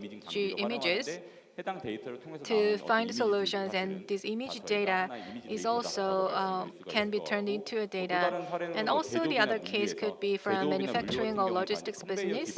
They have this conveyor belt-based automation process, and when they have this automation functionality, you can apply this deep learning technology to analyze this image data. So there are so many cases where you can apply this technology, not just for the industry, but also on Instagram or YouTube. You can analyze this image data with AI. And although we are not fully aware, all the Google services, they can filter out this harmful contents, and it's based on this whole image data analysis. So there are so many cases around us using this image or video data, and AI algorithms are in there. So that was what I wanted to show you with this video.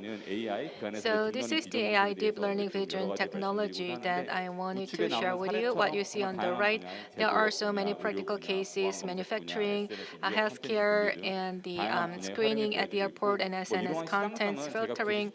So there's a huge marketability, and you don't need to look at this whole data or the numbers to see how the market is growing. As of 2021, it's in the USD, and we have a lot of, it's higher than that because of the higher exchange rate. So it was like a $10 billion, and by 2030, it will be like a $415 billion. So with this case, we can apply the AI to many cases around us. And to do that, we need a lot of experts who are capable of handling AI. So AI engineers, deep learning engineers, and deep learning researchers. Can we have good source of these researchers? Some of you might be from the graduate schools, and you may see your friends can handle or deal with this whole AI technologies, but as a whole, across the country, there are not many resources who are capable of handling these technologies, and we have a huge shortage of these resources. And you can see on the slide the problem. We want to adopt these AI technologies and implement the technologies, but it's not getting done because it's really hard to get the right resources who can work on these technologies, and that is the survey. And even though they want to learn about the AI, they find it really hard to learn because in our daily life, this is the challenge or barrier that we may have. So Neurocool is trying to tackle this challenge, and that's how we were created. So we thought about different solutions. Well, all the right answers could be learned from our history. So we try to learn from past cases. In 26 and 27, well, there's a machine learning, but in the industry or the practical use cases, it was in 2016, AlphaGo, and 2017 and 18 was when we started to see more of the AI. But let's go back to like the 1990s when you had this whole dot-com bubble. At the time, this whole internet was born. Before, we didn't have internet, and facsimile or this whole postal mail were the only tools for communication. And the computer science engineers, these whole engineers, what they did was to open up or create these websites.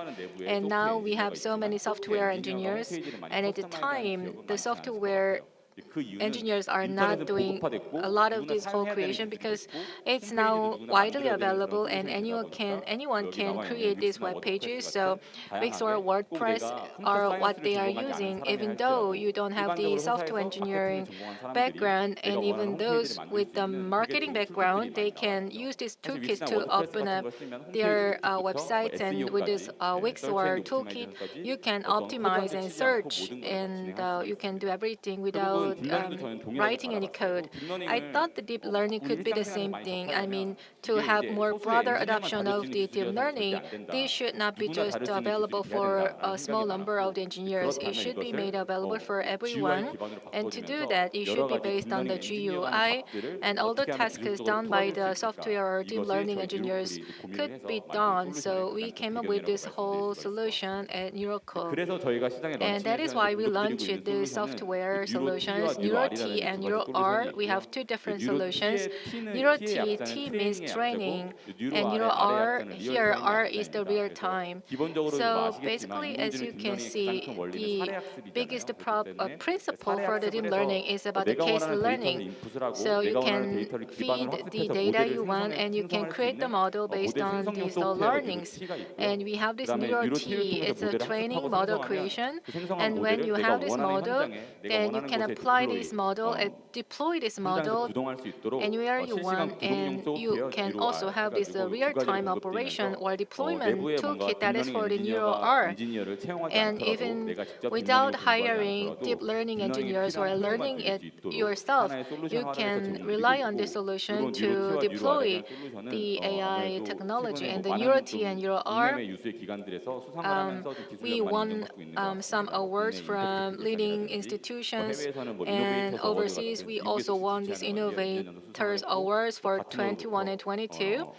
And also we were also recognized as the AI cool vendor, and we are getting to the market very fast. Maybe the video may not work this time too, so I will skip it. So the video, the second video will be about, we have this NeuroT based on the GUI, and non-engineers can use the technology. And I just wanted to show the flow of how to use this whole software, but I will skip it because it's hard to explain in words. So let's go to our products. It doesn't require any engineer, and without having knowledge, you can have these benefits with our software. First, you can run this deep learning project, and the other part is that you can save a lot of resources. You don't need to study the deep learning, or you don't need to hire the engineers yourself. And it's a standardized solution, and by purchasing our software, you can add the data and build and deploy this whole model, so you can save a lot of resources along the way. That is the biggest benefit. And this is what we have tried for to compare our projects. So a larger company, for the past 1 year, they had this run project, and with our solution, it is shortened to like only 1 month, and they can solve the problem within just 1 month. So you can minimize all the resources required, and you can deploy these deep learning resources, and we can help to advance this whole full adoption of the deep learning technology to a broader aspect of our life. There are so many different technologies, and now I want to highlight a few of them. When you deploy deep learning technology, the biggest challenge is the management of the data. It's really about case-by-case learning, and even if you don't have this refined data, then you will have like a garbage in and garbage out. So data quality should be high enough to have the right outcome. And there are different techniques, and one is the auto labeling, and you have to have this labeling to get the right answers, and there should be a lot of manpower, and a lot of errors might take place, and you can minimize the errors along the way, so you can have this auto labeling to address that issue. And when you move to this modeling side, and this is where we did a lot of R&D after we started the company. So if you have some researchers in the deep learning, or if you are trying to hire deep learning engineers, then what they do is to optimize the modeling. I mean, depending on the features of the data set, you have have to apply different models, and the hyperparameters are different for different models, and you have to optimize the whole process or the model. And our software can be used by non-experts, and we want to implement this whole model to broader segments. So our personnel was the non-experts or non-engineers. They don't know anything about the layers or nodes or structures or the running mate or these whole hyperparameters. They have no idea about this whole thing. And then when they are asked to optimize the model, they cannot do the job. So we wanted to help them to optimize and learn this optimal modeling, and we came up with this auto deep learning algorithm that is for optimization of the model. And when you use our algorithm, then from the architecture to like parameter to whole thing, you can optimize the whole processes, and the non-expert, even non-expert can learn and they can create an optimal model. That is the biggest benefit. And the last one is about application of the model. You have a good data management and learning, and that's not it.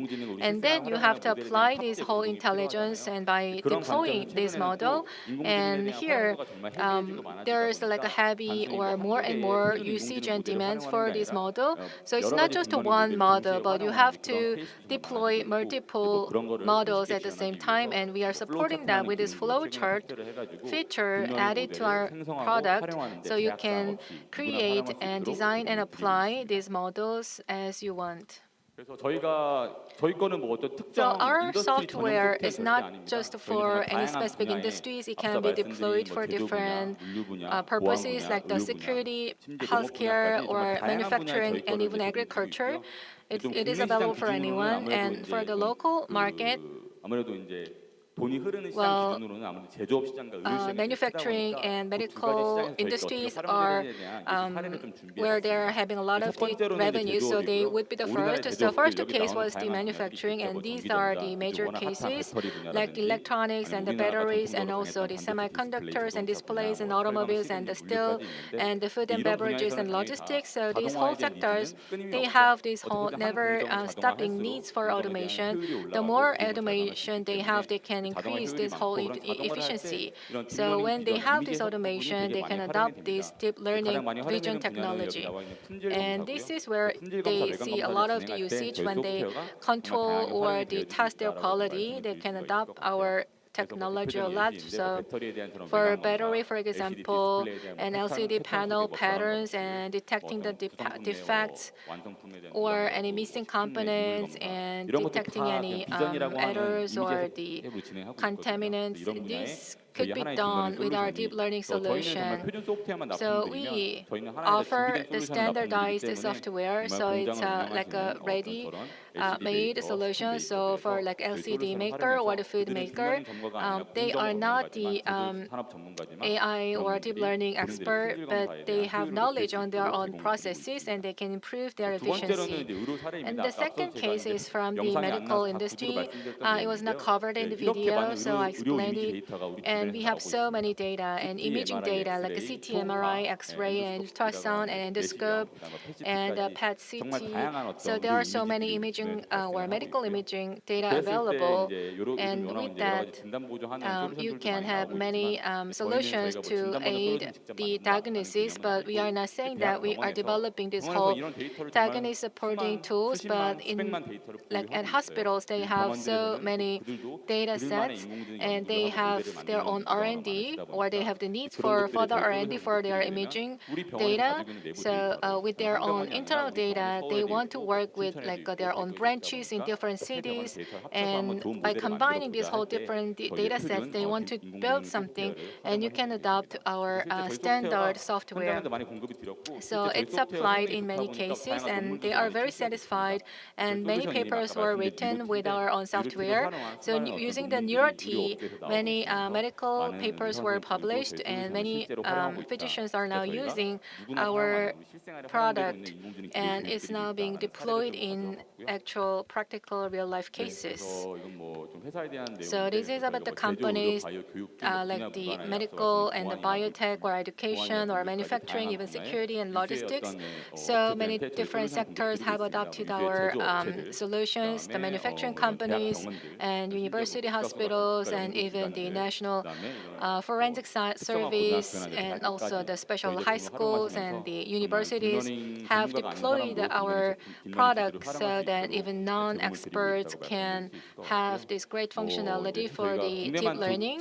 And it's not just for the local market because the demands are limitless and there are like many overseas partners who are the clients, and we are exporting our products to like 10 countries, 7 in Asia and 3 in Europe. So we have provided our products in 10 countries. So these are our end customers. Many leading companies are our customers, and we are offering our product, and we could see the needs and demands in overseas market, and we are proving that there is a need.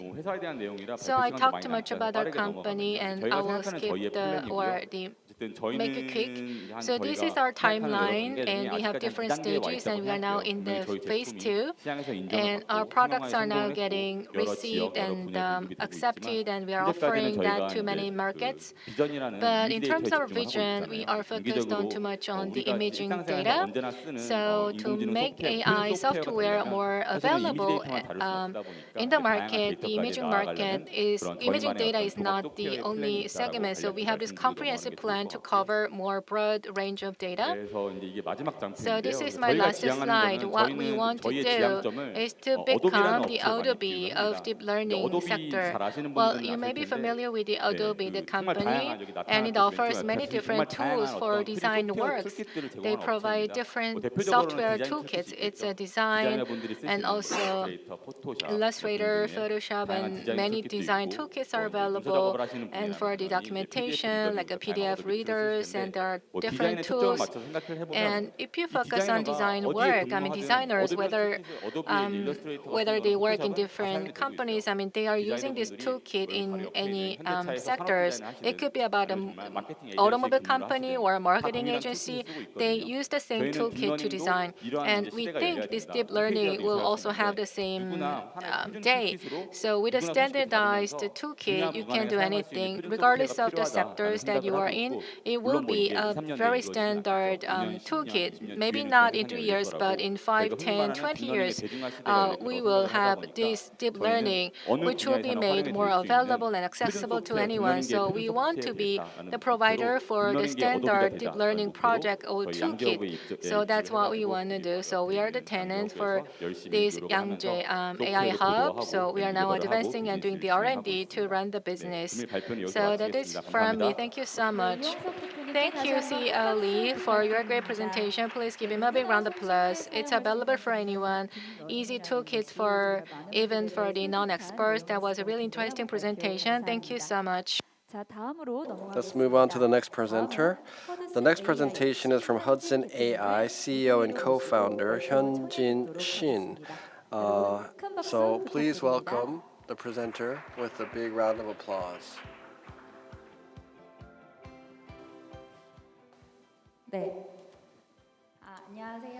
Good afternoon, everybody.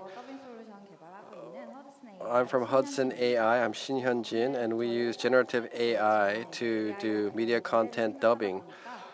Kim Yoon, partner, talked about generative AI earlier in his keynote lecture, and that's something that we're using as well.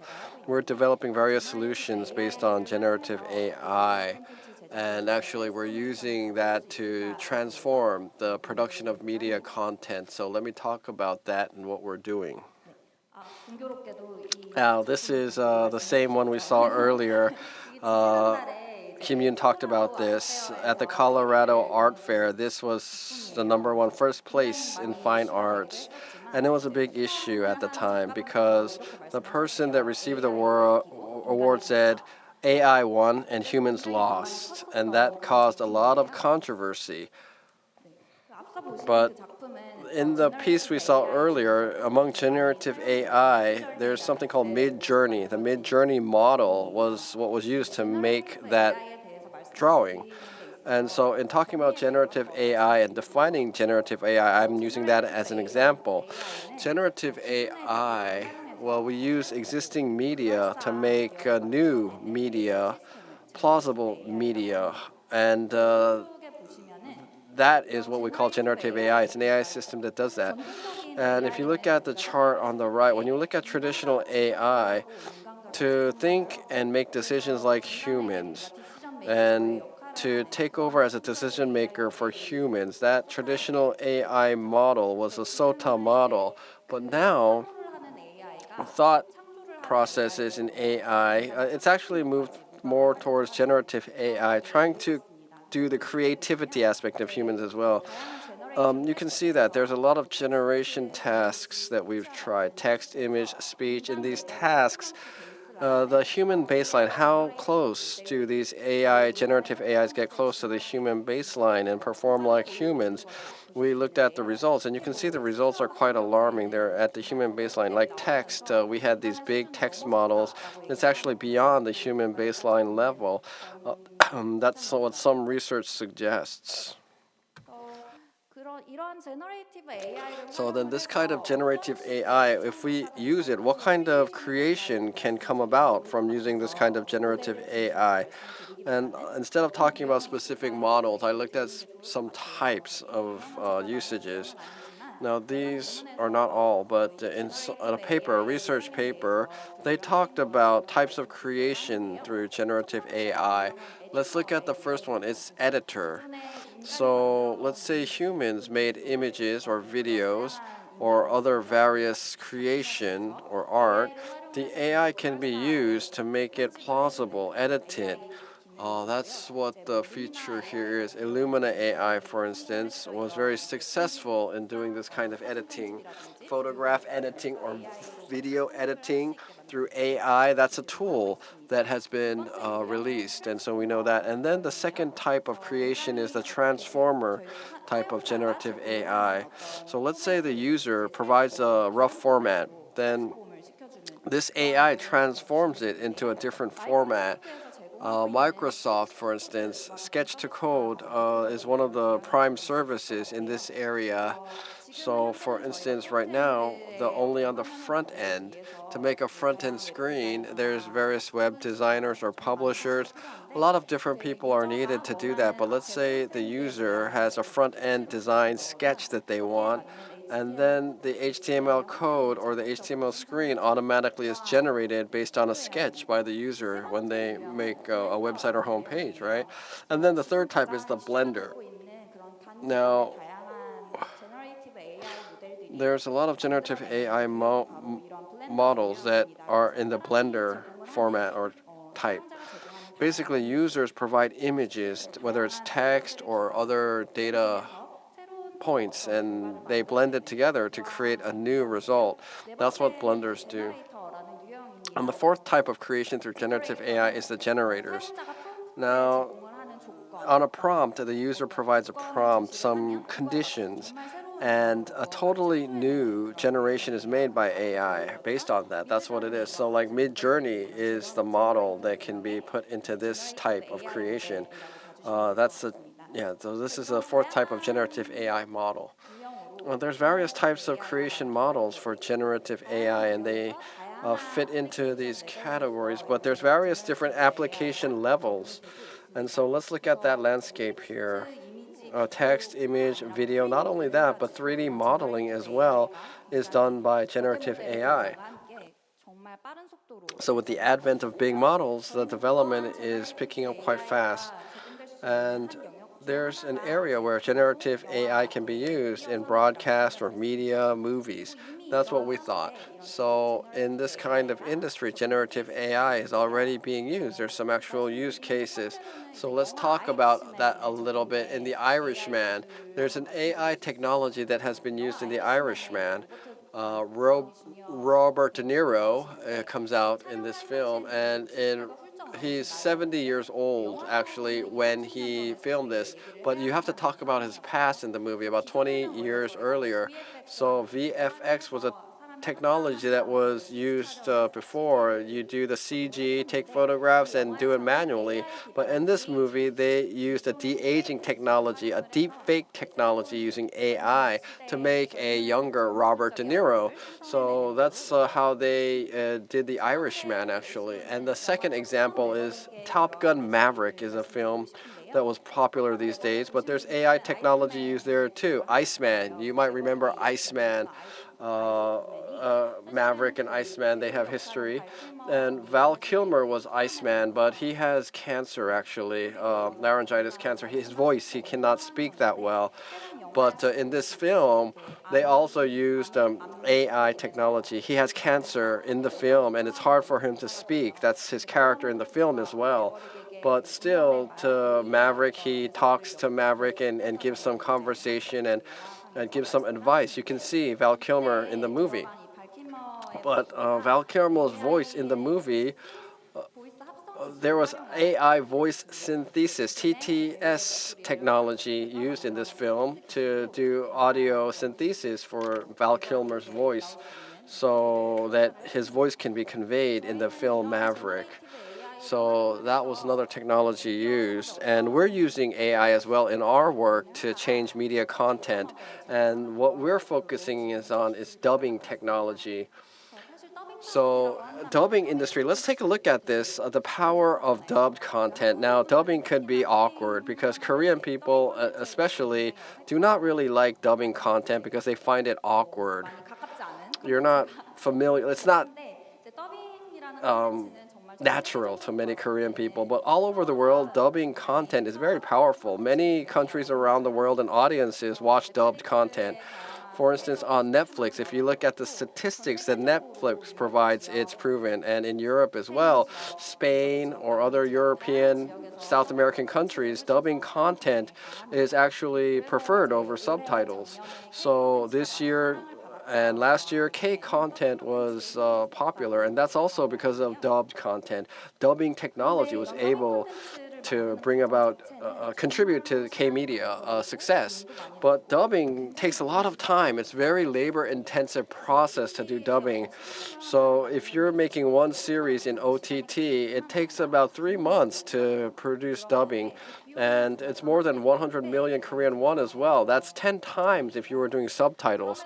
So despite that, like I told you, because audiences worldwide want dubbed content over subtitles, this kind of investment has to be made to make dubbed content. A lot of media companies are doing that, but these are the pain points that they face. First of all, it takes a lot of time to do translation.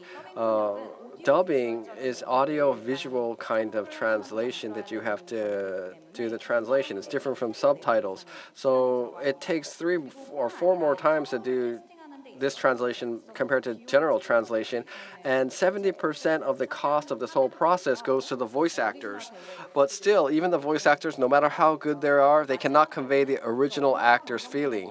And because the language changes, the lip sync can be imbalanced. Like for instance, you have a video that's speaking in Korean, but then you dub it into English, but the mouth does not match the language, and that's been very unnatural. I'm sure you've all experienced that before. So these are the issues. This is the pain points that media companies experience. So through generative AI, we wanted to address this issue. That's why we developed the model that we have. Our purpose is, even if the content language changes, we want the worldwide audience to experience the same thing, Japanese, English, or Korean. We wanted to make seamless dubbing content. That's where we use our AI development. So the AI stack that we develop are a total of 3. AI dubbing translation model is the first one. So the existing translation model was just to convey the message, let's say. But now for ours, we do it appropriately length. We translate appropriately to the original speech, to the same length. And then the second stack is AI voice conversion. We use the original voice of the original actor when we dub. through voice synthesis. And then the third stack is AI lip sync. Basically, like I said, it doesn't match sometimes what the person is saying in their lip. So we're developing a technology where it would lip sync automatically through AI technology. Let me show you through some examples of what we're doing. So AI dubbing translation, let me go over this first. Within the video, there's a length of the speaker, of the speech, and so we provide initial translation based on that to the same length. If you think about it, compared to the video, if the speech is too long, then it becomes awkward. So if, let's say, the original speech was 5 seconds, then whether it's Japanese, English, or translated to any other language for that matter, we want it to be, the translation to be 5 seconds, exactly the same as the original content. So that's what we're doing. The translation model previously did not consider this. Other models did not consider this, but we do. So for instance, if the original speech is 5 seconds, our translated length is also 5 seconds, exactly according to the video length. So that's what we do. Second is AI voice conversion. Now, TTS, you might know about that, and there's a lot of SOTA models for TTS, but in terms of acting, it was hard to apply this to acting because expressions or explosive expressions especially, that's hard to really convey. So we tried to use original voice to overcome TTS. If you make it into multi-languages, you want to use the original speaker's voice, and that's what we're doing. Basically, to understand better, I've prepared a short demo to demonstrate this. And in juvenile justice, Kim Hae-soo has a line, and in English and Japanese, we changed this. 누군가가 자신을 해야 한다고 믿는 망상표, 환청, 환시, 환취, 환촉. 統合失調症の症状は様々。誰かに狙われていると思い込む妄想、幻聴、幻視、幻臭、幻食。Schizophrenia manifests in many different ways. Some patients believe that someone's trying to hurt them. Others hear things, see things, smell things, and feel things. 이렇게 so like this, we study the voice of Kim Hae-soo. She's not a native speaker of the other languages, but we make as if though she naturally acts in that language, you see. And so she can actually act in various languages perhaps, but the AI really emulates her original voice. So there's Woo Young-woo, you know, this drama, the law drama, Woo Young-woo, attorney Woo Young-woo. There was a very popular script, and we thought maybe Gong-yu, the actor Gong-yu, can say the same thing. Let's listen to it. 기러기 토마토 스위스 인도인 별똥별 우영우. 네, 역삼요? 대사를 공유 씨가. Now this will be done by Gong-yu. 제 이름은 똑바로 읽어도 거꾸로 읽어도 우영우입니다. 기러기 토마토 스위스 인도인 별똥별 우영우. 역삼요? 네. 그래서 뭐 비단. So not only voice imitation, but this can be used in a very fun way for various media content. We think it has great potential. But Kim Yoon also mentioned in his keynote that ethically there could be some risk. So we have to really manage that properly and think about the ethical implications though. And then AI lip sync technology, I like to demonstrate this as well. Basically to users to make it more immersive, matching the lips and the speech. That's what we're doing. This is a billionaire in India. It's a Bollywood film, but it was in Hindu, this film. But in India, they speak English as well. So we dubbed it in English, Indian English. They do that a lot, actually. So let's look at the original first.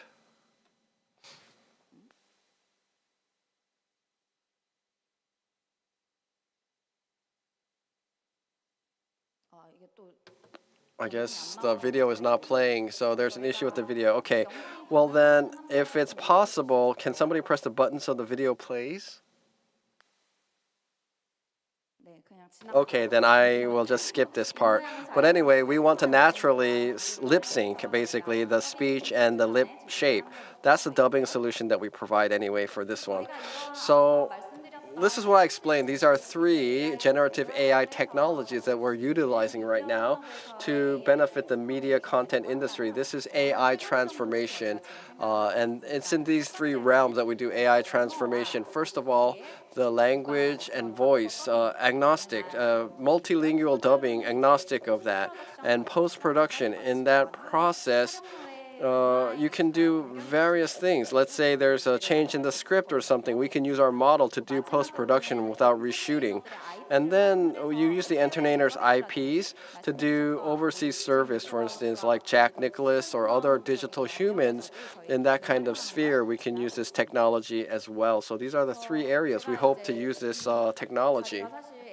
And this is about thinking about the future of AI. That's what my presentation was to be about. So I thought about it, generative AI's future. How would it pan out? And this was one kind of example that I thought of. Remember the Woo Young-woo script?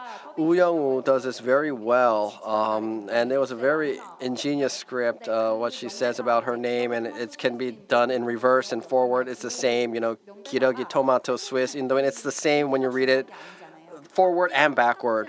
That's what it is all about. That's what the script is about. And to translate that into another language would be very tricky, right?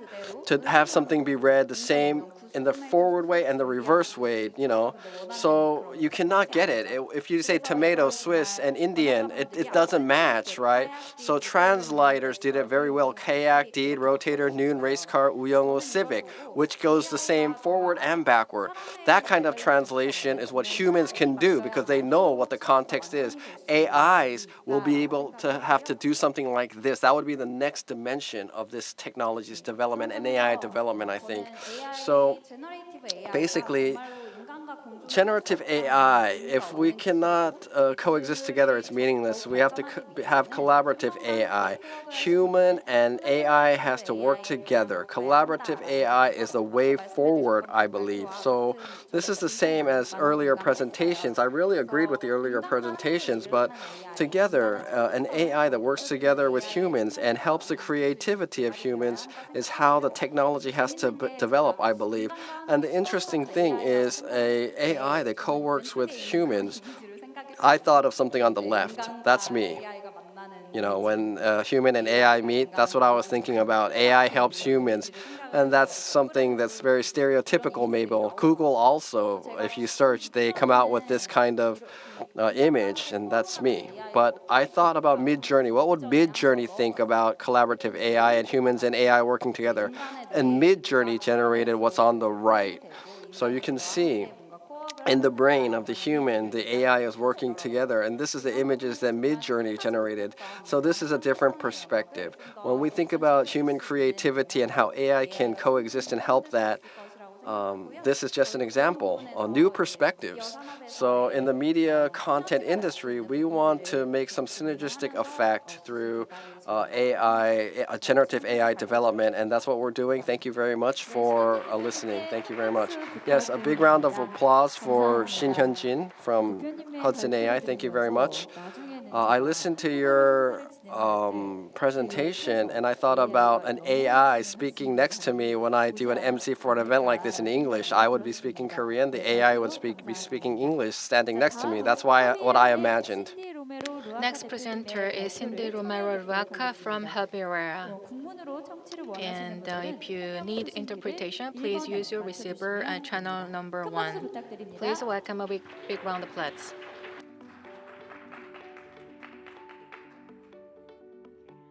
안녕하세요. Thank you. I'm Cindy, co-CEO of Urbia Era. Let me just test that before, because I know sometimes it doesn't work. Okay, it works. Perfect. So, do you know what that is? Soil. Yes, it is. But this is not just regular soil. This is a very special soil. So this small piece of soil can grow up to 150 cherry tomatoes, and it has 30% more productivity than regular soil. So, why indoor agriculture? So basically, one of the main challenges of humanity right now is food production. Since we will be 10 billion people by 2050, and that we're losing our arable lands over the last years by third in the last 40 years, basically agriculture is getting less and less reliable, which is why indoor agriculture is one of the solutions, but it still implies a lot of challenges. Basically, greenhouses and vertical farms can grow many crops, but still has very limited number of crops that can be grown. Also, all the requirements, the machinery, the equipments are very expensive, and they also require a lot of energy, of electricity as well. And other than that, also human labor is getting less and less rare, and less people want to work in indoor farms and in agriculture as well. So the productivity is key, and this is why we have developed the substrate. So after 3 years of research and development with the Canadian Research Centre, we've developed the substrate, and this is a very special soil because it is solid. And because the fact it is solid, we can already include the nutrients and the seeds into it. It is much more easily robotized as well and automated.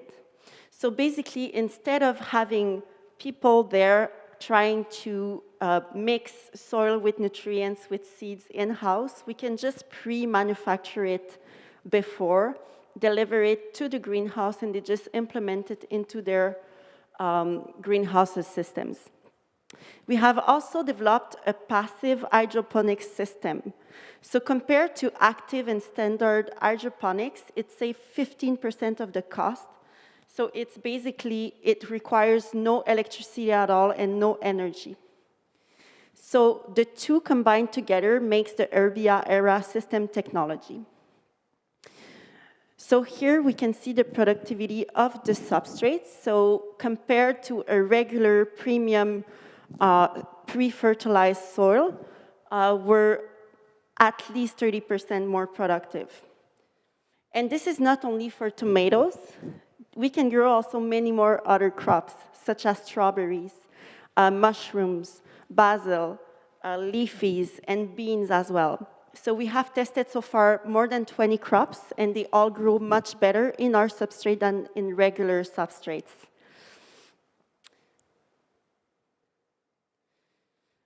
So basically, our solution answers to two different markets, the consumer markets and the industrial market. Why we're in South Korea right now, it's because per capita, South Korea has the most quantity of number of greenhouses per capita in the world. So our solution answers to indoor farming. So this is why we're here. And our solution is the growing medium, plus the passive hydroponic system.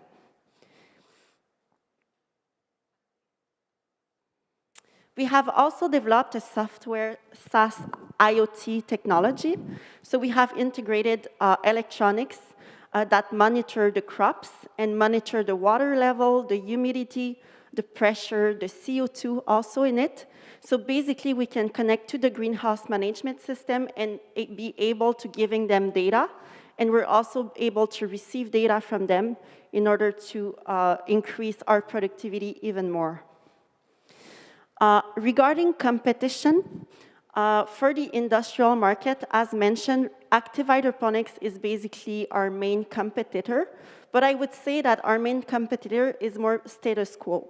Since indoor farming is already using certain type of systems and productivity is really important for them, in order for them to change the system, the substrate, we have to remain competitive, not only in terms of price, but also in terms of productivity. And our system, for the same cost, already includes the nutrients and the seeds. So basically, we are more productive for the same price. Regarding our history, we're a Canadian agtech, so we were founded in 2018. We have made many research and development with Canadian Research Centre, not only for the substrate, but also for the production process, for the integration of AI, of the IoT, and many more collaborations. We have never we never had the need to raise investment, private investment, because thanks to Quebec and Canadian government, we've received almost more than $1 million Canadian in order to develop our business and to get a product that can be marketed. So right now, as mentioned, we're in South Korea since 3 months now, since we're part of the K Startup Grand Challenge. So we're among 60 global startups now, and next week, we're gonna have the demo day. We hope that in the future, we will be able to have a manufacturing production capacity locally here in South Korea. And for that, what we're looking to do is to create collaborations with South Korean startups. So basically, we collaborate to create a new product that could be using our substrate and other infrastructure design of smart farms, and then deliver it to the end client. Another example of a collaboration we've done so far with a South Korean startup is that we have implemented our substrate with an AIoT smart farm management system. So they are able to monitor our productivity with their system. So basically, after our first pilot project with South Korean startups, we're looking to implement pilot projects into greenhouses, vertical farms, and then those same clients would become more larger industrial clients requesting more substrates. So this is our team. We have now incorporated our business here in South Korea and hired our first Korean employee, and we're truly happy about that. And back in Canada, we are a team of more than 15 people, engineers, marketing, etc. So I would be happy to discuss with you afterwards if you have any questions. We will be also here tomorrow at the booth. So 감사합니다. Thank you so much. And Cindy Romero from Abiara, thank you so much. And now we will move on to the panel talk with the 3 presenters and also the team leader Kang Jung-eun from Enlight Ventures to talk about how we can make AI for a better life and how we can make AI more fun and interesting. We will have the panel talk, and Cindy Romero Ruaka and Shin Hyun-jin from Hudson AI and Lee Hong-seok from Neuroco and Kang Jung-eun, the team leader, please come up to the stage. Please welcome them with a big round of applause.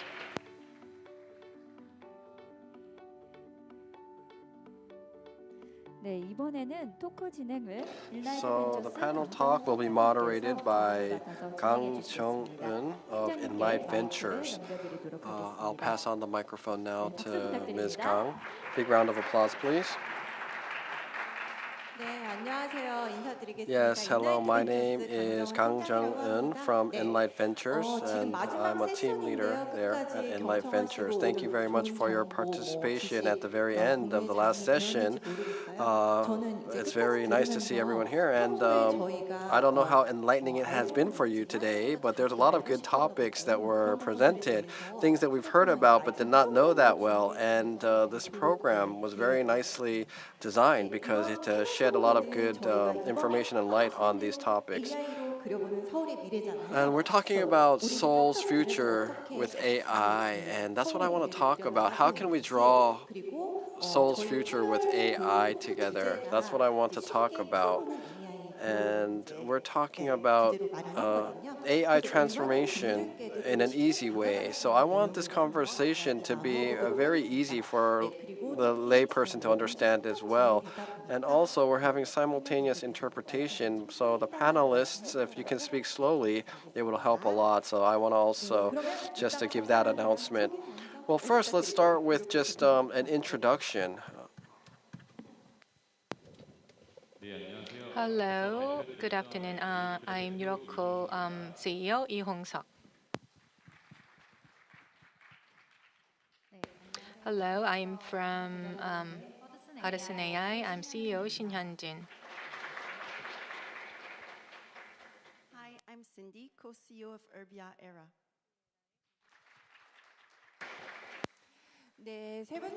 So with the three speakers, we'll have this discussion, but you've heard the presentations, and if I think of the common point amongst the presentations, it's with AI technology, we're bringing the barriers down so that general population can also experience AI. That's what I kind of felt with all three presentations.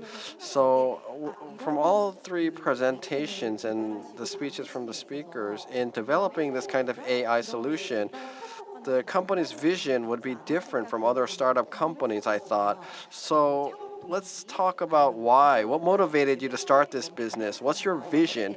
Talk a little bit about the company's vision and how it was established. Can we go through that?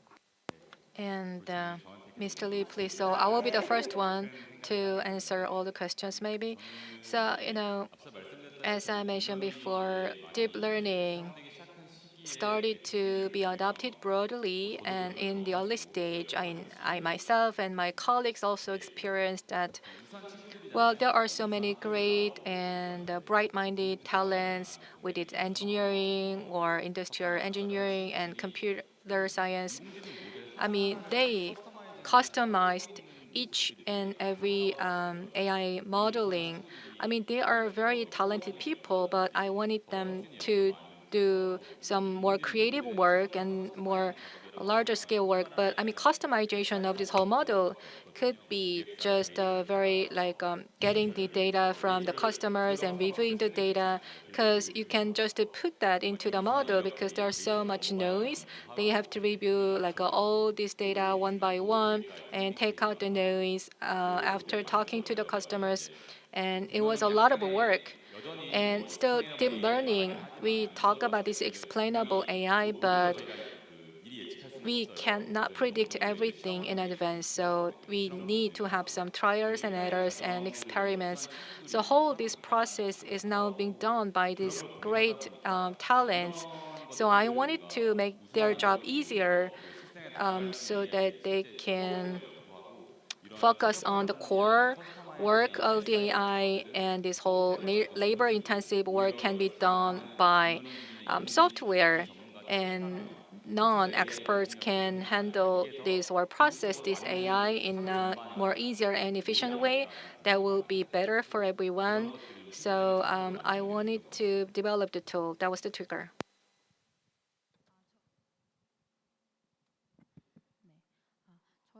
So for us, I showed you actually in my presentation through AI technology, we want to bring down the barriers of language so that the audience all around the world can share the same content. That's basically our solution and what we want to do. And when we talk about AI technology, it can be used in various fields, of course. And what we're developing right now, voice synthesis or translation and dubbing, this one is more for B2B. So we go to the content makers, the film companies, and so forth. But ultimately, the user is audience all over the world. So we do feel responsibility because of that, and we want to improve our quality a lot because we know that the end user is the audience of these films. But dubbing itself, in the advanced nations like America or Europe, a lot of people like dubbing there actually. So dubbed content. So in Thailand, Vietnam, Russia, in Asia, or Russia is also where dubbing content is viewed a lot, although it's not Asia. I know Russia's not Asia, but why is that? Because subtitles sometimes it's half the screen. You're actually not watching the film, but you're reading subtitles the whole time. That's why in these cultures, it also costs a lot, the dubbing, but that's why they need it. And dubbing content quality is very low because it costs a lot and they don't want to invest that much in the dubbing. But we know the need for good quality dubbing content, and with affordable, we want to make this an affordable solution so that filmmakers can use this so that audiences all over the world can experience like the original content in their language. That's what we want to do. We want to bring that benefit to audiences. We've only been born recently. Our company was established not too long ago, so we have a far way to go, I know, but that's the vision we have, and with that vision, we want to benefit the audiences all over the world so that they can enjoy original content in their own language. Hi. So for Urbia Era, why did we decide to develop a product to simplify and optimize indoor growing? Basically, at first, the market that was aimed to was the B2C market. So we wanted to make things easier for people at home to grow plants. So that's why we basically developed a recipe that already included the nutrients and the seeds. And combining it with the passive hydroponics system would make things much more easier for people to grow plants at home, because the only thing they would need to do is to pour water into the tank and just pour more water after maybe a month. And then the plant would have already everything it requires to grow as a healthy and mature plant. Afterwards, after the first success of the substrate for consumers, then we saw the potential of the market for the B2B, and that's when we started aiming for greenhouses, for vertical farms, but also for containers growing vegetables and fruits.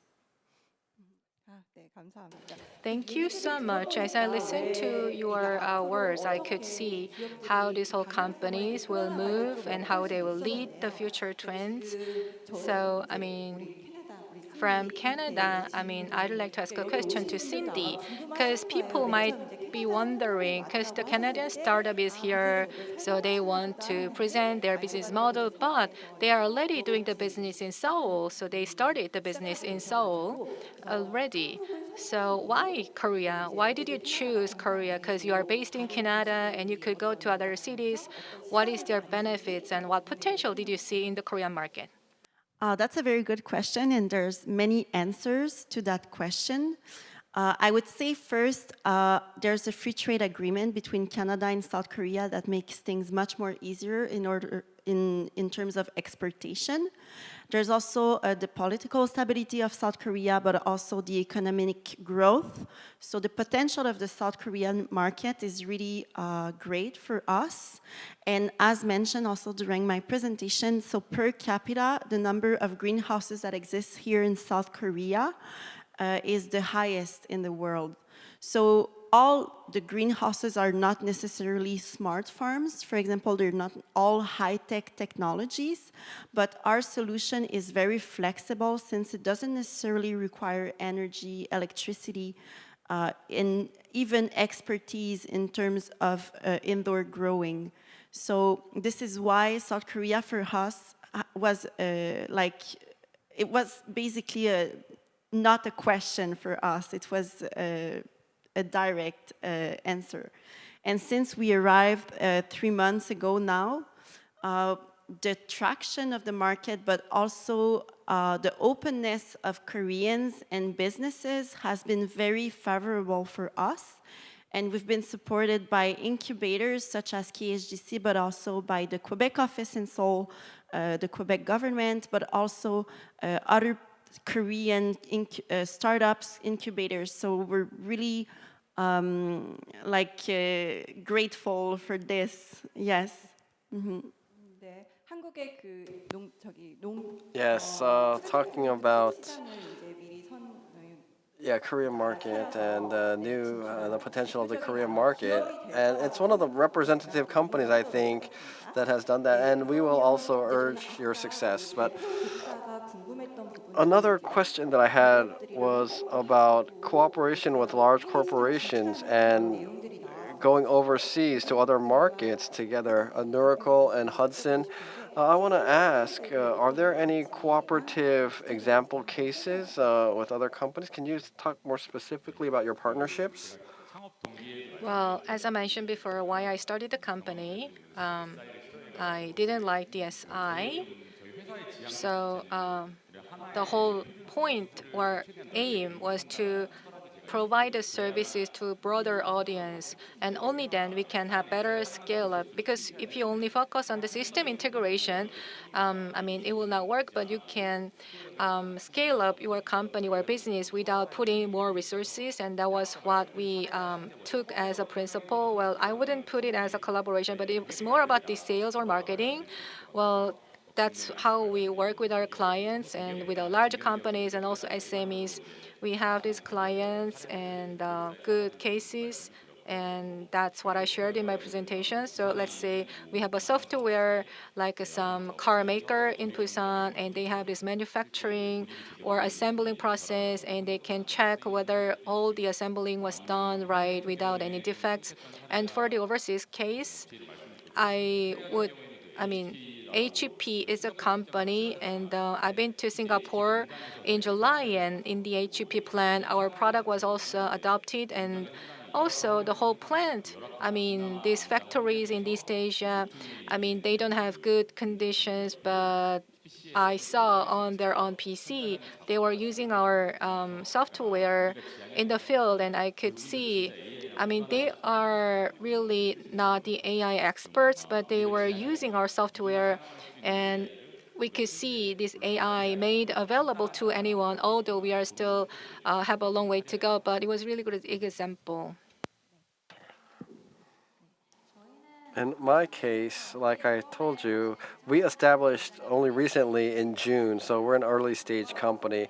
But despite that, we have worked with a lot of media companies. They're sending us love calls, and so I can't talk about their names specifically, but they're distributors and filmmakers and IPTV operators. And so we're using this kind of AI dubbing, and we're doing feasibility studies and cooperative projects together.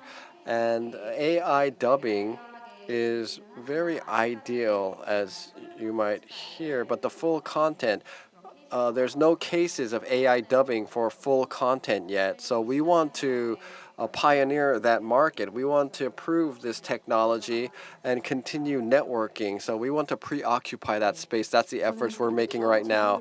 And the next question that I'm thinking about is, well, we're talking about AI transformation in this session, but in terms of AI transformation, the definition might be different a few years back and now because the level of AI technology has matured greatly. It's different. So from each company, when we talk about the level of AI transformation, when you talk with your customers or so forth, what have you felt?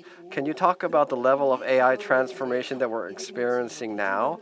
And for instance, there's a lot of different companies that want to do AI transformation, but it's hard for them to start AI transformation. Can you give some advice to companies around that as well? Okay, me first, again. So, for sure, as we run the business and work in the field, the whole AI is now being adopted. So my company, we are a startup and we are a young company, and we are like over 3 years old. So some people say we are old startup, but anyway, in the market, as we have witnessed a lot of things in the market for 3 years. 3 years ago, AI deployment, the number of the companies who want to adopt the AI, it was only for large companies, but now small and medium-sized companies really getting to us to how to improve their productivity and efficiency. So smaller companies also interested. But of course, the larger companies, they have better infrastructure and better resources, and the smaller companies don't have this whole foundation or infrastructure, so it takes some time for them to broadly adopt the AI, and this whole infrastructure cannot be built on their own or alone. And we have to support these smaller companies to get this whole foundation or the infrastructure. So the AI transformation will be or is now getting adopted from top to bottom. For me, AI transformation, of course, media companies also want to incorporate AI transformation. And so, like dubbing technology like ours, or is this an AI voice? People are developing technologies that are remarkable. A lot of AI transformation has taken place, I believe, and the level is up. But based on the experience that I felt in the market before I built this business, well, I was an AI developer at a big company, but what I felt, the pain point was this. For instance, we listened to people in the field and we tried to model AI models that people want, but people in the field the way they approach AI transformation, it was difficult for them. I felt that they could not grasp it.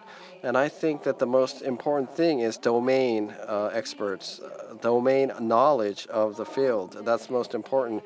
If there's an issue, how can we use AI and achieve AI transformation to resolve an issue? What is needed? That's what has to be thought through. And even if a great AI modeler comes, they can solve this. People in the field have to do that, identify it. If you feel you have to do AI transformation, why is that? What do you want to solve? You have to define that first. And what kind of data do we need to resolve that? Then you talk with AI experts and get consultation to resolve that issue. That's the process that has to take place. And domain experts are very important in that process. And so you collaborate a lot with domain experts. I think that's what you need to do. That's what I would give advice to companies. I think that AI already is transforming our daily lives. As for agriculture, traditionally, it's a sector that is more traditional. So I would say that we can see, for example, in South Korea, that farmlands are decreasing since the last 5 years. So the amount of land is decreasing, but the amount of smart farms is increasing. So I think that the need of implementing AI to have a better productivity is essential. So for Urbia Era, for example, all of our software management system, our IoT system and our SaaS has the capacity to gather, to monitor data. And when we will have many more projects with farms to grow crops, we will have a better vision of what the crop needs to have a better productivity and to be more and more precise in terms of crops. And not only for tomatoes, but tomatoes need something very different from cucumbers, for example. So I think that by implementing it since the beginning and by collaborating also with other experts makes a product that is stronger in order to solve many challenges that are already impacting our lives. Thank you very much for that. I want to ask a question to Hudson AI, actually. Among the presentation, you said Korean people like subtitles instead of dubbed content, but overseas, you see that dubbed content is more favored over subtitles. And that's why you do this business. But can you explain that a little bit more? Why is that? Well, it's statistics. Just simple statistics show you that Korean people watch more subtitles. Korean people, 90% prefer subtitles. All of the content that comes into Korea, dubbed content, is only like old content, 70s, 80s, like dramas overseas. But apart from like children's content, there's no dubbed content really in Korea. People don't watch dubbed content. But that's also because of the excellence of the Korean language, I would like to say, because Korean language, it's very concise and each letter or word can be impactful. So you can make short sentences, really. By just using a few words, you can convey messages. So that's why subtitles are easy in Korean. Our Korean language, you can make subtitles very concisely and get the message across. But other languages are not like that, like Latin languages or Southeast Asian languages. It's not like that, the language. It's more long, let's say. If you make subtitles, it becomes very wordy. That's why it's like half of the screen is subtitles sometimes. If it's like that, you can't watch the movie. You're not there to read the movie. You're there to watch it. But then people start to read the movie. And because of that inconvenience in other countries, that's why they prefer dubbed content. And so that's why dubbing is such an important technology for those countries. Okay, thank you very much. So I just knew it vaguely, but now listening from you, now I understand why it's the case. Okay, thank you very much for that explanation. And to Nuracle, I want to ask a question. Just it came up to my mind, so it's okay if I ask a question. Yes. So Nuracle, you want to be an Adobe on the field to be like a standard software, but you still would need to have like experts in your own company. because many companies are now fighting for talents and they're struggling with this whole labor cost. So how are you handling this issue? Right, that is the biggest challenge. I don't have any answer for that for now, but there could be many ways. Well, we have to hire good people, and for that we have to have create the clear vision for the company. And I think I try to put lots of resources to attract good talents and some students who want to join the job market. I try to get ahead of the others to contact them and get them on board on my company. So yes, we have to work hard to recruit these great people. It's really important. And on the other side, well, the AI and the learning, we are seeing like a bigger and bigger community. So people who have like a short learning curve, and if you have like a mathematics background, we can grow together. But still, you have to these two basic requirements. I mean, you have, even though you don't have these doctor degrees, if you can learn fast and if you have some background, then we can grow together. I mean, we can hire juniors, but we can expect them to grow together with the company. And we also had some experiences on that, so that's what I'm doing to attract good talents. Thank you so much. So what about the Hudson AI? So you're the co-founder actually at Hudson AI, and I think everybody has the same background. That's why you're not hiring right now, I believe, because you have colleagues. But how are you planning this kind of hiring process? No, that's not the case. We have to hire as well. We need to hire and recruit because our AI model uses various stacks, and each AI model or stack has to be developed, and we need a lot of developers and workers actually. So we need to hire too, but. It's hard staffing. Even if you pay a lot and your compensation level is high, they come because of the vision of the company, really. It's not just because of the payment and compensation. Even if we provide huge compensations, it's a startup that's only been around for a few months, right, in this difficult economy. So they would not change their jobs to come here, even if there's a high compensation, because of the insecurity. So we have to communicate out there our vision, and we want to recruit people that share that vision. And I think that's what all startups are kind of concerned about. It's the dilemma. We want to recruit, and there could be academia industry cooperation that can help in that. There could be support programs where we can recruit easily. It would be nice. And just like what Nuracle said, we want that too. We have a lot of dilemmas around that, and it's a lot of our time and effort is put into that in recruiting and hiring. So if there's some people out there that share the same vision as us, please contact me. Okay, thank you very much. So I think that's it. Like in the past, AI startups, there's a lot of AI startups now. There's a lot of good companies out there, a lot of good startups. So staffing and recruitment is also very difficult now. I think a lot of people have choices, and so the company vision is very important in recruiting, I think, yes. So let's go to the next question then. And for each area, the questions are a little bit different, but now AI all of a sudden has grown rapidly in the last few years, and we did not imagine this actually. 3 or 5 years or 10 years from now, there would be drastic changes, I believe. But in each sector or industry, we might be able to imagine certain changes, right? But each company, to achieve that goal, what kind of preparations are you making in your fields to, like business models? What are you preparing for that next drastic change, let's say? So all the questions are getting trickier and harder to answer.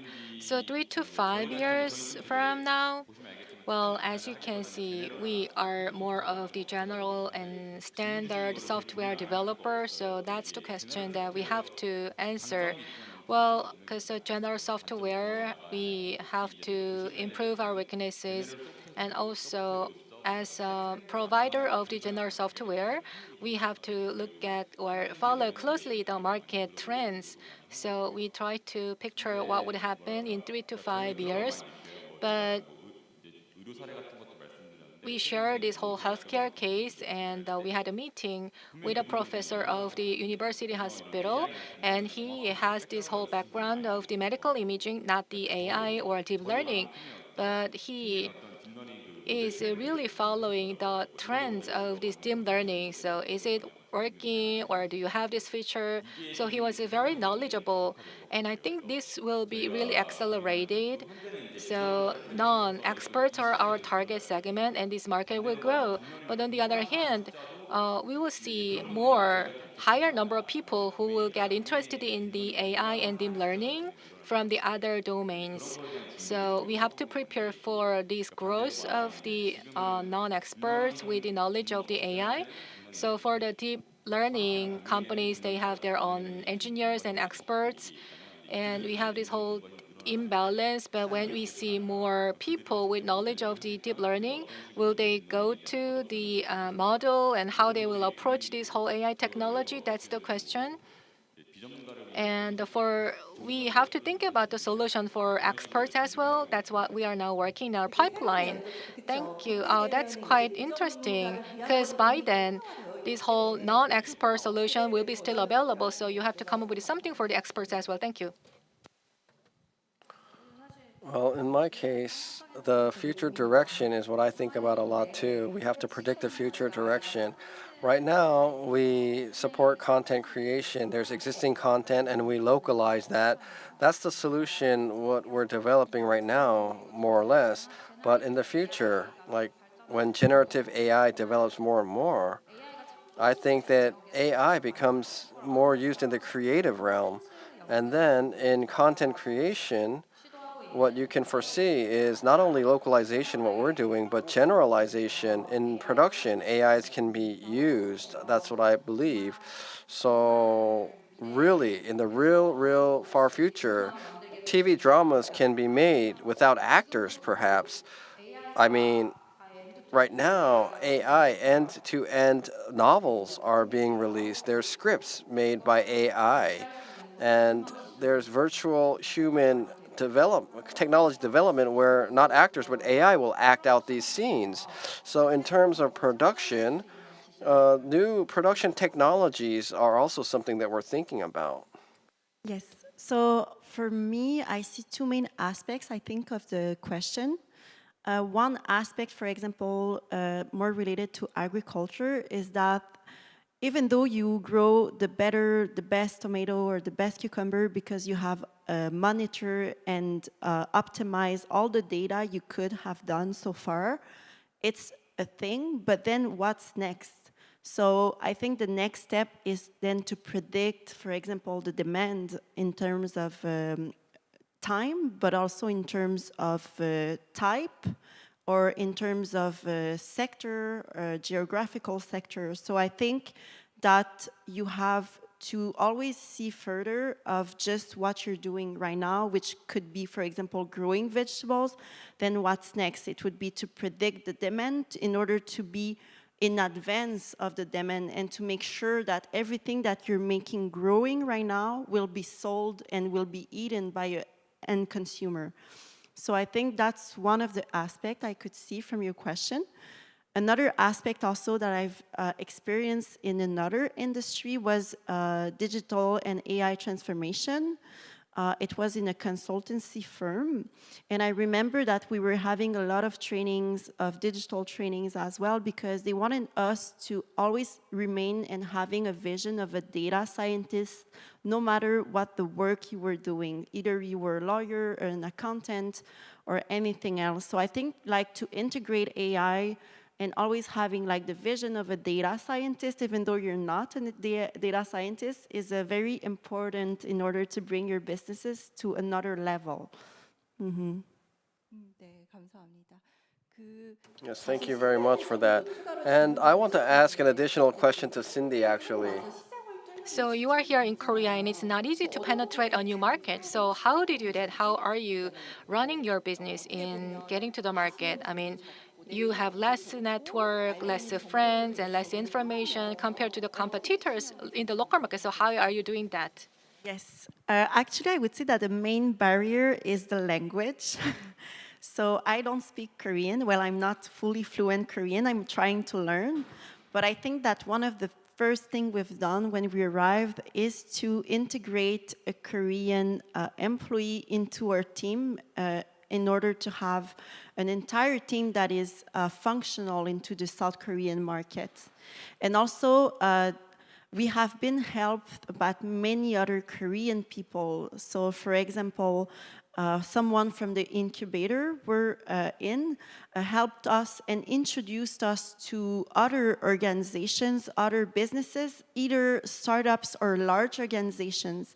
And I think that when you have that reference from someone who's local makes a huge difference after between the collaboration. So, and also same pattern, I would say, like we're very close of the government back in Canada and Quebec, but here that was our first thought as well, to collaborate with the Quebec government in Seoul. And same thing, like we've been invited to so many events, expos, and we've been meeting so many people, and to have that just introduction to the Korean market makes a real difference. Mm-hmm. Thank you. So in Seoul, I mean, even this event, and we have this whole AI Yangjae Hub Center, it's a supporting agency, so you will get a lot of help from this Yangjae Hub Center, right? I hope so. Thank you so much. And also recently, I saw a news article. Seoul as a city is in the top 10 as a good country or city to do startup. And Seoul has become one of our primary AI sites as well. As a startup, you might feel differently about the support you're getting from Seoul or whatnot. I mean, the people that made this slogan today for this conference as well, I mean, what Seoul City provides as support and what you need might be different. For Seoul to become an AI supportive city, what elements do you need? Can you talk about that? What you need from Seoul as support? Well, we are a tenant of this Yangjae Hub Center for like already 2 years.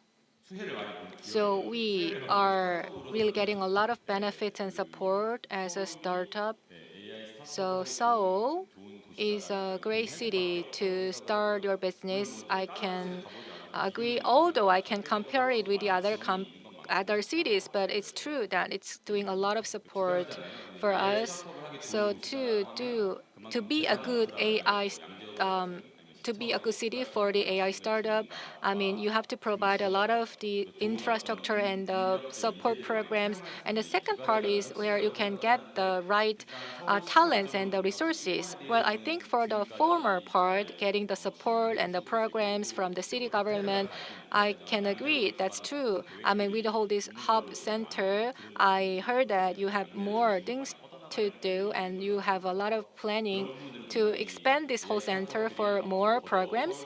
This will make Seoul a better city and convince the startups to more business. But in terms of the talents, I'm not sure whether it's a good place to get the right resources.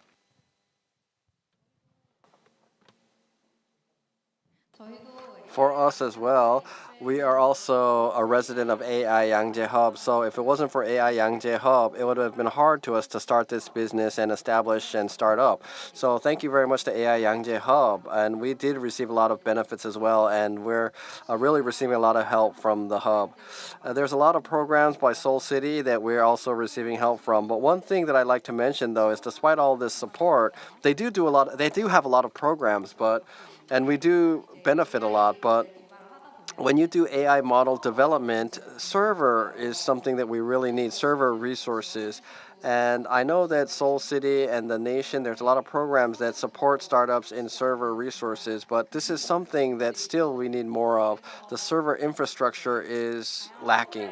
And so I know there's a lot of programs that you are starting, but these are the pain points. For each company, you have to customize some kind of support. Let's say this company needs more server resources, so you have to provide more server support there, or maybe space requirement is needed for another company, then you provide some space. So customizing the support for different startups would be a good idea, I think. About SEOUL, right? Just to make sure. Yes, okay, perfect. So for us, since we're very new in South Korea, I would say that so far, I think one of the main things that we've done since we arrived is to incorporate as a South Korean entity. Because we knew that afterwards, when we would have more sales here in South Korea and have proved the traction, we would be able also to benefit from Korean programs and SEOUL programs as well. So basically, this is, I would say, one of the strategy we had. Then in terms, I would say, I could talk about incubator programs here in South Korea. We have received many help from, for example, the KSGC program in order for us to incorporate it, but also to have IP here in South Korea. So right now we're sharing the IP with the Canadian headquarters and the South Korean entity. So basically, for example, they paid for the IP lawyer's fee, which is really great. So if I could maybe translate like what happened for us in Quebec that maybe would probably happen here in South Korea is that we would have never been so far in our marketing, like in our commercialization, in our R&D, and even in our hiring without the help of governments, government funds, but also experts that they provide to us. Mm-hmm. Right. So as I listen to that, the whole resources, budget, and because the AI is something that you can't do it alone because it's a large scale and infrastructure. These are what you would expect more from the government. We are running out of time, only 2 minutes left. So we will have the last question. So, well, we have like a top 100 AI startup companies and the unicorn companies, and many of them are the AI companies. And we have many of them, but moving forward, there might be many people who want to start their own AI companies. So as a person who were before them, do you have any advice? Well, I'm not the right position to give any advice to anyone, but based on my experiences, well, we will see more and more AI startups, and they have a great expertise, great technologies, but with great resources. But the key to success is to have the right marketability, and it should be something that the market wants and the consumer wants. It should not be just the perfect technology for yourself, your favorite technology. It will not be enough. So to start your own business, you should think about the marketability, whether that's the market needs. And you have to tap into the market and test the idea whether it will work in the market. And then you can have less pivoting and you can grow fast. And that would be my advice, if I may, to anyone. Yes, I'm not in the position to give advice either. I'm a startup scene newbie as well. We are so recently established. But just to talk about what I've gone through, just like Nuracle CEO said, you have to think about the commercialization and how the product market fit is. Basically, our product, does it fit well with the market? You have to think about that when you start a business. And so I've also asked a lot of people that I know for advice and help. And one person that I know told me this: you can't look 10 years into the future to commercialize a technology. If it's something that you can commercialize 10 years from now, then don't do it. That's not right. For an AI company to be successful, it's just one step ahead. Make a technology that is just one step ahead of the market. That's what can succeed, this person said. And I agreed with that. So that's what you have to focus on. We think a lot about PMF, product market fit. Right now, we look at that. And that's what you have to think about too. Thank you very much. So maybe quickly, as they already mentioned, I think it's really important to have product market fit. but also to accelerate as much as possible, because I think the opportunity you can have and the footprint you can have over the market when you have a product, a good product, will the quick, like the fastness you can go on the market will really make a huge difference. Because just over a few months, over a year or 2 years, if you don't have the capacity to deliver as much as you could on a demanding market, will obviously make a big impact in 10 years, 5 years. And I think that for that is just to be able to have a strategy and to make sure you attain your milestones and your goals, and always have the end results in mind. So I think that is very important in order to make your actions today much more impactful for what they could bring tomorrow. Thank you. As I listen to your comments, doing the quick action and marketability and the product market fit. So these three are really keywords. And although it was quick, but I think your comments will be really appreciated for the potential startup leaders. So time is up for now. So I think we have to close.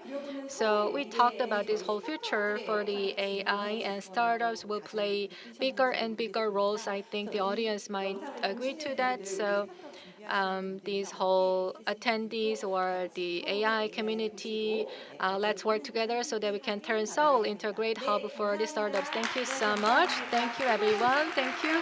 So the panelist and also the moderator, team leader Kang Jung, thank you so much. Thank you. So thank you very much for that session. And now, let's go to the 1-minute speeches of the company promotion zone companies. There's 9 companies here.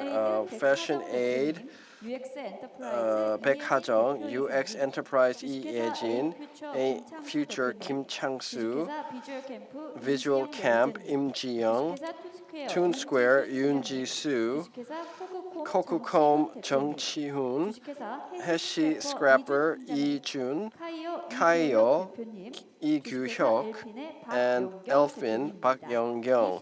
So that's the order of presentation that we'll give the speeches. So each time I call up your name, please come up and please send a big round of applause. So first, Fashion Aid 백하정. Please come to the stage and give your 1-minute speech. Big round of applause, please. Yes, I'm 백하정 from Fashion Aid. For us, you want to save cost on model cost when you do fashion business. So that's why we have an AI model. Usually with a photo, your revenue goes up 10%. But if you want to call models and take photo shoots, there's studio fees, model fees involved. It's very expensive to do that, although you need that photo to sell the product. So we do it virtually with virtual models where you can save on that cost by 10 times. So that's the AI virtual fitting service that we provide. Metaverse virtual fitting and virtual services where people can try clothes on virtually. And so we're working with a lot of fashion companies in Korea, designer brands, and we're providing our content there so that AI fitting can take place. So if you want to do some kind of virtual fitting, then remember our name, Fashion Aid. We can deliver. Thank you very much. Next, UX Enterprise 이예진 will give a presentation. Please welcome UX Enterprise with a big round of applause. 네, 지금 이 순간에도 당신의 심장은 계속 소리를 내고 있습니다. 저희는 그 당신의 생명 신호를 들을 수 있는 웨어러블, 제가 착용하는 웨어러블 디바이스를 만들어서요. 생명 신호를 Your heartbeat, your rate, your skin condition and temperature, all of that. Even COVID-19 transmission, our AI algorithm is that service platform. We provide that. And so maybe you can wear and test it out in our third floor promotion booth, we have that. So if you visit us at our booth, we can show you what our technology can do for you. Your life, until the moment we stop breathing, you have to prevent as much possible the preventable diseases and be free of disease. And so that's why digital healthcare market, the next generation market, is what we try to deliver. Thank you very much. Thank you. And next, from AIM Future, CEO Kim Chang-soo, please come up to the stage. Please give him a big round of applause. AIM Future is from the LG Electronics in Silicon Valley. We split up from the LG Electronics and we set up this company. In the AI Yangjae hub, we have like 100 like the AI companies. Maybe not the only one, but we are only a few hardware manufacturers. And in May 2016, with this whole AlphaGo, and the whole world was amazed by this AI and focusing on the AI. And luckily, since 2015, we have been researching on the next generation technology, and we thought that AI could be, or the NPU is the best hardware to process this whole neural network. And for the past 6 years, we have come up with like 6 IP rights, and 2 were turned into the actual chips. And at the CES 2019, for the first time in the industry, we have developed this household scale chip for the first time. And the benefit of the technology is that it's scalable, configurable, and flexible. And our major clients are the semiconductor or fabless companies. And we can offer the optimal solution for the chip makers or fabless companies. And this month, we will close this series investment. Thank you so much. Thank you for this speech. And next, from Visual Camp, we have manager Im Ji-young. Please come up to the stage. Please give her a big round of applause.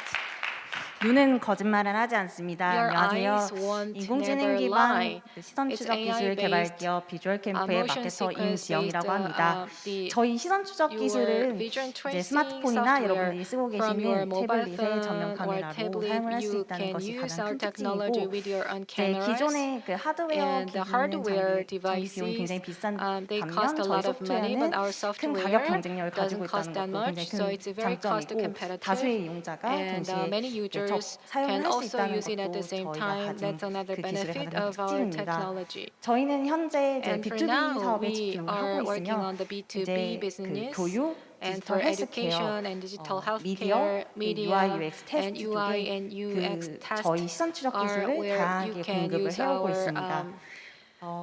저희가 motion recognition 죄송합니다.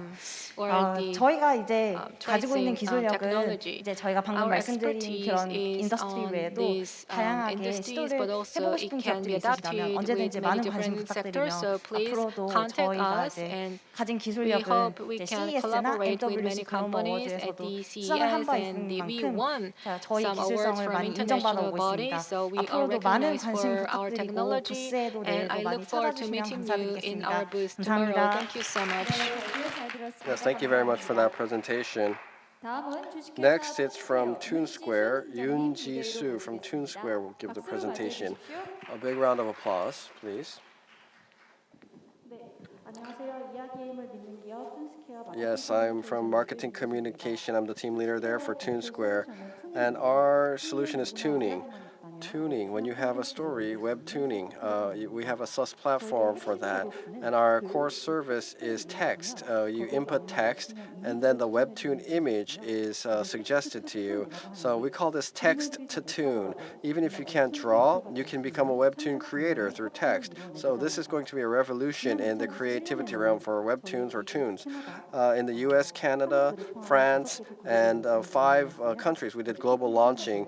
And the edu tech market market, we have been recognized. And from 2022, IP and B2B markets, we're going to expand our business.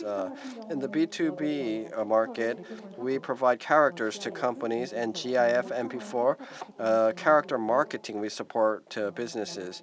And from B2C, we secure IP and systemize the webtoon market. We're trying to make serial webtoons for that systemized.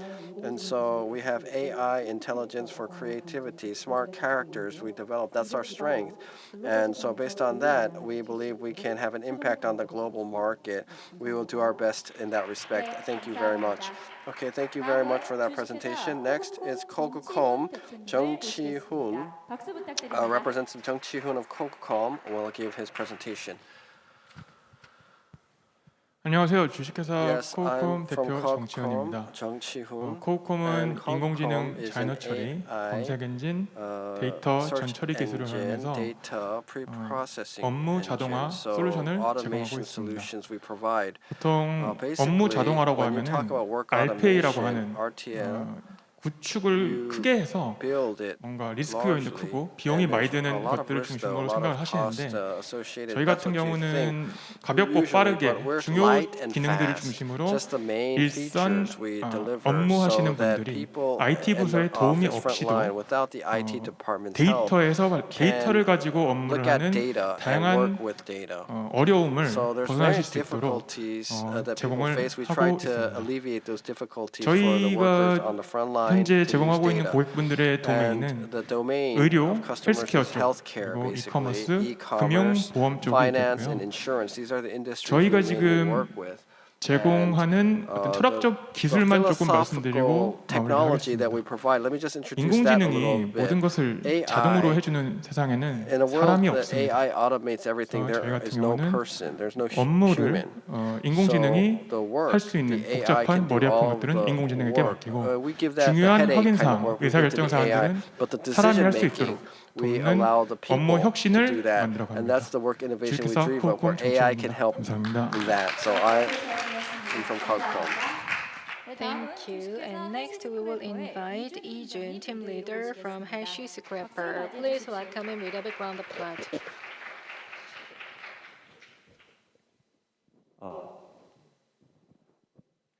안녕하세요. Hello, everyone. 편집해 주세요. 죄송합니다. I'm sorry, I will do it again. 저희는 세상에서 So, 제일 I 데이터 mean, 스크롤링 잘한다고 자부할 수 we 있는 are the best 여러분의 data SEOUL scroller service 헬스테크입니다. provider in the 저희가 world. 크게 두 가지 영역의 We 사업을 하고 do 있는데요. two 첫 번째로 businesses. 데이터 First, 수집, we collect 가공, data, 분석, process, 시각화. analyze, 그리고 두 visualize 번째로는 data, and the 인공지능 second 기반으로 piece 하여 is 빅런닝으로 AI-powered 텍스트 deep 문장을 learning 분석하는 and analysis of sentences, AI that is NLP. AI-powered 저희가 NLP. 두 가지 크게 So 사업을 these are 진행하고 two main 있습니다. areas for business. 최근에 디지털 트랜스포메이션 As we 때문에 have this digital 아무래도 transformation, 데이터 사이언티스트분들이 data 많은 기업에 scientists 영입이 from many 되시고, companies, 근데 they are now 업무를 working for many 진행하시기 위해서는 companies, but to 데이터가 do 필요한 their work, they 상황인데 need 쉽게 구할 big 수가 없는 data, 것들이 but 되는 these 거죠. are not really 저희는 available. 그런 이슈들을 해결하기 So we can 위해서 help you 수집이 with 불가능한 sourcing the big data. 고객사를 So 적극적으로 we are 지원하는 데 helping them 기여하고 to 있습니다. collect any data 혹시라도 they 데이터 want. 필요하신 일 If you need any 있으시면은 data you 수집이 want, 불가능한 데이터는 something 없다. that 헬스테크와 there's 관련된 nothing that 연락드립니다. cannot be 저희 collected. 샵 So help 있으니까 us and contact us. We are on the 내일이라도 third 방문해 floor. 주시면은 So 진정으로 visit 좋은 our 선물들 booth and we're gonna give you some 제공해 드릴 prizes. 테니까 So 꼭 please 방문해 주십시오. come to and visit our 감사합니다. booth. 발표 잘 들었습니다. Thank you so much. And 다음은 next 카이어의 from 이교형 Kaier, we 대표님 have 무대 위로 CEO 모시겠습니다. Lee 박수로 Kyo-hyung. 맞이해 Please 주시기 welcome him with a 바랍니다. big round of applause. 안녕하십니까. 카이어 Hello, 대표 I am CEO 이교혁입니다. Lee Kyo-hyung from 카이어는 Kaier. 인프라나 Kaier, 프로세스 운영 과정에서 발생하는 이상이나 we 결함을 handle the defects 잠재하는 or errors 솔루션을 that may 개발하고 have been 있습니다. 예를 during the 들면 maintenance of the 철도나 infrastructure. For 지하철 example, 또는 the road, 발전소 또는 the 생산 railway 장비 or the 이런 power generator 인프라나 or this 장치들을 whole 운영하는 infrastructure. 과정에서 And 고장이 when you 발생하기 run 전에 this 사전 infrastructure 전조 before they 증상들을 have 찾아내서 any 미리미리 breakdown, we 워닝을 detect 띄워줌으로써 these early warning 고장으로 signals 인해서 and we 손실이 help them 발생하기 to 전에 fix that 유지보수를 할 수 so 있게 that you 지원을 하고 can fix 있고요. the problems before they 또는 occur. 제조 과정에서 And also 발생하는 in the 제품 process of 불량감을 미리 manufacturing, you 검출해서 can detect 불량 these 제품이 defects, 시장에 나가지 potential 않도록 defects, 막아주는 so 그런 that you will 솔루션들을 not 개발하고 launch 있습니다. or roll out 이걸 any 위해서 defective 저희는 products to the market. And to 인공지능 this end, 모델을 we have 자동으로 this AI 생성하고 배포할 수 model, 있는 그런 the AI auto 옵스 generation and 솔루션들을 개발하고 deployment 있습니다. 감사합니다. model. Thank you so much. 네, 이제 마지막인데요. So this is the last presentation, but from Elfin, Park Young-gyung will give the next presentation. So a big round of applause, please. Yes, good afternoon. We're a GPS-based AI service provider. Elfin. So basically Wi-Fi, GPS, various different kind of location information we use to provide AI, facial recognition, and also interior space recognition. It's a complex recognition AI platform. And for our solutions, we have the National Health Insurance Corporation. So to the National Health Insurance Corporation, there's a lot of nurses or caretakers that work, and they don't go exactly to the households, but they took National Health Insurance money without visiting the actual homes. And so we did facial recognition, interior spatial recognition, so that they can take photos of where they are and where they're working, so that we verify that they went out to the homes that they were supposed to visit. So that's where we're using this solution right now. Apart from that use case, there's other use cases for our solution. So Mira Asset, Hanguk Tuja Asset, the various financial companies as well can provide our services. So Elfin, remember our name for location-based services. Thank you very much. Yes, so thank you very much for that. So we've gone through all of the 9 companies. The PR relay is now concluded. Thank you very much for all the presenters for their contributions. Now we'll move on. And remember, on the 3rd floor, promotional booths will be operated. So if you're interested, please visit their booths tomorrow on the 3rd floor. Now we're going to go to the final section of today's conference. So we talked about this future of Seoul with the AI. Did you get a good picture and vision for Seoul? Great. So for the online participants, you may submit your survey feedback using the link on the chatting box, and you will get some gift from the organizer. And I'd like to thank you everyone for staying with us for the long hours. And we will have the lucky draw, the second part of the lucky draw for the participants on site. And for that as well, we will invite Director Yoon Jong-young of AI Yangjae Hub Center to pick or draw the lucky winners. So first, for the first 2 part, we had like 2 prizes, and this time we have 4 prizes. First, we have the Samsung Electronics robot vacuum cleaner, Sony Bluetooth headphone, and AirPod 3rd generation, and Espresso coffee machine. So first, let's start with an Espresso coffee machine. Okay, thank you. Thank you for staying with us till the late hour. Coffee machine, right? That's right, Nespresso coffee machine. 98, congratulations. Come up to the stage. Thank you for staying with us. So we will check the number. Congratulations for winning the prize. Congratulations. So we will give you the prize. And let's take a picture. Please give another round of applause. Thank you. Let's take a photo. And then congratulations once again. And next, we will present the AirPod 3rd generation. Please draw the lucky winner. AirPod, is that the same thing that we gave? That's right. I want to be the winner. Okay, 29. Anyone with a 29? 29, anyone? No? Okay, and one more.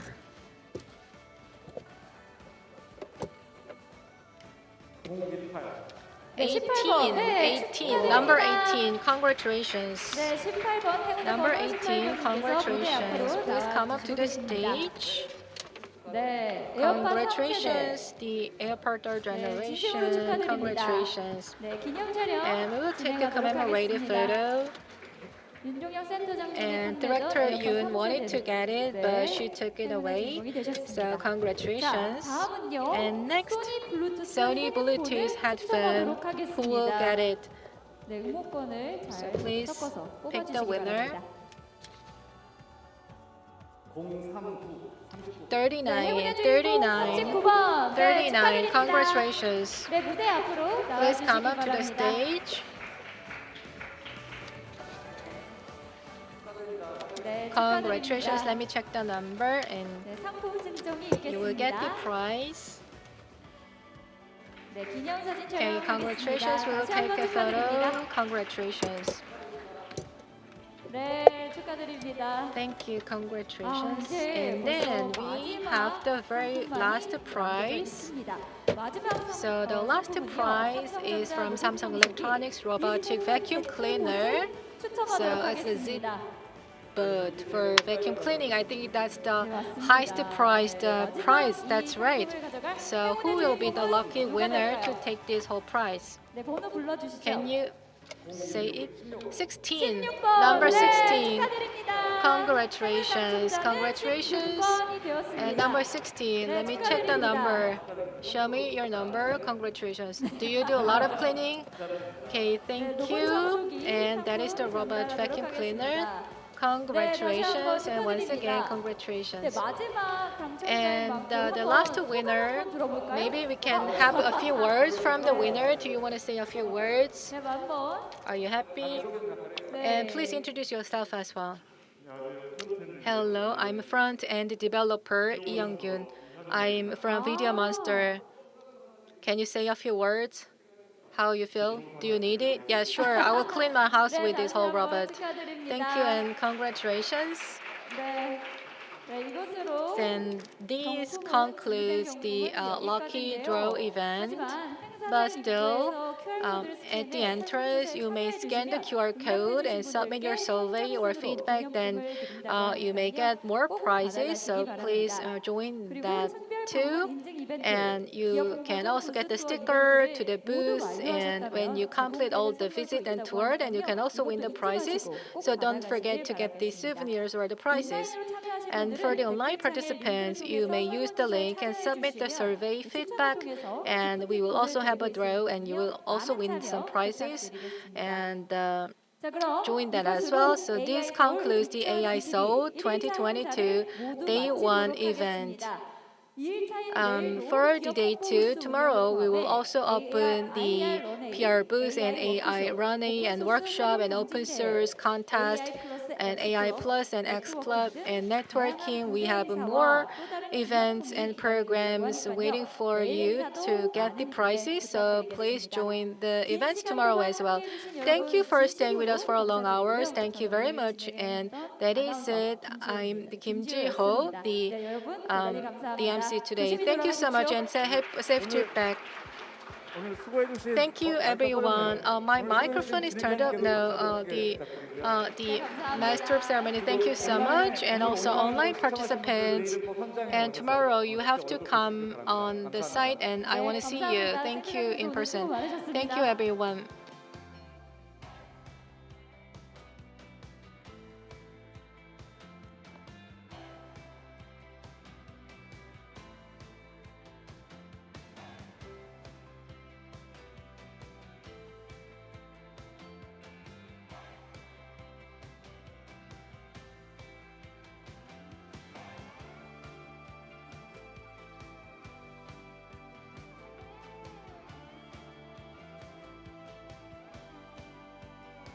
네, 잠시 안내 말씀드리겠습니다. 현장에 계신 여러분